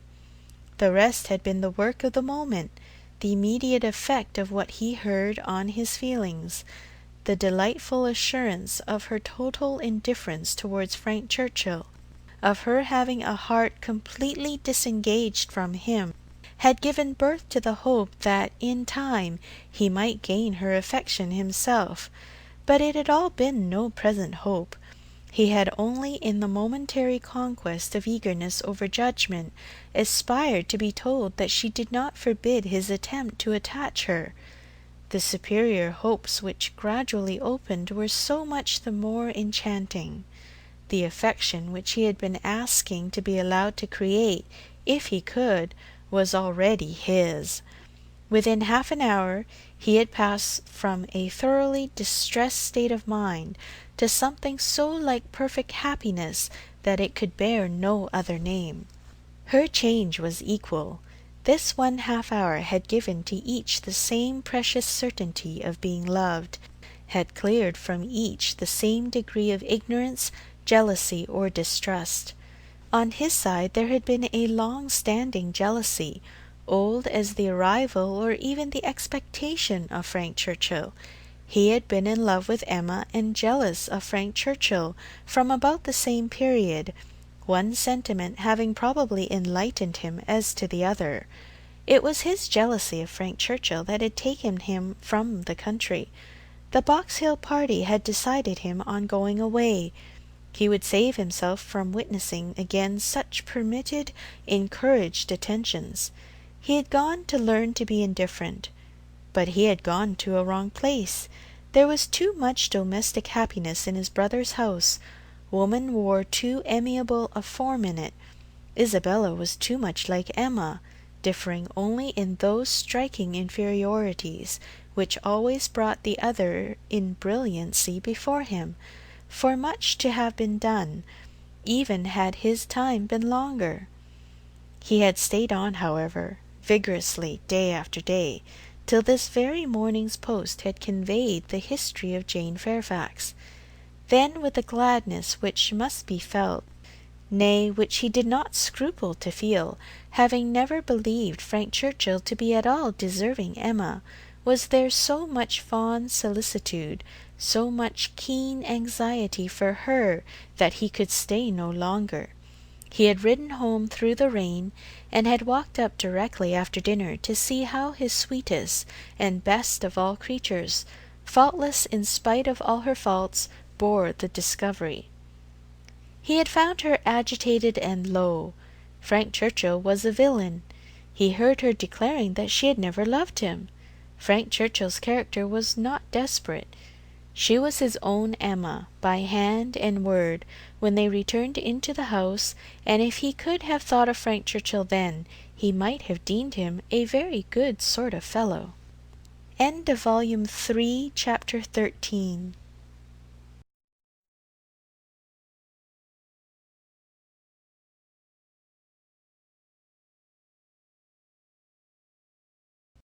Emma by Jane Austen. Volume 3, Chapter 14. What totally different feelings did Emma take back into the house from what she had brought out! She had then been only daring to hope for a little respite of suffering. Now she was in an exquisite flutter of happiness, and such happiness, moreover, as she believed must still be greater when the flutter should have passed away. They sat down to tea, the same party round the same table. How often it had been collected, and how often had her eyes fallen on the same shrubs in the lawn, and observed the same beautiful effect of the western sun, but never in such a state of spirits, never in anything like it, and it was with great difficulty that she could summon enough of her usual self to be the attentive lady of the house, or even the attentive daughter. Poor Mr. Woodhouse little suspected what was plotting against him in the breast of that man whom he was so cordially welcoming, and so anxiously hoping might not have taken cold from his ride.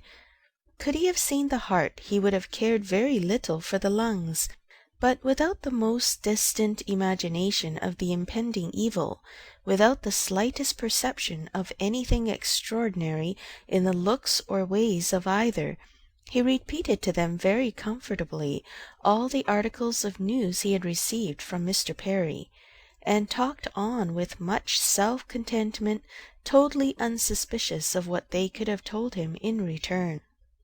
As long as Mr. Knightley remained with them, Emma's fever continued, but when he was gone she began to be a little tranquillized and subdued, and in the course of the sleepless night, which was the tax for such an evening, she found one or two such very serious points to consider as made her feel that even her happiness must have some alloy, her father and Harriet. She could not be alone without feeling the full weight of their separate claims, and how to guard the comfort of both to the utmost was the question. With respect to her father, it was a question soon answered. She hardly knew yet what Mr. Knightley would ask, but a very short parley with her own heart produced the most solemn resolution of never quitting her father. She even wept over the idea of it, as a sin of thought. While he lived it must be only an engagement. But she flattered herself that if divested of the danger of drawing her away, it might become an increase of comfort to him. How to do her best by Harriet was of more difficult decision. How to spare her from any unnecessary pain, how to make her any possible atonement, how to appear less her enemy, on these subjects her perplexity and distress were very great, and her mind had to pass again and again through every bitter reproach and sorrowful regret that had ever surrounded it. She could only resolve at last that she would still avoid a meeting with her, and communicate all that need be told by letter; that it would be inexpressibly desirable to have her removed just now for a time from Highbury, and indulging in one scheme more nearly resolved, that it might be practicable to get an invitation for her to Brunswick Square. Isabella had been pleased with Harriet, and a few weeks spent in London must give her some amusement. She did not think it in Harriet's nature to escape being benefited by novelty and variety, by the streets, the shops, and the children. At any rate, it would be a proof of attention and kindness in herself, from whom everything was due, a separation for the present, an averting of the evil day when they must all be together again. She rose early and wrote her letter to Harriet, an employment which left her so very serious, so nearly sad, that Mr. Knightley, in walking up to Hartfield to breakfast, did not arrive at all too soon, and half an hour stolen afterwards to go over the same ground again with him, literally and figuratively, was quite necessary to reinstate her to a proper happiness. He had not left her long, by no means long enough for her to have the slightest inclination for thinking of anybody else, when a letter was brought her from Randalls, a very thick letter. She guessed what it must contain, and deprecated the necessity of reading it. She was now in perfect charity with Frank Churchill. She wanted no explanations. She wanted only to have her thoughts to herself, and as for understanding anything he wrote, she was sure she was incapable of it. It must be waded through, however. She opened the packet. It was too surely so. A note from Mrs. Weston to herself ushered in the letter from Frank to Mrs. Weston. I have the greatest pleasure, my dear Emma, in forwarding to you the enclosed. I know what thorough justice you will do to it, and have scarcely a doubt of its happy effect. I think we shall never materially disagree about the writer again, but I will not delay you by a long preface. We are quite well. This letter has been the cure of all the little nervousness I have been feeling lately. I did not quite like your looks on Tuesday, but it was an ungenial morning, and though you will never own being affected by weather, I think everybody feels a northeast wind. I felt for your dear father very much in the storm of Tuesday afternoon and yesterday morning, but had the comfort of hearing last night by Mr. Perry that it had not made him ill. Yours ever, A. W. To Mrs. Weston. Windsor, July. My dear Madam, if I made myself intelligible yesterday, this letter will be expected, but expected or not, I know it will be read with candour and indulgence. You are all goodness, and I believe there will be need of even all your goodness to allow for some parts of my past conduct. But I have been forgiven by one who had still more to resent. My courage rises while I write. It is very difficult for the prosperous to be humble. I have already met with such success in 2 applications for pardon, that I may be in danger of thinking myself too sure of yours, and of those among your friends who have any grounds of offence. You must all endeavour to comprehend the exact nature of my situation when I first arrived at Randalls. You must consider me as having a secret which was to be kept at all hazards. This was the fact. My right to place myself in a situation requiring such concealment is another question. I shall not discuss it here. For my temptation to think it a right, I refer every caviller to a brick house, sashed windows below and casements above in Highbury. I dared not address her openly. My difficulties in the then state of Enscombe must be too well known to require definition, and I was fortunate enough to prevail before we parted at Weymouth, and to induce the most upright female mind in the creation to stoop in charity to a secret engagement. Had she refused, I should have gone mad. But you will be ready to say, what was your hope in doing this? What did you look forward to? To anything, every time, to time, chance, circumstance, slow effects, sudden bursts, perseverance and weariness, health and sickness. Every possibility of good was before me, and the first of blessings secured, in obtaining her promises of faith and correspondence. If you need farther explanation, I have the honour, my dear madam, of being your husband's son, and the advantage of inheriting a disposition to hope for good, which no inheritance of houses or lands can ever equal the value of. See me, then, under these circumstances, arriving on my first visit to Randalls, and here I am conscious of wrong, for that visit might have been paid sooner. You will look back and see that I did not come till Miss Fairfax was in Highbury, and as you were the person slighted, you will forgive me instantly. But I must work on my father's compassion, by reminding him that, so long as I absented myself from his house, so long I lost the blessing of knowing you. My behaviour during the very happy fortnight which I spent with you did not, I hope, lay me open to reprehension, excepting on one point. And now I come to the principal, the only important part of my conduct while belonging to you, which excites my own anxiety, or requires very solicitous explanation. With the greatest respect and the warmest friendship do I mention Miss Woodhouse. My father perhaps will think I ought to add, with the deepest humiliation. A few words which dropped from him yesterday spoke his opinion, and some censure I acknowledge myself liable to. My behaviour to Miss Woodhouse indicated, I believe, more than it ought. In order to assist a concealment so essential to me, I was led on to make more than an allowable use of the sort of intimacy into which we were immediately thrown.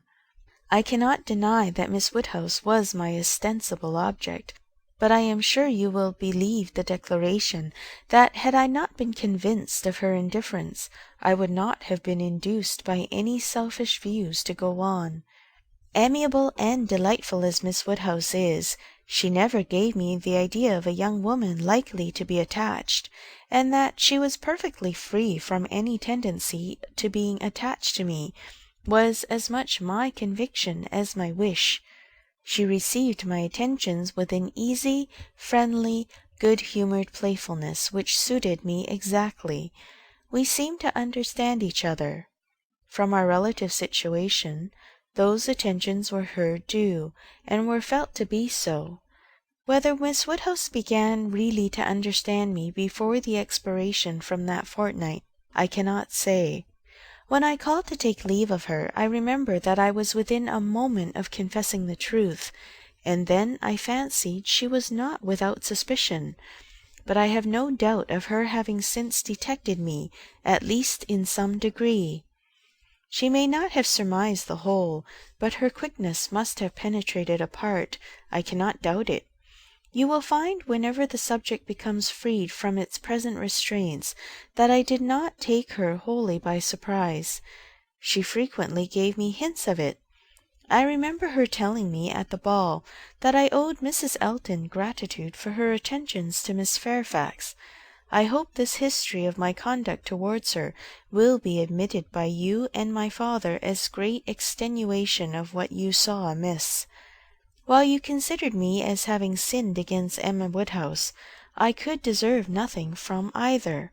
Acquit me here, and procure for me, when it is allowable, the acquittal and good wishes of that said Emma Woodhouse, whom I regard with so much brotherly affection as to long to have her as deeply and as happily in love as myself.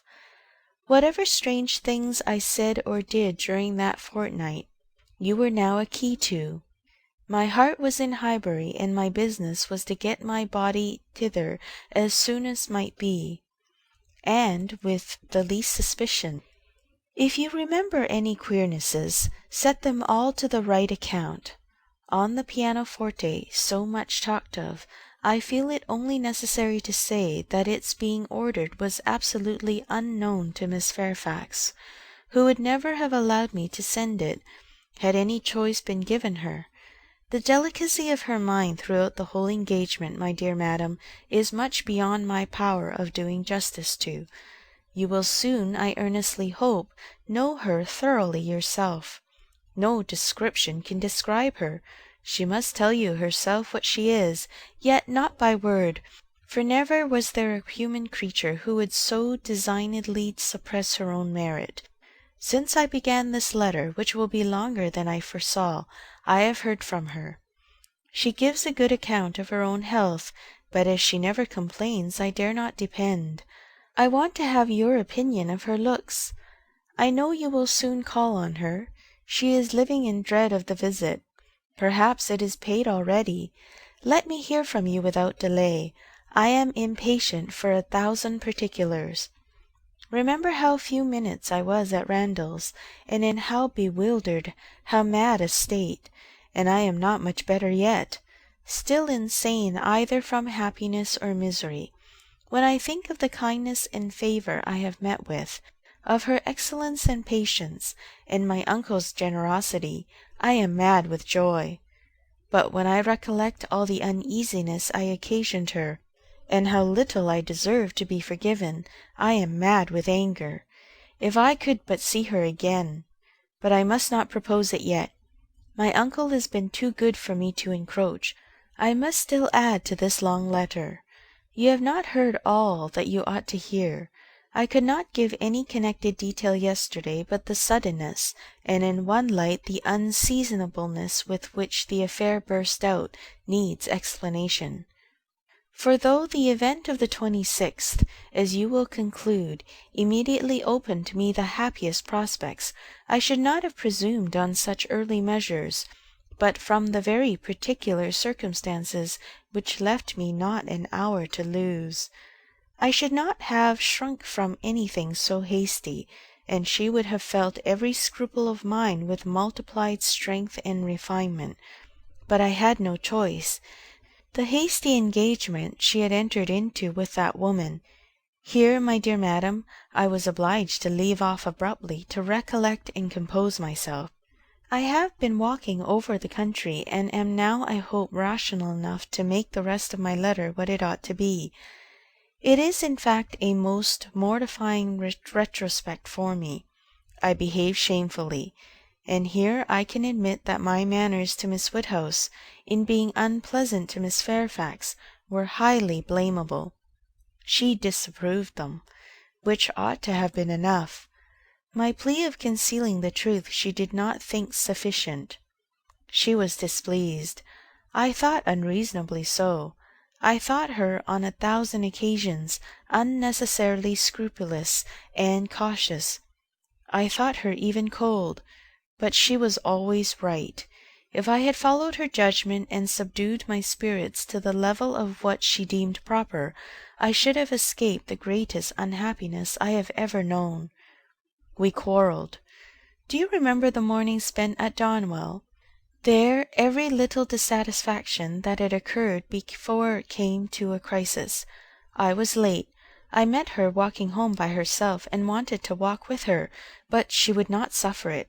She absolutely refused to allow me, which I then thought most unreasonable. Now, however, I see nothing in it but a very natural and consistent degree of discretion.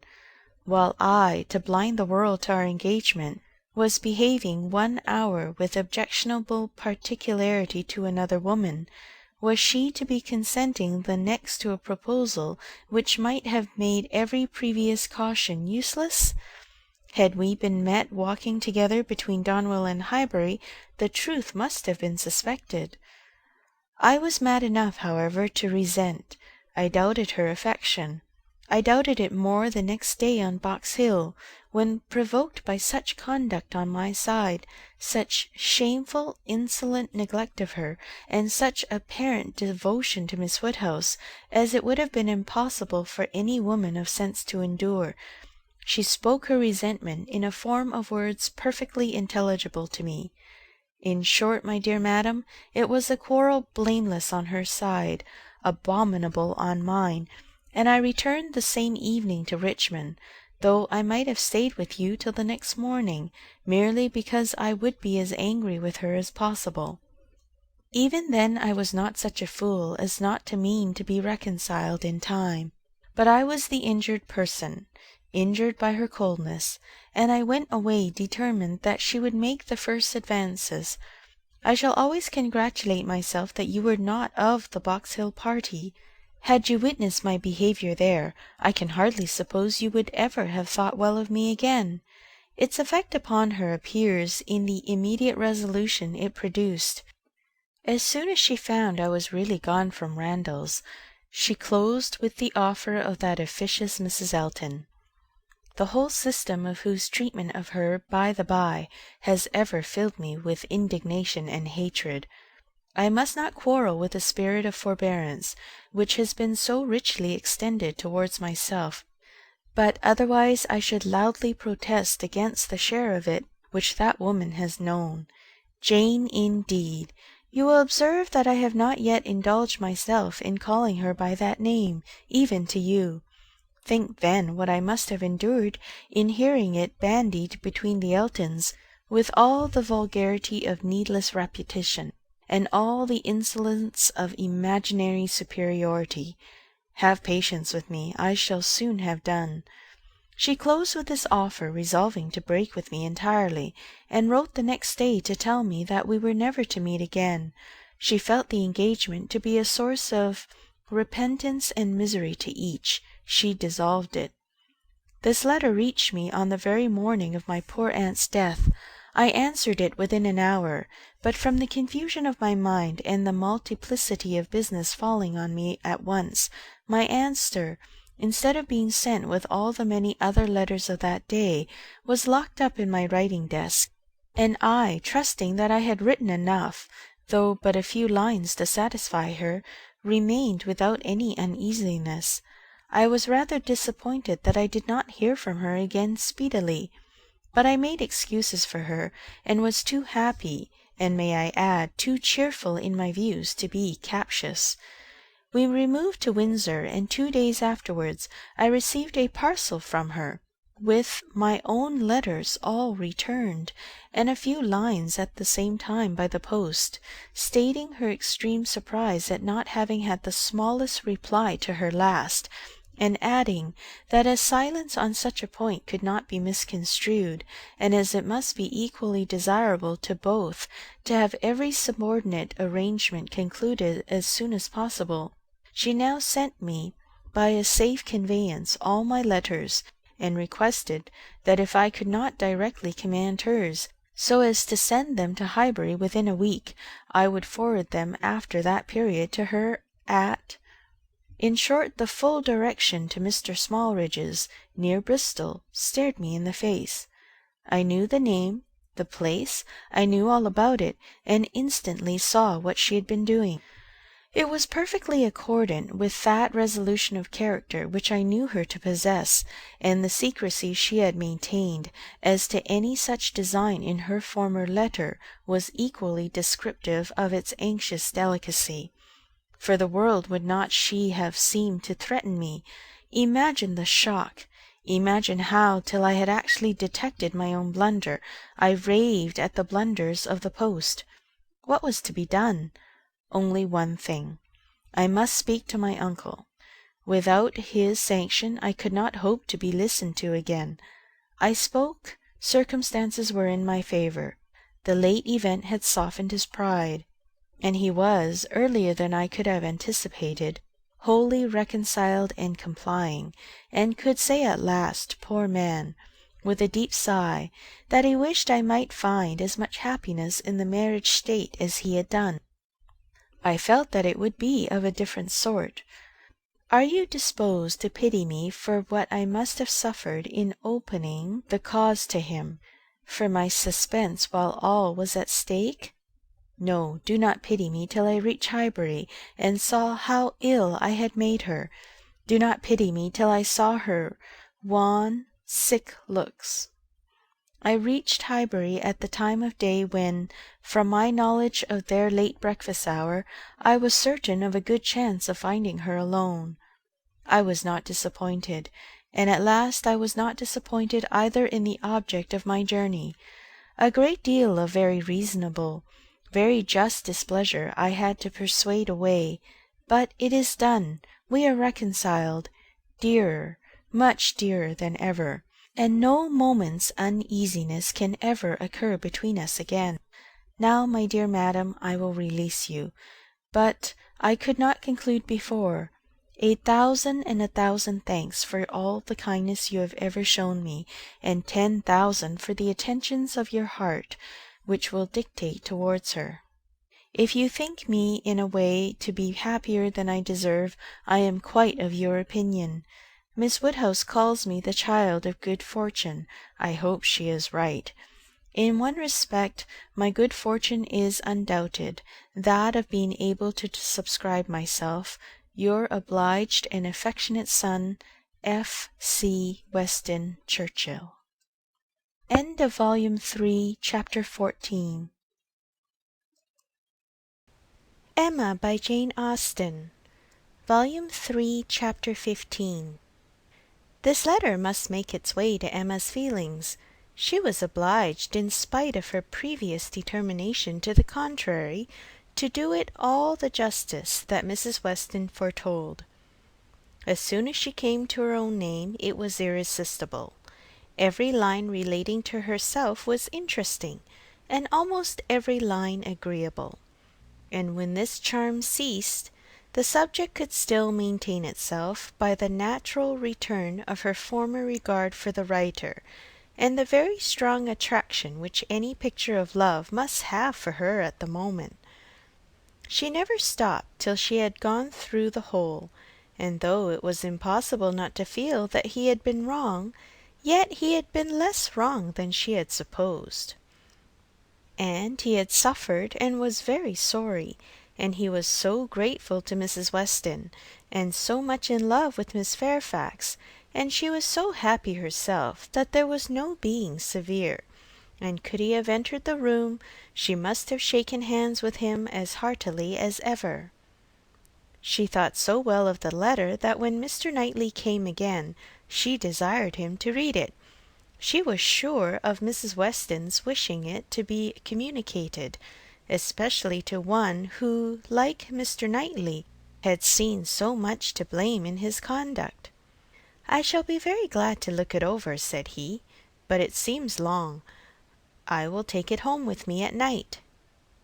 But that would not do. Mr. Weston was to call in the evening, and she must return it by him. "I would rather be talking to you," he replied, "but as it seems a matter of justice, it shall be done." He began, stopping, however, almost directly to say, "Had I been offered the sight of one of this gentleman's letters to his mother-in-law a few months ago, Emma, it would not have been taken with such indifference."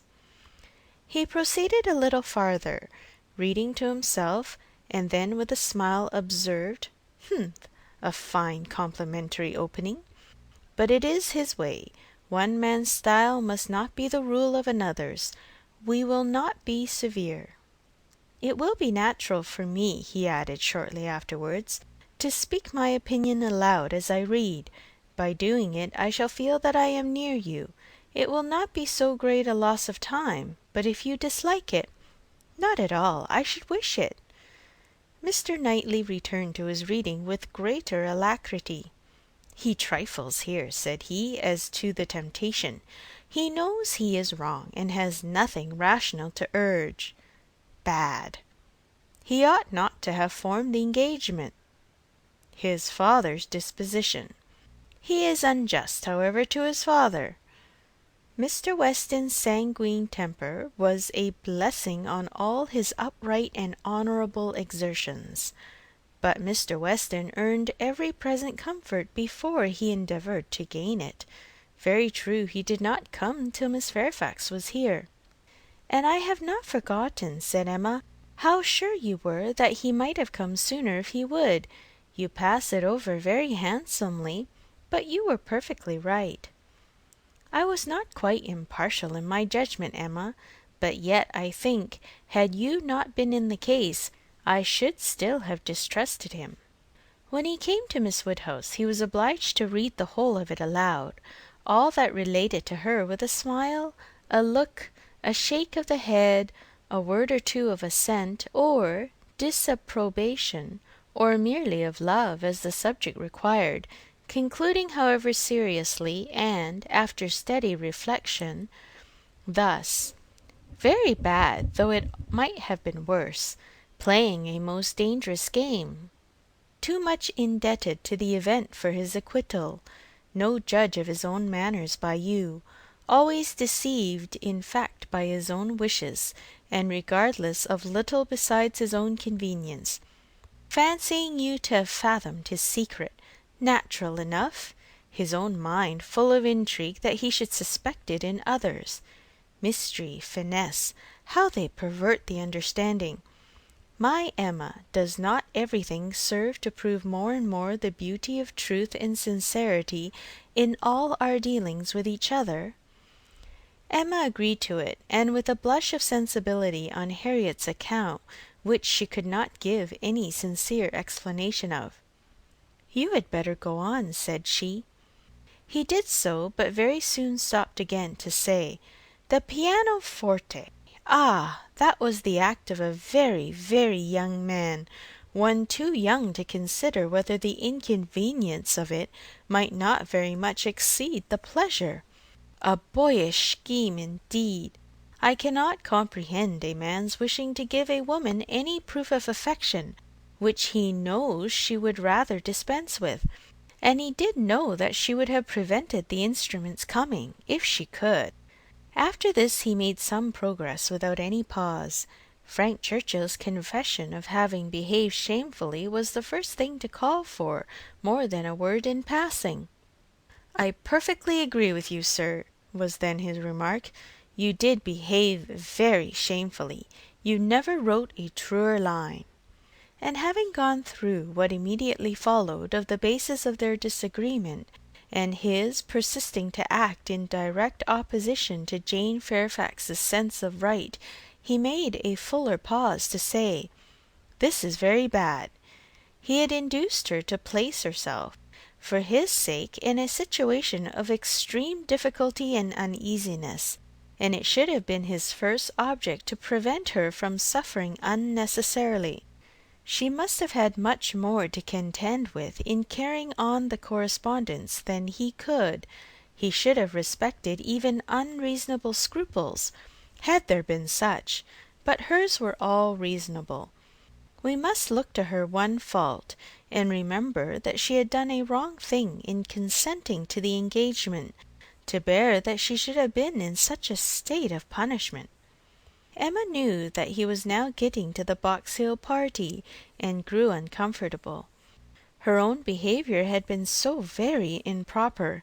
She was deeply ashamed and a little afraid of his next look. It was all read, however, steadily, attentively, and without the smallest remark, and, excepting one momentary glance at her, instantly withdrawn, in the fear of giving pain, no remembrance of Box Hill seemed to exist. "There is no saying much for the delicacy of our good friends, the Eltons," was his next observation. "His feelings are natural." What! Actually resolved to break with him entirely! She felt the engagement to be a source of repentance and misery to each. She dissolved it. What a view this gives of her sense of his behaviour! Well, he must be most extraordinary. Nay, nay, read on, you will find how very much he suffers. I hope he does, replied Mr. Knightley coolly, and resuming the letter. Smallridge, what does this mean? What is all this?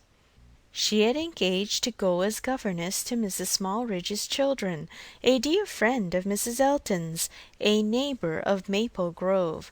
And, by the by, I wonder how Mrs. Elton bears the disappointment. Say nothing, my dear Emma, while you oblige me to read, not even of Mrs. Elton. Only one page more, I shall soon have done. What a letter the man writes! I wish you would read it with a kinder spirit towards him. Well, there is feeling here. He does seem to have suffered in finding her ill. Certainly I can have no doubt of his being fond of her. Dearer, much dearer than ever. I hope he may long continue to feel all the value of such a reconciliation. He is a very liberal thanker, with his thousands and tens of thousands, happier than I deserve. Come, he knows himself there. Miss Woodhouse calls me the child of good fortune. Those were Miss Woodhouse's words, were they?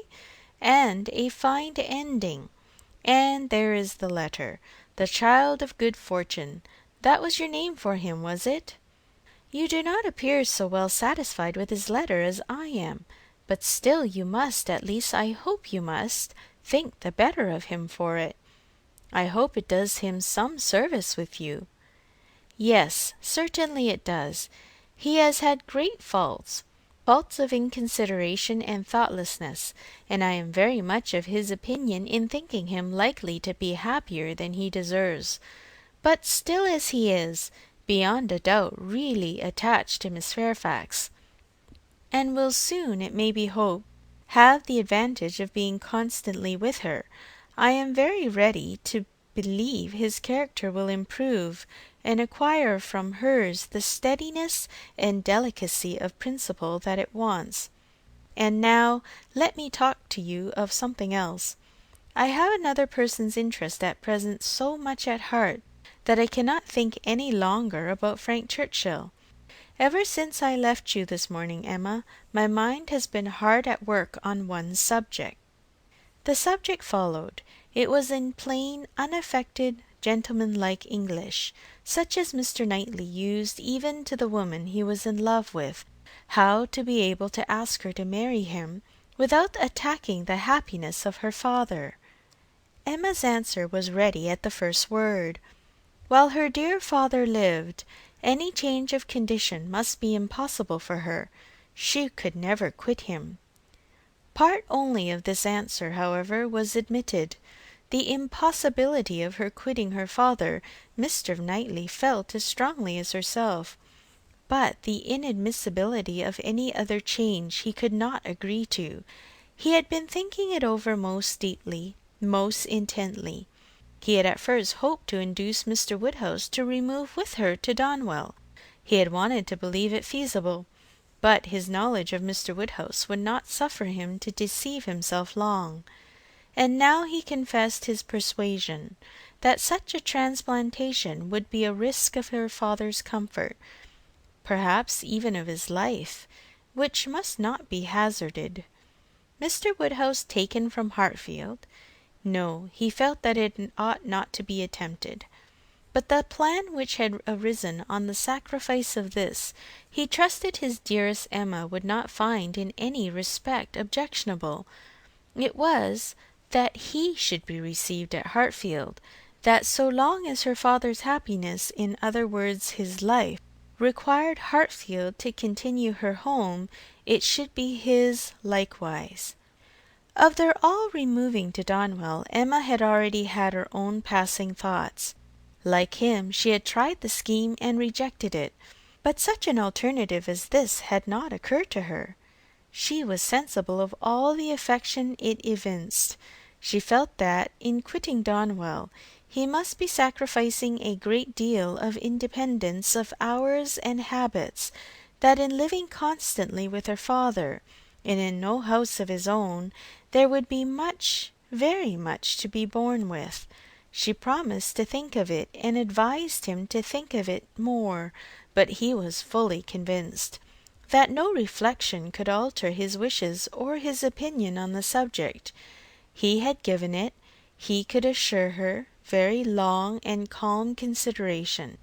He had been walking away from William Larkins the whole morning, to have his thoughts to himself.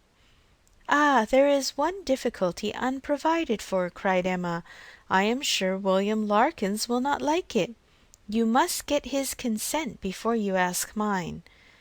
She promised, however, to think of it, and pretty nearly promised, moreover, to think of it with the intention of finding it a very good scheme.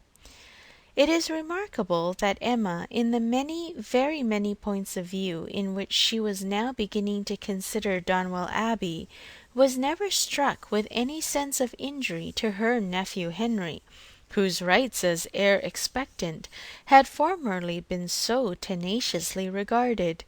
Think she must of the possible difference to the poor little boy, and yet she only gave herself a saucy conscious smile about it, and found amusement in detecting the real cause of that violent dislike of Mr. Knightley's marrying Jane Fairfax, or anybody else, which at the time she had wholly imputed to the amiable solicitude of the sister and the aunt. This proposal of his plan of marrying and continuing at Hartfield, the more she contemplated it, the more pleasing it became. His evils seemed to lessen, her own advantages to increase, their mutual good to outweigh every drawback. Such a companion for herself in the periods of anxiety and cheerlessness before her, such a partner in all those duties and cares to which time must be giving increase of melancholy. She would have been too happy but for poor Harriet, but every blessing of her own seemed to involve and advance the sufferings of her friend, who must now be even excluded from Hartfield.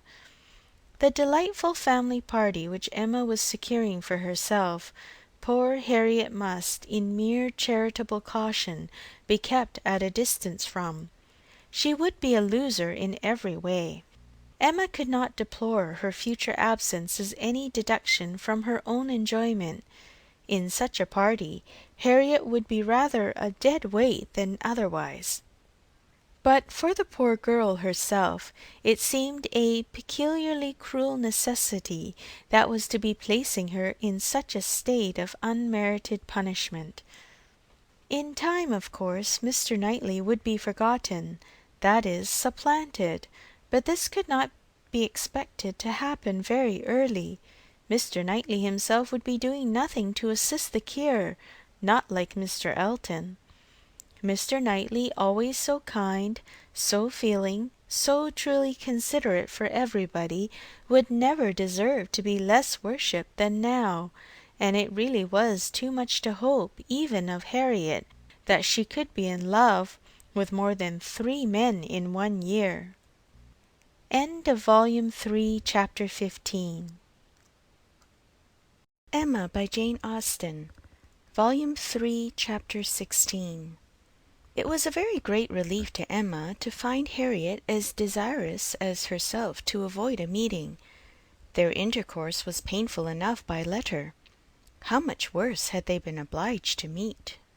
Harriet expressed herself very much as might be supposed, without reproaches or apparent sense of ill usage, and yet Emma fancied there was a something of resentment, a something bordering on it in her style, which increased the desirableness of their being separate. It might be only her own consciousness, but it seemed as if an angel only could have been quite without resentment under such a stroke. She had no difficulty in procuring Isabella's invitation, and she was fortunate in having a sufficient reason for asking it, without resorting to invention. There was a tooth amiss. Harriet really wished, and had wished some time, to consult a dentist. Mrs. John Knightley was delighted to be of use. Anything of ill health was a recommendation to her, and though not so fond of a dentist as of a Mr. Wingfield, she was quite eager to have Harriet under her care. When it was thus settled on her sister's side, Emma proposed it to her friend, and found her very persuadable. Harriet was to go. She was invited for at least a fortnight. She was to be conveyed in Mr. Woodhouse's carriage. It was all arranged, it was all completed, and Harriet was safe in Brunswick Square. Now Emma could indeed enjoy Mr. Knightley's visits. Now she could talk, and she could listen with true happiness, unchecked by that sense of injustice, of guilt, of something most painful, which had haunted her when remembering how disappointed a heart was near her, how much might at that moment, and at a little distance, be enduring by the feelings which she had led astray herself.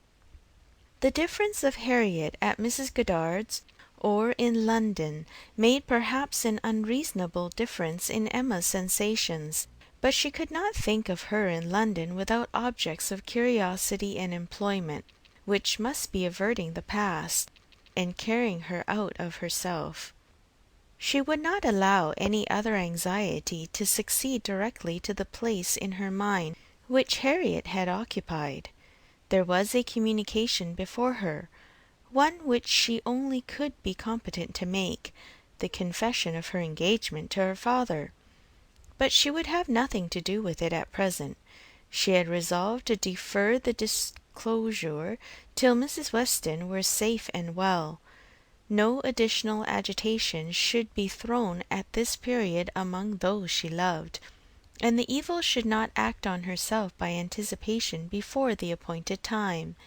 A fortnight at least, of leisure and peace of mind, to crown every warmer but more agitating delight, should be hers. She soon resolved, equally as a duty and a pleasure, to employ half an hour of this holiday of spirits in calling on Miss Fairfax. She ought to go, and she was longing to see her, the resemblance of their present situations increasing every other motive of goodwill.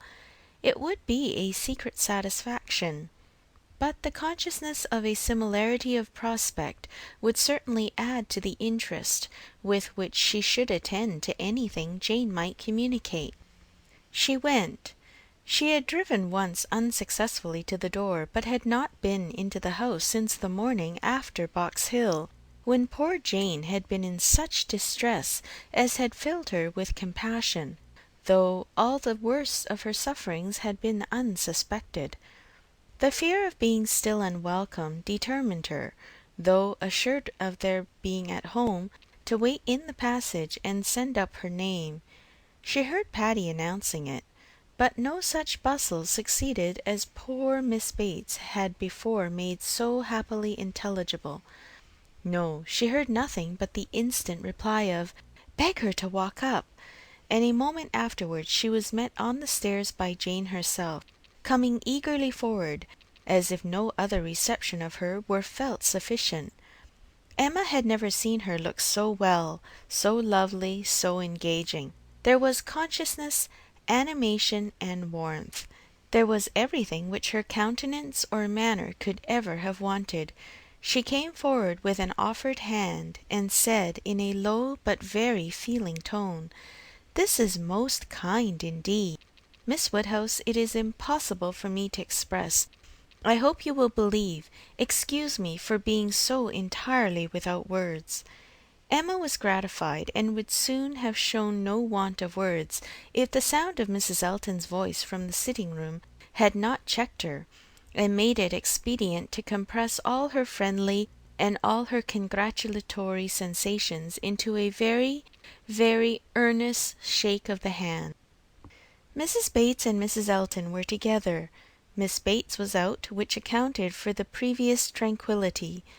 Emma could have wished Mrs. Elton elsewhere, but she was in a humour to have patience with everybody, and as Mrs. Elton met her with unusual graciousness, she hoped the rencontre would do them no harm. She soon believed herself to penetrate Mrs. Elton's thoughts, and understand why she was, like herself, in happy spirits. It was being in Miss Fairfax's confidence, and fancying herself acquainted with what was still a secret to other people. Emma saw symptoms of it immediately in the expression of her face, and while paying her own compliments to Mrs. Bates, and appearing to attend to the good old lady's replies, she saw her with a sort of anxious parade of mystery fold up a letter which she had apparently been reading aloud to Miss Fairfax, and return it into the purple and gold reticule by her side, saying, with significant nods, "We can finish this some other time, you know. You and I shall not want opportunities. And in fact you have heard all the essential already. I only wanted to prove to you that Mrs. S. admits our apology and is not offended. You see how delightfully she writes. Oh, she is a sweet creature. You would have doted on her had you gone. But not a word more. Let us be discreet, quite on our good behaviour. Hush, you remember those lines. I forget the poem at this moment. For when a lady's in the case, you know all other things give place. Now, I say, my dear, in our case, for Lady Red Mum, a word to the wise. I am in a fine flow of spirits, aren't I? And I want to set your heart at ease as to Mrs. S. My presentation, you see, has quite appeased her. And again, on Emma's merely turning her head to look at Mrs. Bates's knitting, she added in half a whisper, "I mention no names, you will observe. Oh, no. Cautious as a minister of state, I managed it extremely well." Emma could not doubt. It was a palpable display, repeated on every possible occasion. When they had all talked a little while in harmony of the weather and Mrs. Weston, she found herself abruptly addressed with, "Do not you think, Miss Woodhouse, our saucy little friend here is charmingly recovered? Do not you think her cure does Perry the highest credit? Upon my word, Perry has restored her in a wonderful short time. Oh, if you had seen her as I did, when she was at the worst!" And when Mrs. Bates was saying something to Emma, whispered farther, "We do not say a word of any assistance that Perry might have, not a word of a certain young physician from Windsor. Oh, no, Perry shall have all the credit. I have scarce had the pleasure of seeing you, Miss Woodhouse," she shortly afterwards began, "since the party to Box Hill. Very pleasant party, but yet I think there was something wanting. Things did not seem, that is, there seemed a little cloud upon the spirits of some. So it appeared to me at least, but I might be mistaken. However, I think it answered so far as to tempt one to go again. What say you both to our collecting the same party, and exploring to Box Hill again, while the fine weather lasts? It must be the same party, you know, quite the same party, not one exception." Soon after this Miss Bates came in, and Emma could not help being diverted by the perplexity of her first question to herself, resulting, she supposed, from doubt of what might be said, and impatience to say everything. "Thank you, dear Miss Woodhouse, you are all kindness. It is impossible to say. Yes, indeed, I quite understand. Dearest Jane's prospects, that is, I do not mean. But she is charmingly recovered. How is Mr. Woodhouse? I am so glad. Quite out of my power. Such a happy little circle as you find us here. Yes, indeed, charming young man. That is, so very friendly.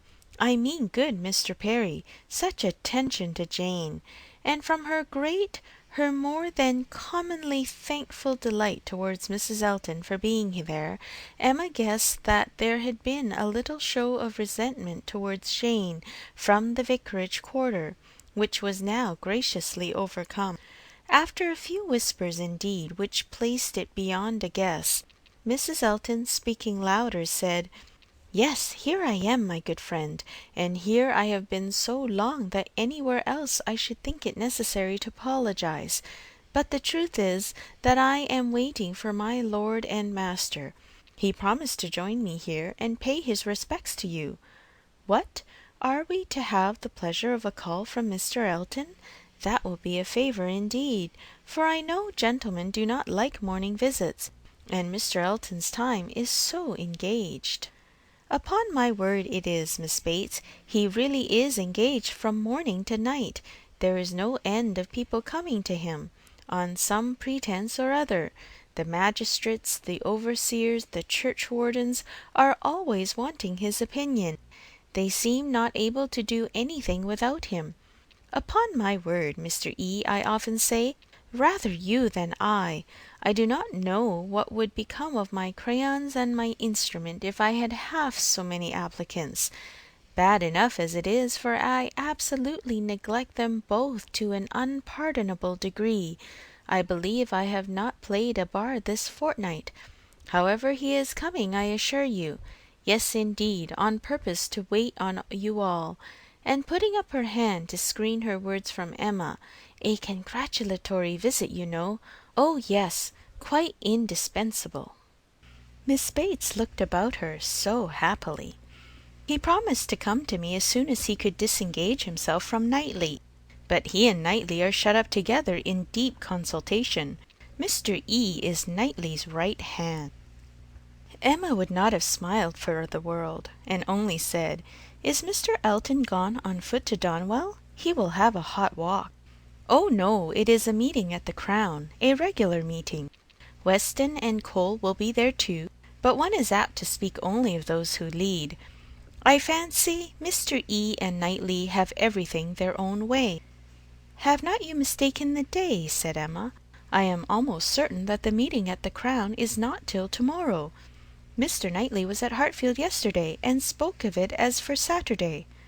"Oh, no, the meeting is certainly to-day," was the abrupt answer, which denoted the impossibility of any blunder on Mrs. Elton's side.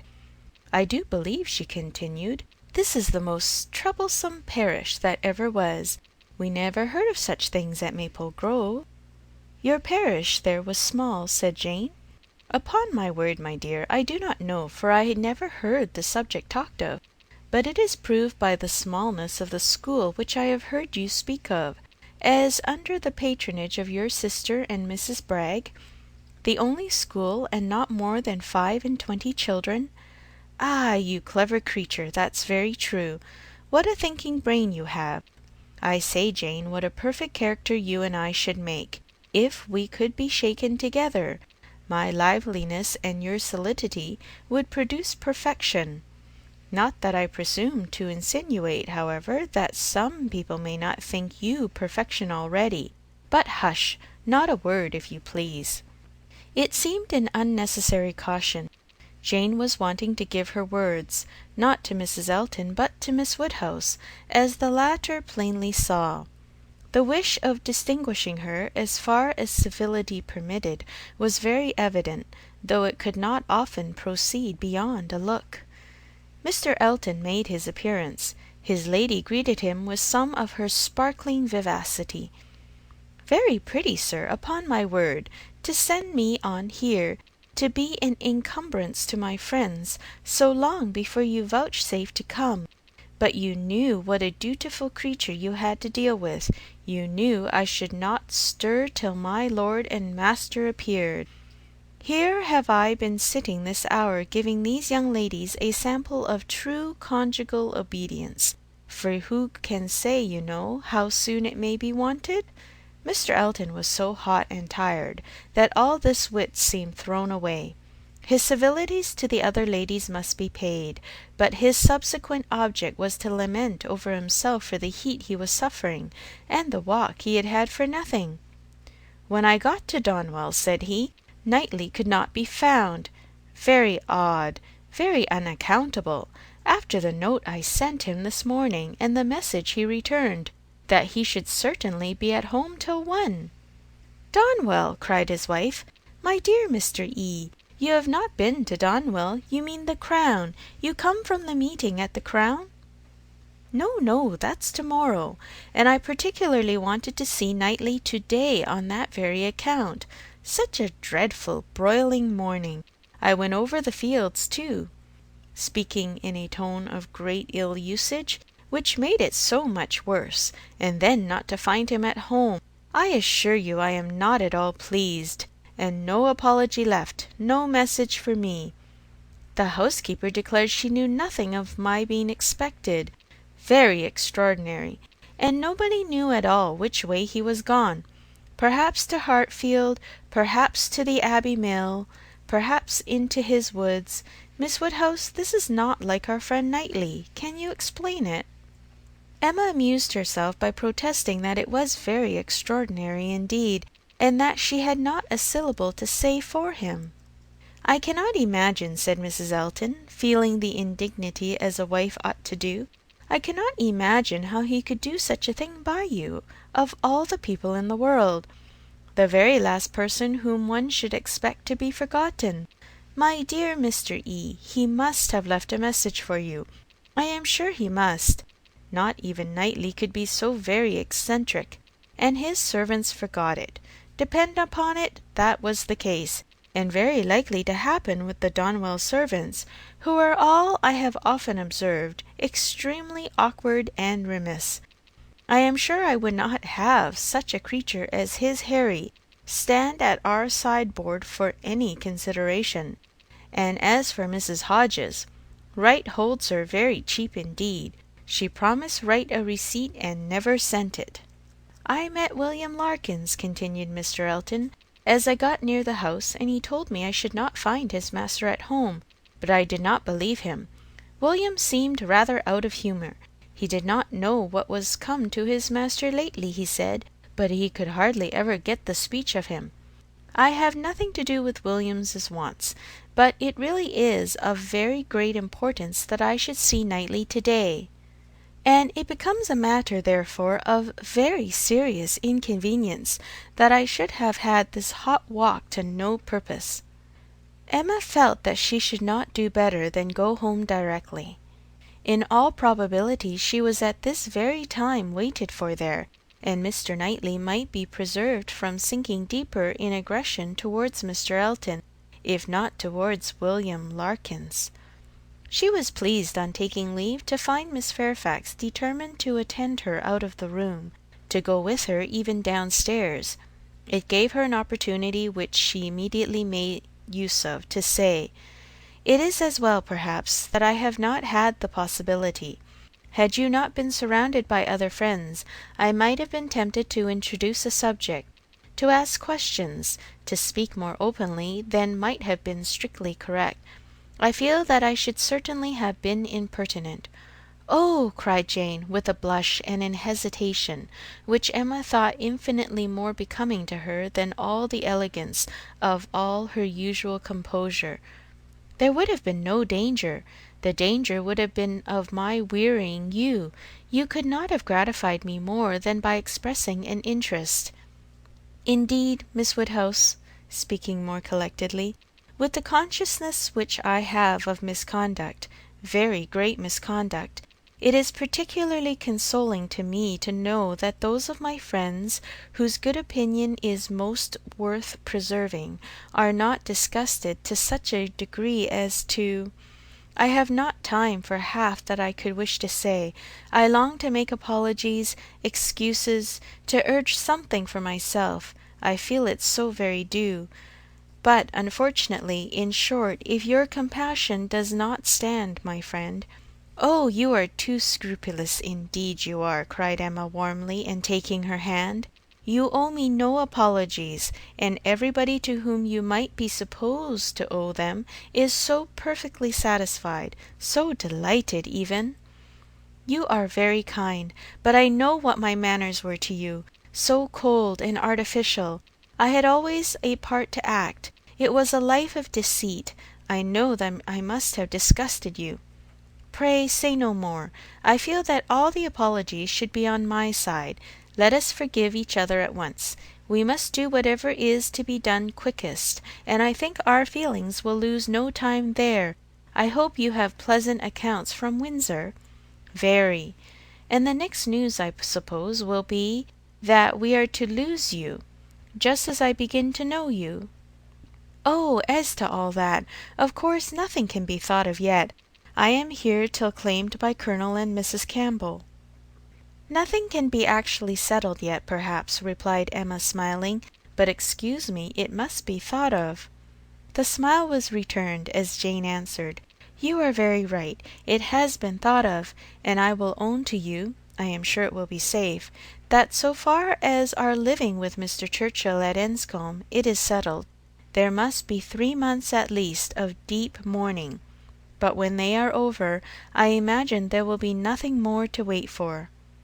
"Thank you, thank you. This is just what I wanted to be assured of. Oh, if you knew how much I love everything that is decided and open. Good-bye, good-bye." End of Volume 3, Chapter 16.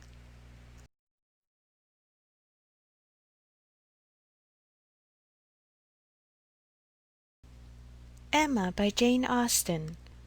Volume 3, Chapter 17. Mrs. Weston's friends were all made happy by her safety, and if the satisfaction of her well-doing could be increased to Emma, it was by knowing her to be the mother of a little girl. She had been decided in wishing for a Miss Weston. She would not acknowledge that it was with any view of making a match for her hereafter with either of Isabella's sons, but she was convinced that a daughter would suit both father and mother best. It would be a great comfort to Mr. Weston as he grew older, and even Mr. Weston might be growing older 10 years hence, to have his fireside enlivened by the sports and the nonsense, the freaks and the fancies of a child never banished from home. And Mrs. Weston, no one could doubt that a daughter would be most to her, and it would be quite a pity that any one who so well knew how to teach should not have their powers in exercise again. "She has had the advantage, you know, of practising on me," she continued. "That is," replied Mr. Knightley, "she will indulge her even more than she did you, and believe that she does not indulge her at all. It will be the only difference." "Poor child!" cried Emma. "At that rate what will become of her?" "Nothing very bad. The fate of thousands. She will be disagreeable in infancy, and correct herself as she grows older. I am losing all my bitterness against spoilt children, my dearest Emma. I, who am owing all my happiness to you. Would not it be horrible ingratitude in me to be severe on them?" Emma laughed and replied, "But I had the assistance of all your endeavours to counteract the indulgence of other people. I doubt whether my own sense would have corrected me without it." "Do you? I have no doubt. Nature gave you understanding. Miss Taylor gave you principles. You must have done well. My interference was quite as likely to do harm as good. It was very natural for you to say, what right has he to lecture me? And I am afraid very natural for you to feel that it was done in a disagreeable manner. I do not believe I did you any good. The good was all to myself. By making you an object of the tenderest affection to me, I could not think about you so much without doting on you, faults and all, and by dint of fancying so many errors, have been in love with you ever since you were 13 at least. I am sure you were of use to me, cried Emma. I was very often influenced rightly by you, oftener than I would own at the time. I am very sure you did me good, and if poor little Anna Weston is to be spoiled, it will be the greatest humanity in you to do as much for her as you have done for me, except falling in love with her when she is 13. How often, when you were a girl, have you said to me, with one of your saucy looks, Mr. Knightley, I am going to do so and so. Papa says so, or I have Miss Taylor's leave, something which you knew I did not approve. In such cases my interference was giving you 2 bad feelings instead of 1. What an amiable creature I was! No wonder you should hold my speeches in such affectionate remembrance. Mr. Knightley you always called me, Mr. Knightley, and from habit it is not so very formal a sound, and yet it is formal. I want you to call me something else, but I do not know what. I remember once calling you George, in one of my amiable fits about 10 years ago. I did it because I thought it would offend you, but as you made no objection, I never did it again. And cannot you call me George now? Impossible! I never can call you anything but Mr. Knightley. I will not promise even to equal the elegant terseness of Mrs. Elton by calling you Mr. K. But I will promise, she added presently, laughing and blushing, I will promise to call you once by your Christian name. I do not say when, but perhaps you may guess where, in the building in which N takes M for better or worse. Emma grieved that she could not be more openly just to one important service which his better sense would have rendered her, to the advice which would have saved her from the worst of all her womanly follies, her wilful intimacy with Harriet Smith. But it was too tender a subject. She could not enter on it. Harriet was very seldom mentioned between them again. This on his side might merely proceed from her not being thought of, but Emma was rather inclined to attribute it to delicacy, and a suspicion from some appearances that their friendship were declining. She was aware herself that, parting under any other circumstances, they certainly should have corresponded more, and that her intelligence would not have rested, as it now almost wholly did, on Isabella's letters. He might observe that it was so. The pain of being obliged to practice concealment towards him was very little inferior to the pain of having made Harriet unhappy. Isabella sent quite as good an account of her visitor as could be expected. On her first arrival she had thought her out of spirits, which appeared perfectly natural, as there was a dentist to be consulted. But since that business had been over, she did not appear to find Harriet different from what she had known her before. Isabella, to be sure, was no very quick observer, yet if Harriet had not been equal to playing with the children, it would not have escaped her. Emma's comforts and hopes were most agreeably carried on by Harriet's being to stay longer. Her fortnight was likely to be a month at least. Mr. and Mrs. John Knightley were to come down in August, and she was invited to remain till they could bring her back. "John does not even mention your friends," said Mr. Knightley. "Here is his answer, if you'd like to see it." It was the answer to the communication of his intended marriage. Emma accepted it with a very eager hand, with an impatience all alive to know what he would say about it, and not at all checked by hearing that her friend was unmentioned. John enters like a brother into my happiness, continued Mr. Knightley, but he is no complimenter, and though I well know him to have likewise a most brotherly affection for you, he is so far from making flourishes, that any other young woman might think him rather cool in her praise. But I am not afraid of your seeing what he writes. He writes like a sensible man, replied Emma, when she had read the letter. I honour his sincerity. It is very plain that he considers the good fortune of the engagement as all on my side, but that he is not without hope of my growing, in time, as worthy of your affection as you think me already. Had he said anything to bear a different construction, I should not have believed him. My Emma, he means no such thing. He only means— He and I should differ very little in our estimation of the two, interrupted she, with a sort of serious smile. Much less, perhaps, than he is aware of, if we could enter without ceremony or reserve on the subject. Emma, my dear Emma, oh, she cried, with more thorough gaiety, if you fancy your brother does not do me justice, only wait till my dear father is in the secret, and hear his opinion. Depend on it, he will be much farther from doing you justice. He will think all the happiness, all the advantage on your side of the question, all the merit on mine. I wish I may not sink into poor Emma with him at once.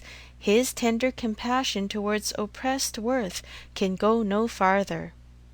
Ah, he cried, I wish your father might be half as easily convinced as John will be, of our having every right that equal worth can give, to be happy together. I am amused by one part of John's letter.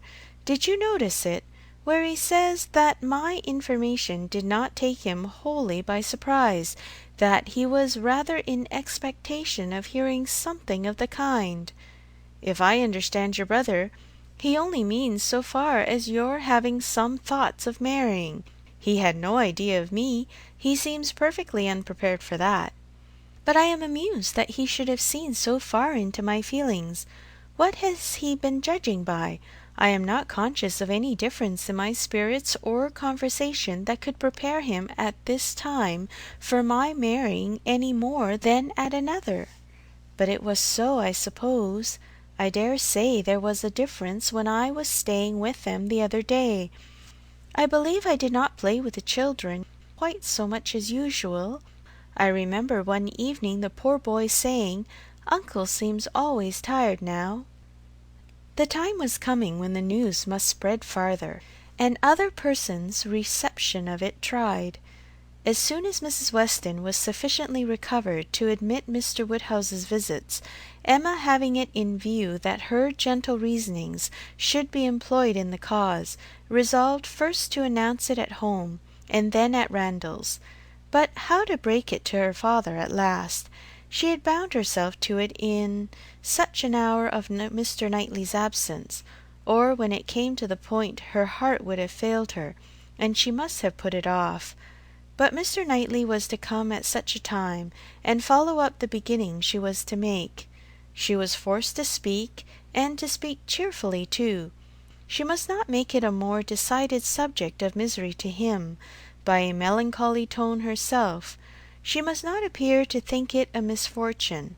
With all the spirit she could command, she prepared him first for something strange, and then in a few words said that if his consent and approbation could be obtained, which she trusted would be attended with no difficulty, since it was a plan to promote the happiness of all, she and Mr. Knightley meant to marry, by which means Hartfield would receive the constant addition of that person's company whom she knew he loved, next to his daughters and Mrs. Weston, best in the world. Poor man! It was at first a considerable shock to him, and he tried earnestly to dissuade her from it. She was reminded more than once of having always said she would never marry, and assured that it would be a great deal better for her to remain single, and told of poor Isabella and poor Miss Taylor. But it would not do.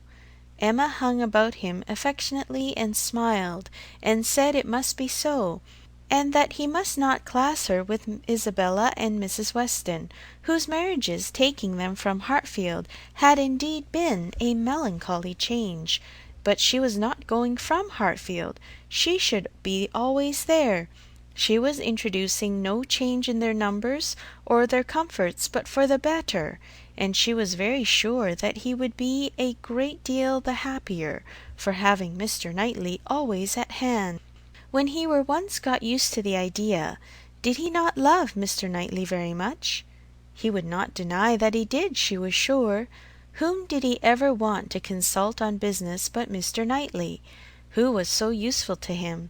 Who was so ready to write his letters? Who so glad to assist him? Who so cheerful, so attentive, so attached to him? Would not he like to have him always on the spot? Yes, that was all very true. Mr. Knightley could not be there too often. He should be glad to see him every day. But they did see him every day as it was. Why could not they go on as they had done? Mr. Woodhouse could not be soon reconciled, but the worst was overcome. The idea was given. Time and continual repetition must do the rest. To Emma's entreaties and assurances succeeded Mr. Knightley's, whose fond praise of her gave the subject even a kind of welcome, and he was soon used to be talked to by each on every fair occasion. They had all the assistance which Isabella could give, by letters of the strongest approbation, and Mrs. Weston was ready, on the first meeting, to consider the subject in the most serviceable light, first as a settled, and secondly as a good one, well aware of the nearly equal importance of the two recommendations to Mr. Woodhouse's mind. It was agreed upon as what was to be, and everybody by whom he was used to be guided assuring him that it would be for his happiness, and having some feelings himself which almost admitted it, he began to think that some time or other, in another year or two perhaps, it might not be so very bad if the marriage did take place. Mrs. Weston was acting no part, feigning no feelings in all that she said to him in favour of the event. She had been extremely surprised, never more so than when Emma first opened the affair to her, but she saw in it only increase of happiness to all, and had no scruple in urging him to the utmost. She had such a regard for Mr. Knightley as to think he deserved even her dearest Emma, and it was in every respect so proper, suitable, and unexceptionable a connection, and in one respect, one point of the highest importance, so peculiarly eligible, so singularly fortunate, that now it seemed as if Emma could not safely have attached herself to any other creature, and that she had herself been the stupidest of beings in not having thought of it, and wished it long ago. How very few of those men in a rank of life to address Emma would have renounced their own home for Hartfield, and who but Mr. Knightley could know and bear with Mr. Woodhouse, so as to make such an arrangement desirable? The difficulty of disposing of poor Mr. Woodhouse had always been felt in her husband's plans and her own, for a marriage between Frank and Emma. How to settle the claims of Enscombe and Hartfield had been a continual impediment, less acknowledged by Mr. Weston than by herself, but even he had never been able to finish the subject better than by saying, "Those matters will take care of themselves. The young people will find a way." But here there was nothing to be shifted off in a wild speculation on the future. It was all right, all open, all equal. No sacrifice on any side worth the name.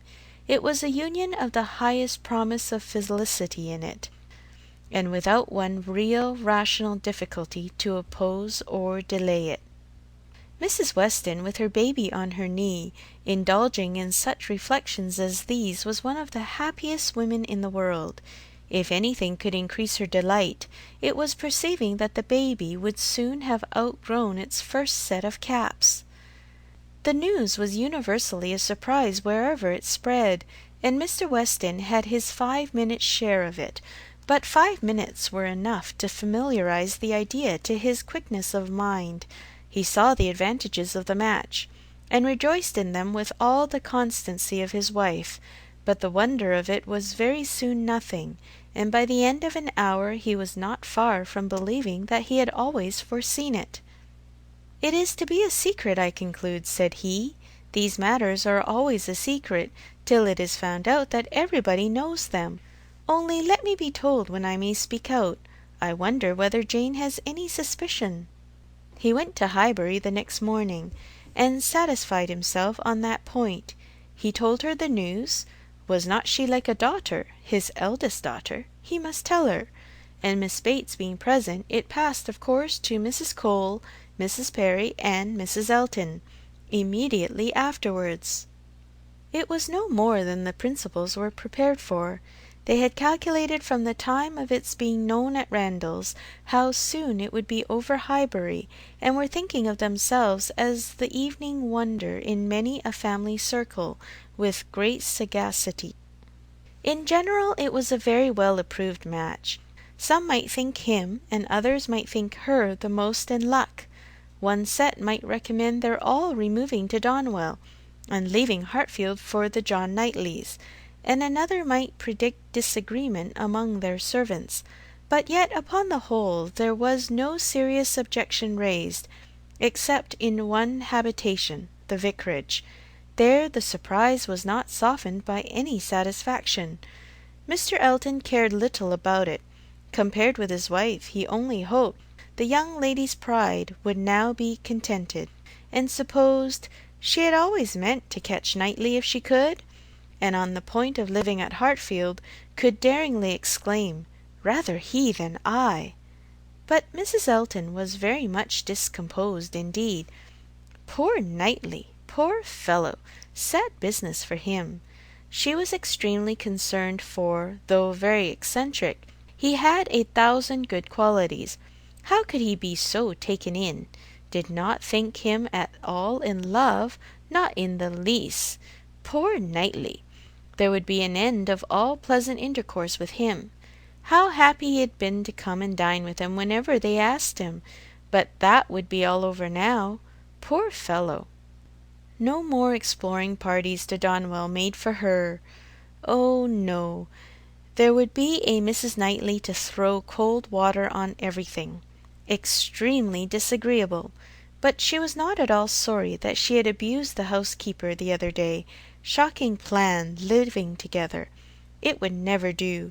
She knew a family near Maple Grove who had tried it, and been obliged to separate before the end of the first quarter. End of Volume 3, Chapter 17. Emma by Jane Austen. Volume 3, Chapter 18. Time passed on. A few more tomorrows, and the party from London would be arriving. It was an alarming change, and Emma was thinking of it one morning, as what must bring a great deal to agitate and grieve her, when Mr. Knightley came in, and distressing thoughts were put by. After the first chat of pleasure he was silent, and then in a graver tone began with, "I have something to tell you, Emma, some news." "Good or bad?" said she, quickly looking up in his face. "I do not know which it ought to be called." "Oh, good, I am sure. I see it in your countenance. You are trying not to smile." "I am afraid," said he, composing his features, "I am very much afraid, my dear Emma, that you will not smile when you hear it." "But why so?" "I can hardly imagine that anything which pleases or amuses you should not please and amuse me too." "There is one subject," he replied, "I hope but one, on which we do not think alike." He paused a moment, again smiling, with his eyes fixed on her face. "Does nothing occur to you? Do you not recollect Harriet Smith?" Her cheeks flushed at the name, and she felt afraid of something, though she knew not what. "Have you heard from her yourself this morning?" cried he. "You have, I believe, and know the whole." "No, I have not. I know nothing. Pray tell me." "You are prepared for the worst, I see, and very bad it is. Harriet Smith marries Robert Martin." Emma gave a start. which did not seem like being prepared, and her eyes in eager gaze said, "No, this is impossible," but her lips were closed. "It is so indeed," continued Mr. Knightley. "I have it from Robert Martin himself. He left me not half an hour ago." She was still looking at him with the most speaking amazement. "You like it, my Emma, as little as I feared. I wish our opinions were the same, but in time they will. Time, you may be sure, will make one or the other of us think differently, and in the meanwhile we need not talk much on the subject." "You mistake me, you quite mistake me," she replied, exerting herself. "It is not that such a circumstance would now make me unhappy, but I cannot believe it. It seems an impossibility. You cannot mean to say that Harriet Smith has accepted Robert Martin. You cannot mean that he has even proposed to her again, yet. You only mean that he intends it." "I mean that he has done it," answered Mr. Knightley, with smiling but determined decision, "and been accepted." "Good God!" she cried. "Well," then, having recourse to her work-basket, in excuse for leaning down her face, and concealing all the exquisite feelings of delight and entertainment which she knew she must be expressing, she added, "Well, now, tell me everything. Make this intelligible to me. How, where, when. Let me know it all. I never was more surprised, but it does not make me unhappy, I assure you. How has it been possible?" "It is a very simple story. He went to town on business 3 days ago, and I got him to take charge of some papers which I was wanting to send to John. He delivered these papers to John at his chambers, and was asked by him to join their party the same evening to Astley's. They were going to take the 2 eldest boys to Astley's. The party was to be our brother and sister, Henry, John, and Miss Smith. My friend Robert could not resist. They called for him in their way, were all extremely amused, and my brother asked him to dine with them the next day, which he did, and in the course of that visit, as I understand, he found an opportunity of speaking to Harriet, and certainly did not speak in vain. She made him, by her acceptance, as happy even as he is deserving. He came down by yesterday's coach, and was with me this morning immediately after breakfast, to report his proceedings, first on my affairs, and then on his own. That is all that I can relate of the how, where, and when. Your friend Harriet will make a much longer history when you see her. She will give you all the minute particulars, which only women's language can make interesting. In our communications we deal only in the great. However, I must say that Robert Martin's heart seemed for him, and to me, very overflowing, and that he did mention, without its being much to the purpose, that on quitting their box at Astley's, my brother took charge of Mrs. John Knightley and little John, and he followed with Miss Smith and Henry, and that at one time they were in such a crowd as to make Miss Smith rather uneasy." He stopped.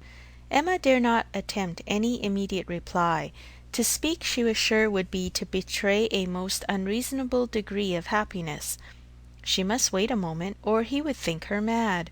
Her silence disturbed him, and after observing for a little while, he added, "Emma, my love, you said that this circumstance would not now make you unhappy, but I am afraid it gives you more pain than you expected. His situation is an evil, but you must consider it as what satisfies your friend, and I will answer for your thinking better and better of him as you know him more. His good sense and good principles would delight you. As far as the man is concerned, you could not wish your friend in better hands. His rank in society I would alter if I could, which is saying a great deal, I assure you, Emma. You laugh at me about William Larkins, but I could quite as ill spare Robert Martin." He wanted her to look up and smile, and having now brought herself not to smile too broadly, she did, cheerfully answering, "You need not be at any pains to reconcile me to the match. I think Harriet is doing extremely well. Her connections may be worse than his. In respectability of character, there can be no doubt that they are. I have been silent from surprise merely, excessive surprise. You cannot imagine how suddenly it has come on me, how peculiarly unprepared I was, for I had reason to believe her very lately more determined against him, much more than she was before. You ought to know your friend best, replied Mr. Knightley, but I should say she was a good-tempered, soft-hearted girl, not likely to be very, very determined against any young man who told her he loved her. Emma could not help laughing as she answered, "Upon my word, I believe you know her quite as well as I do. But, Mr. Knightley, are you perfectly sure that she has absolutely and downright accepted him? I could suppose she might in time, but can she already? Did not you misunderstand him? You were both talking of other things, of business, shows of cattle, or new drills, and might not you, in the confusion of so many subjects, mistake him? It was not Harriet's hand that he was certain of, it was the dimensions of some famous ox." The contrast between the countenance and air of Mr. Knightley and Robert Martin was at this moment so strong to Emma's feelings, and so strong was the recollection of all that had so recently passed on Harriet's side, so fresh the sound of those words, spoken with such emphasis, "No, I hope I know better than to think of Robert Martin," that she was really expecting the intelligence to prove in some measure premature. It could not be otherwise. "Do you dare say this?" cried Mr. Knightley. "Do you dare to oppose me so great a blockhead as not to know what a man is talking of? What do you deserve?" "Oh, I always deserve the best treatment, because I never put up with any other, and therefore you must give me a plain, direct answer. Are you quite sure that you understand the terms on which Mr. Martin and Harriet now are?" "I am quite sure," he replied, speaking very distinctly, "that he told me she had accepted him, and that there was no obscurity, nothing doubtful in the words he used. And I think I can give you a proof that it must be so. He asked my opinion as to what he was now to do. He knew of no one but Mrs. Goddard to whom he could apply for information of her relations or friends. Could I mention anything more fit to be done than to go to Mrs. Goddard's? I assured him that I could not. Then he said he would endeavour to see her in the course of this day." "I am perfectly satisfied," replied Emma, with the brightest smiles, and most sincerely wish them happy. "You are materially changed since we talked on this subject before?" "I hope so, for at that time I was a fool." "And I am changed also, for I am now very willing to grant you all Harriet's good qualities. I have taken some pains for your sake, and for Robert Martin's sake, whom I have always had reason to believe as much in love with her as ever, to get acquainted with her. I have often talked to her a good deal. You must have seen that I did. Sometimes, indeed, I have thought you were half suspecting me of pleading poor Martin's case, which was never the case, but from all my observations I am convinced of her being an artless, amiable girl, with very good notions, very seriously good principles, and placing her happiness in the affections and utility of domestic life. Much of this I have no doubt she may thank you for." "Me!" cried Emma, shaking her head. "Ah, poor Harriet!" She checked herself, however, and submitted quietly to a little more praise than she deserved. Their conversation was soon afterwards closed by the entrance of her father. She was not sorry. She wanted to be alone. Her mind was in a state of flutter and wonder, which made it impossible for her to be collected. She was in dancing, singing, exclaiming spirits, and till she had moved about and talked to herself, and laughed and reflected, she could be fit for nothing rational. Her father's business was to announce James's being gone out to put the horses to preparatory to their now daily drive to Randalls, and she had therefore an immediate excuse for disappearing. The joy, the gratitude, the exquisite delight of her sensations may be imagined. The sole grievance and alloy thus removed in the prospect of Harriet's welfare, She was really in danger of becoming too happy for security. What had she to wish for? Nothing but to grow more worthy of him, whose intentions and judgments had been ever so superior to her own. Nothing but that the lessons of her past folly might teach her humility and circumspection in future.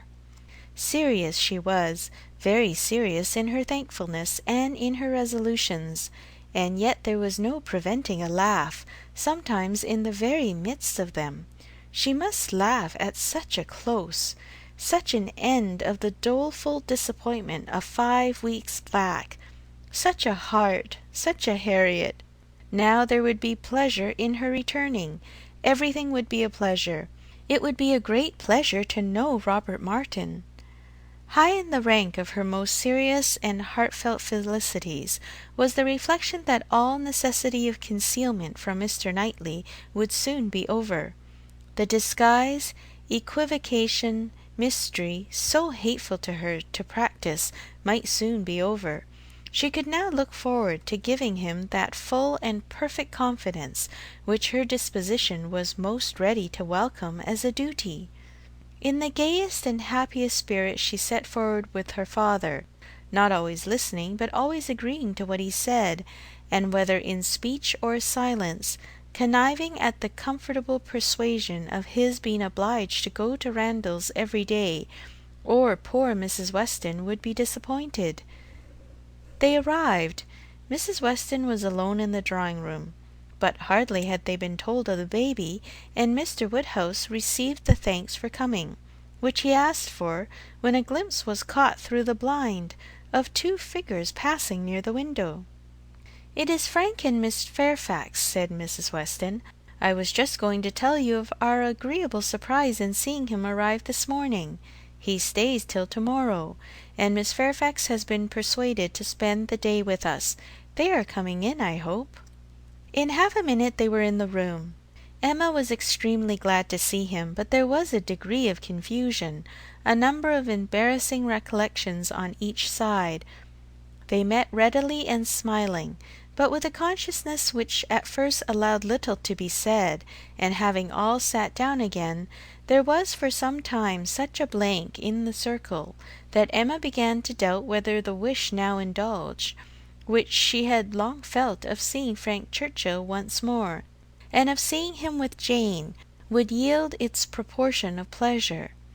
When Mr. Weston joined the party, however, and when the baby was fetched, there was no longer a want of subject or animation, or of courage and opportunity for Frank Churchill to draw near her and say, "I have to thank you, Miss Woodhouse, for a very kind forgiving message in one of Mrs. Weston's letters. I hope time has not made you less willing to pardon. I hope you do not retract what you then said." "No, indeed," cried Emma, most happy to begin. "Not in the least. I am particularly glad to see and shake hands with you, and to give you joy in person." He thanked her with all his heart, and continued some time to speak, with serious feeling of his gratitude and happiness. "Is not she looking well?" said he, turning his eyes towards Jane. "Better than she used to do? You see how my father and Mrs. Weston dote upon her." But his spirits were soon rising again, and with laughing eyes, after mentioning the expected return of the Campbells, he named the name of Dixon. Emma blushed, and forbade its being pronounced in her hearing. "I can never think of it," she cried, "without extreme shame." "The shame," he answered, "is all mine, or ought to be. But is it possible that you had no suspicion? I mean of late. Early, I know, you had none." "I never had the smallest, I assure you." "That appears quite wonderful. I was once very near, and I wish I had, it would have been better. But though I was always doing wrong things, they were very bad wrong things, and such as did me no service. It would have been a much better transgression had I broken the bond of secrecy, and told you everything." "It is not now worth a regret," said Emma.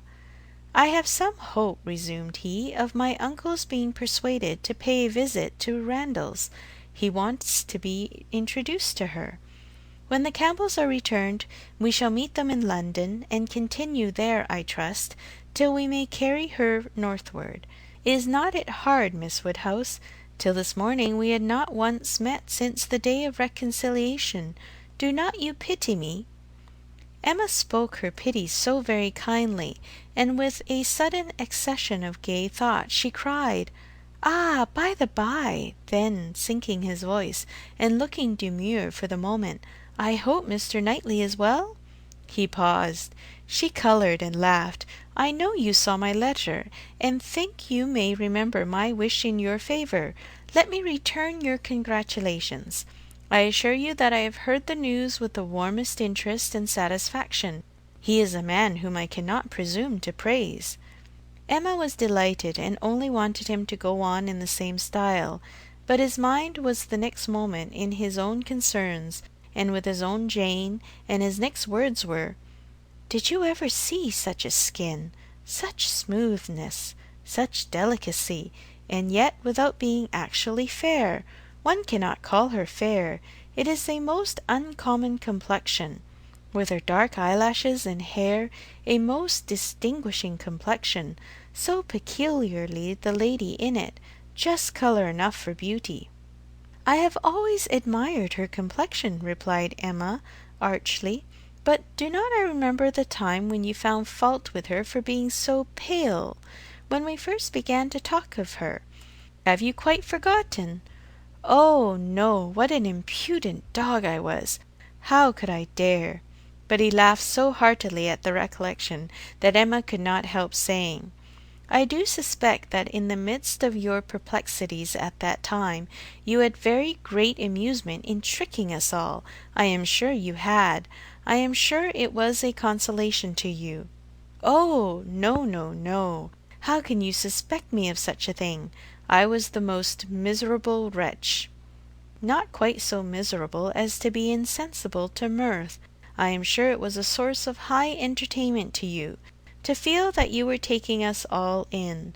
Perhaps I am the readier to suspect, because, to tell you the truth, I think it might have been some amusement to myself in the same situation. I think there is a little likeness between us." He bowed. "If not in our dispositions," she presently added, with a look of true sensibility, "there is a likeness in our destiny, the destiny which bids fair to connect us with two characters so much superior to our own." "True, true," he answered warmly. "No, not true on your side. You can have no superior, but most true on mine. She is a complete angel. Look at her. Is not she an angel in every gesture? Observe the turn of her throat. Observe her eyes as she is looking up at my father. You will be glad to hear," inclining his head and whispering seriously, "that my uncle means to give her all my aunt's jewels. They are to be new set. I am resolved to have some in an ornament for the head. Will not it be beautiful in her dark hair?" "Very beautiful indeed," replied Emma, and she spoke so kindly that he gratefully burst out, "How delighted I am to see you again, and to see you in such excellent looks! I would not have missed this meeting for the world. I should certainly have called at Hartfield had you failed to come." The others had been talking of the child, Mrs. Weston giving an account of a little alarm she had been under the evening before, from the infant's appearing not quite well. She believed she had been foolish, but it had alarmed her, and she had been within half a minute of sending for Mr. Perry. Perhaps she ought to be ashamed, but Mr. Weston had been almost as uneasy as herself. In 10 minutes, however, the child had been perfectly well again. This was her history, and particularly interesting it was to Mr. Woodhouse, who commended her very much for thinking of sending for Perry, and only regretted that she had not done it. She should always send for Perry, if the child appeared in the slightest degree disordered, were it only for a moment. She could not be too soon alarmed, nor send for Perry too often. It was a pity, perhaps, that he had not come last night, for though the child seemed well now, very well considering, it would probably have been better if Perry had seen it. Frank Churchill caught the name. "Perry," said he to Emma, and trying as he spoke to catch Miss Fairfax's eye, "my friend Mr. Perry. What are they saying about Mr. Perry? Has he been here this morning? And how does he travel now? Has he set up his carriage?" Emma soon recollected and understood him, and while she joined in the laugh, it was evident from Jane's countenance that she too was really hearing him, though trying to seem deaf. "Such an extraordinary dream of mine!" he cried. "I can never think of it without laughing." She hears us, Miss Woodhouse. I see it in her cheek, her smile, her vain attempt to frown. Look at her. Do not you see that at this instant the very passage of her own letter which sent me the report is passing under her eye, that the whole blunder is spread before her, that she can attend to nothing else, though pretending to listen to the others?" Jane was forced to smile completely, for a moment, and the smile partly remained as she turned towards him and said in a conscious, low yet steady voice, "How you can bear such recollections is astonishing to me. They will sometimes obtrude, but how can you court them?" He had a great deal to say in return, and very entertainingly.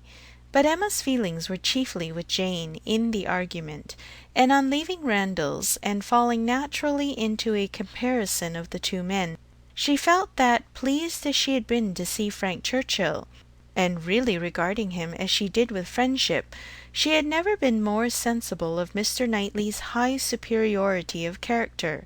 The happiness of this most happy day received its completion in the animated contemplation of his worth which this comparison produced. End of Volume 3, Chapter 18.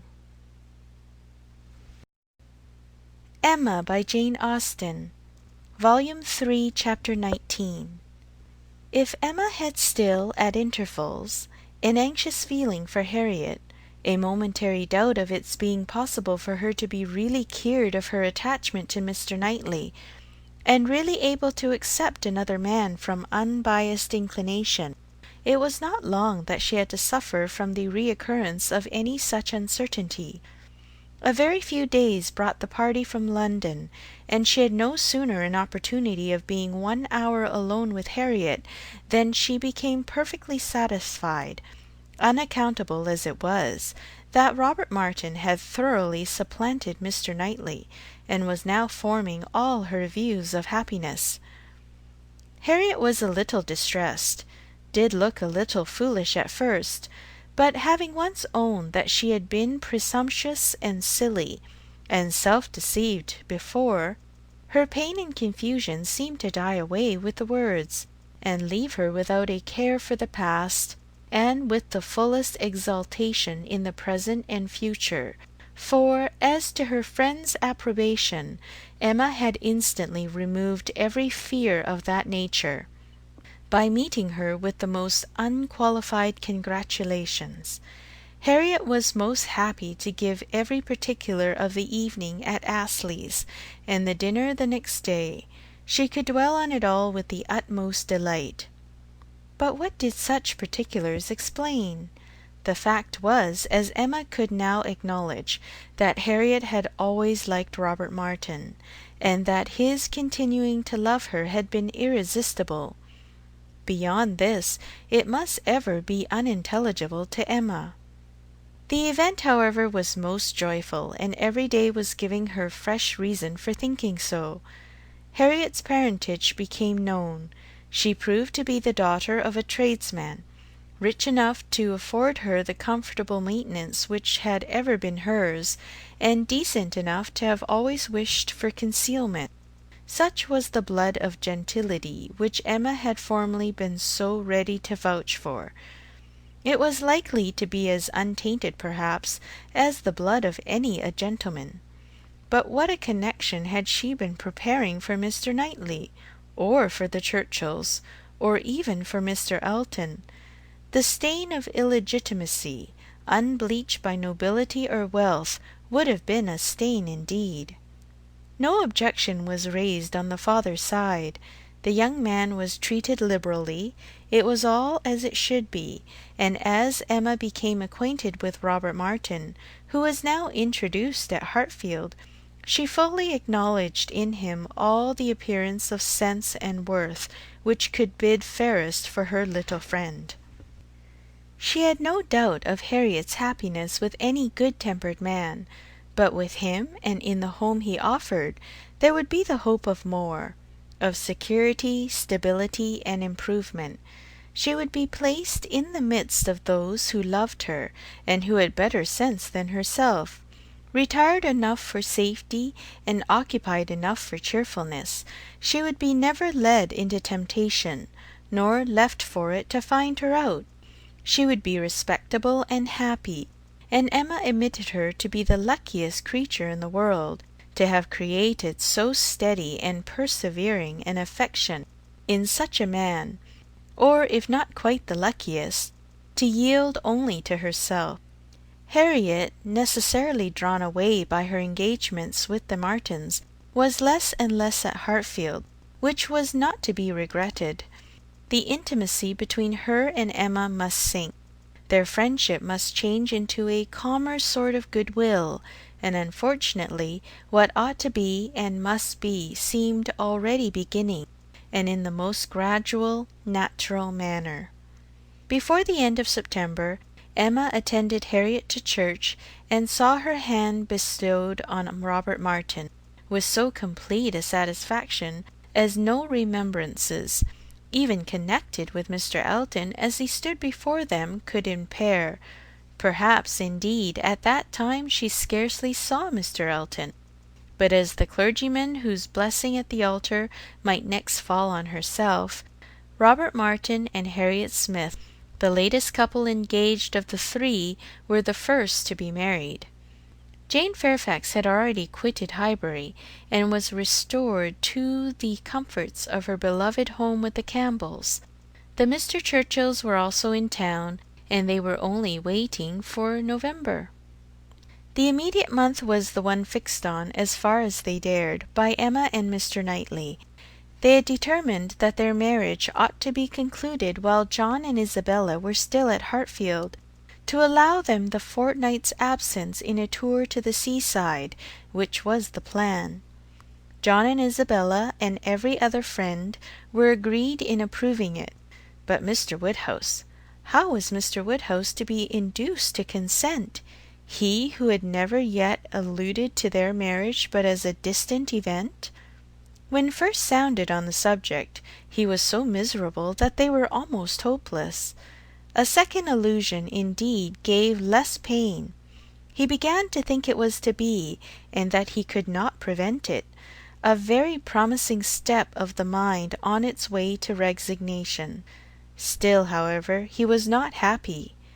Nay, he appeared so much otherwise, that his daughter's courage failed. She could not bear to see him suffer, to know him fancying himself neglected, and though her understanding almost acquiesced in the assurance of both the Mr. Knightleys, that when once the event were over, his distress would be soon over too, she hesitated, she could not proceed. In this state of suspense they were befriended, not by any sudden illumination of Mr. Woodhouse's mind, or any wonderful change of his nervous system, but by the operation of the same system in another way. Mrs. Weston's poultry-house was robbed one night of all her turkeys, evidently by the ingenuity of man. Other poultry-yards in the neighbourhood also suffered. Pilfering was housebreaking to Mr. Woodhouse's fears. He was very uneasy, and but for the sense of his son-in-law's protection, would have been under wretched alarm every night of his life. The strength, resolution, and presence of mind of the Mr. Knightleys commanded his fullest dependence. While either of them protected him and his, Hartfield was safe. But Mr. John Knightley must be in London again by the end of the first week in November.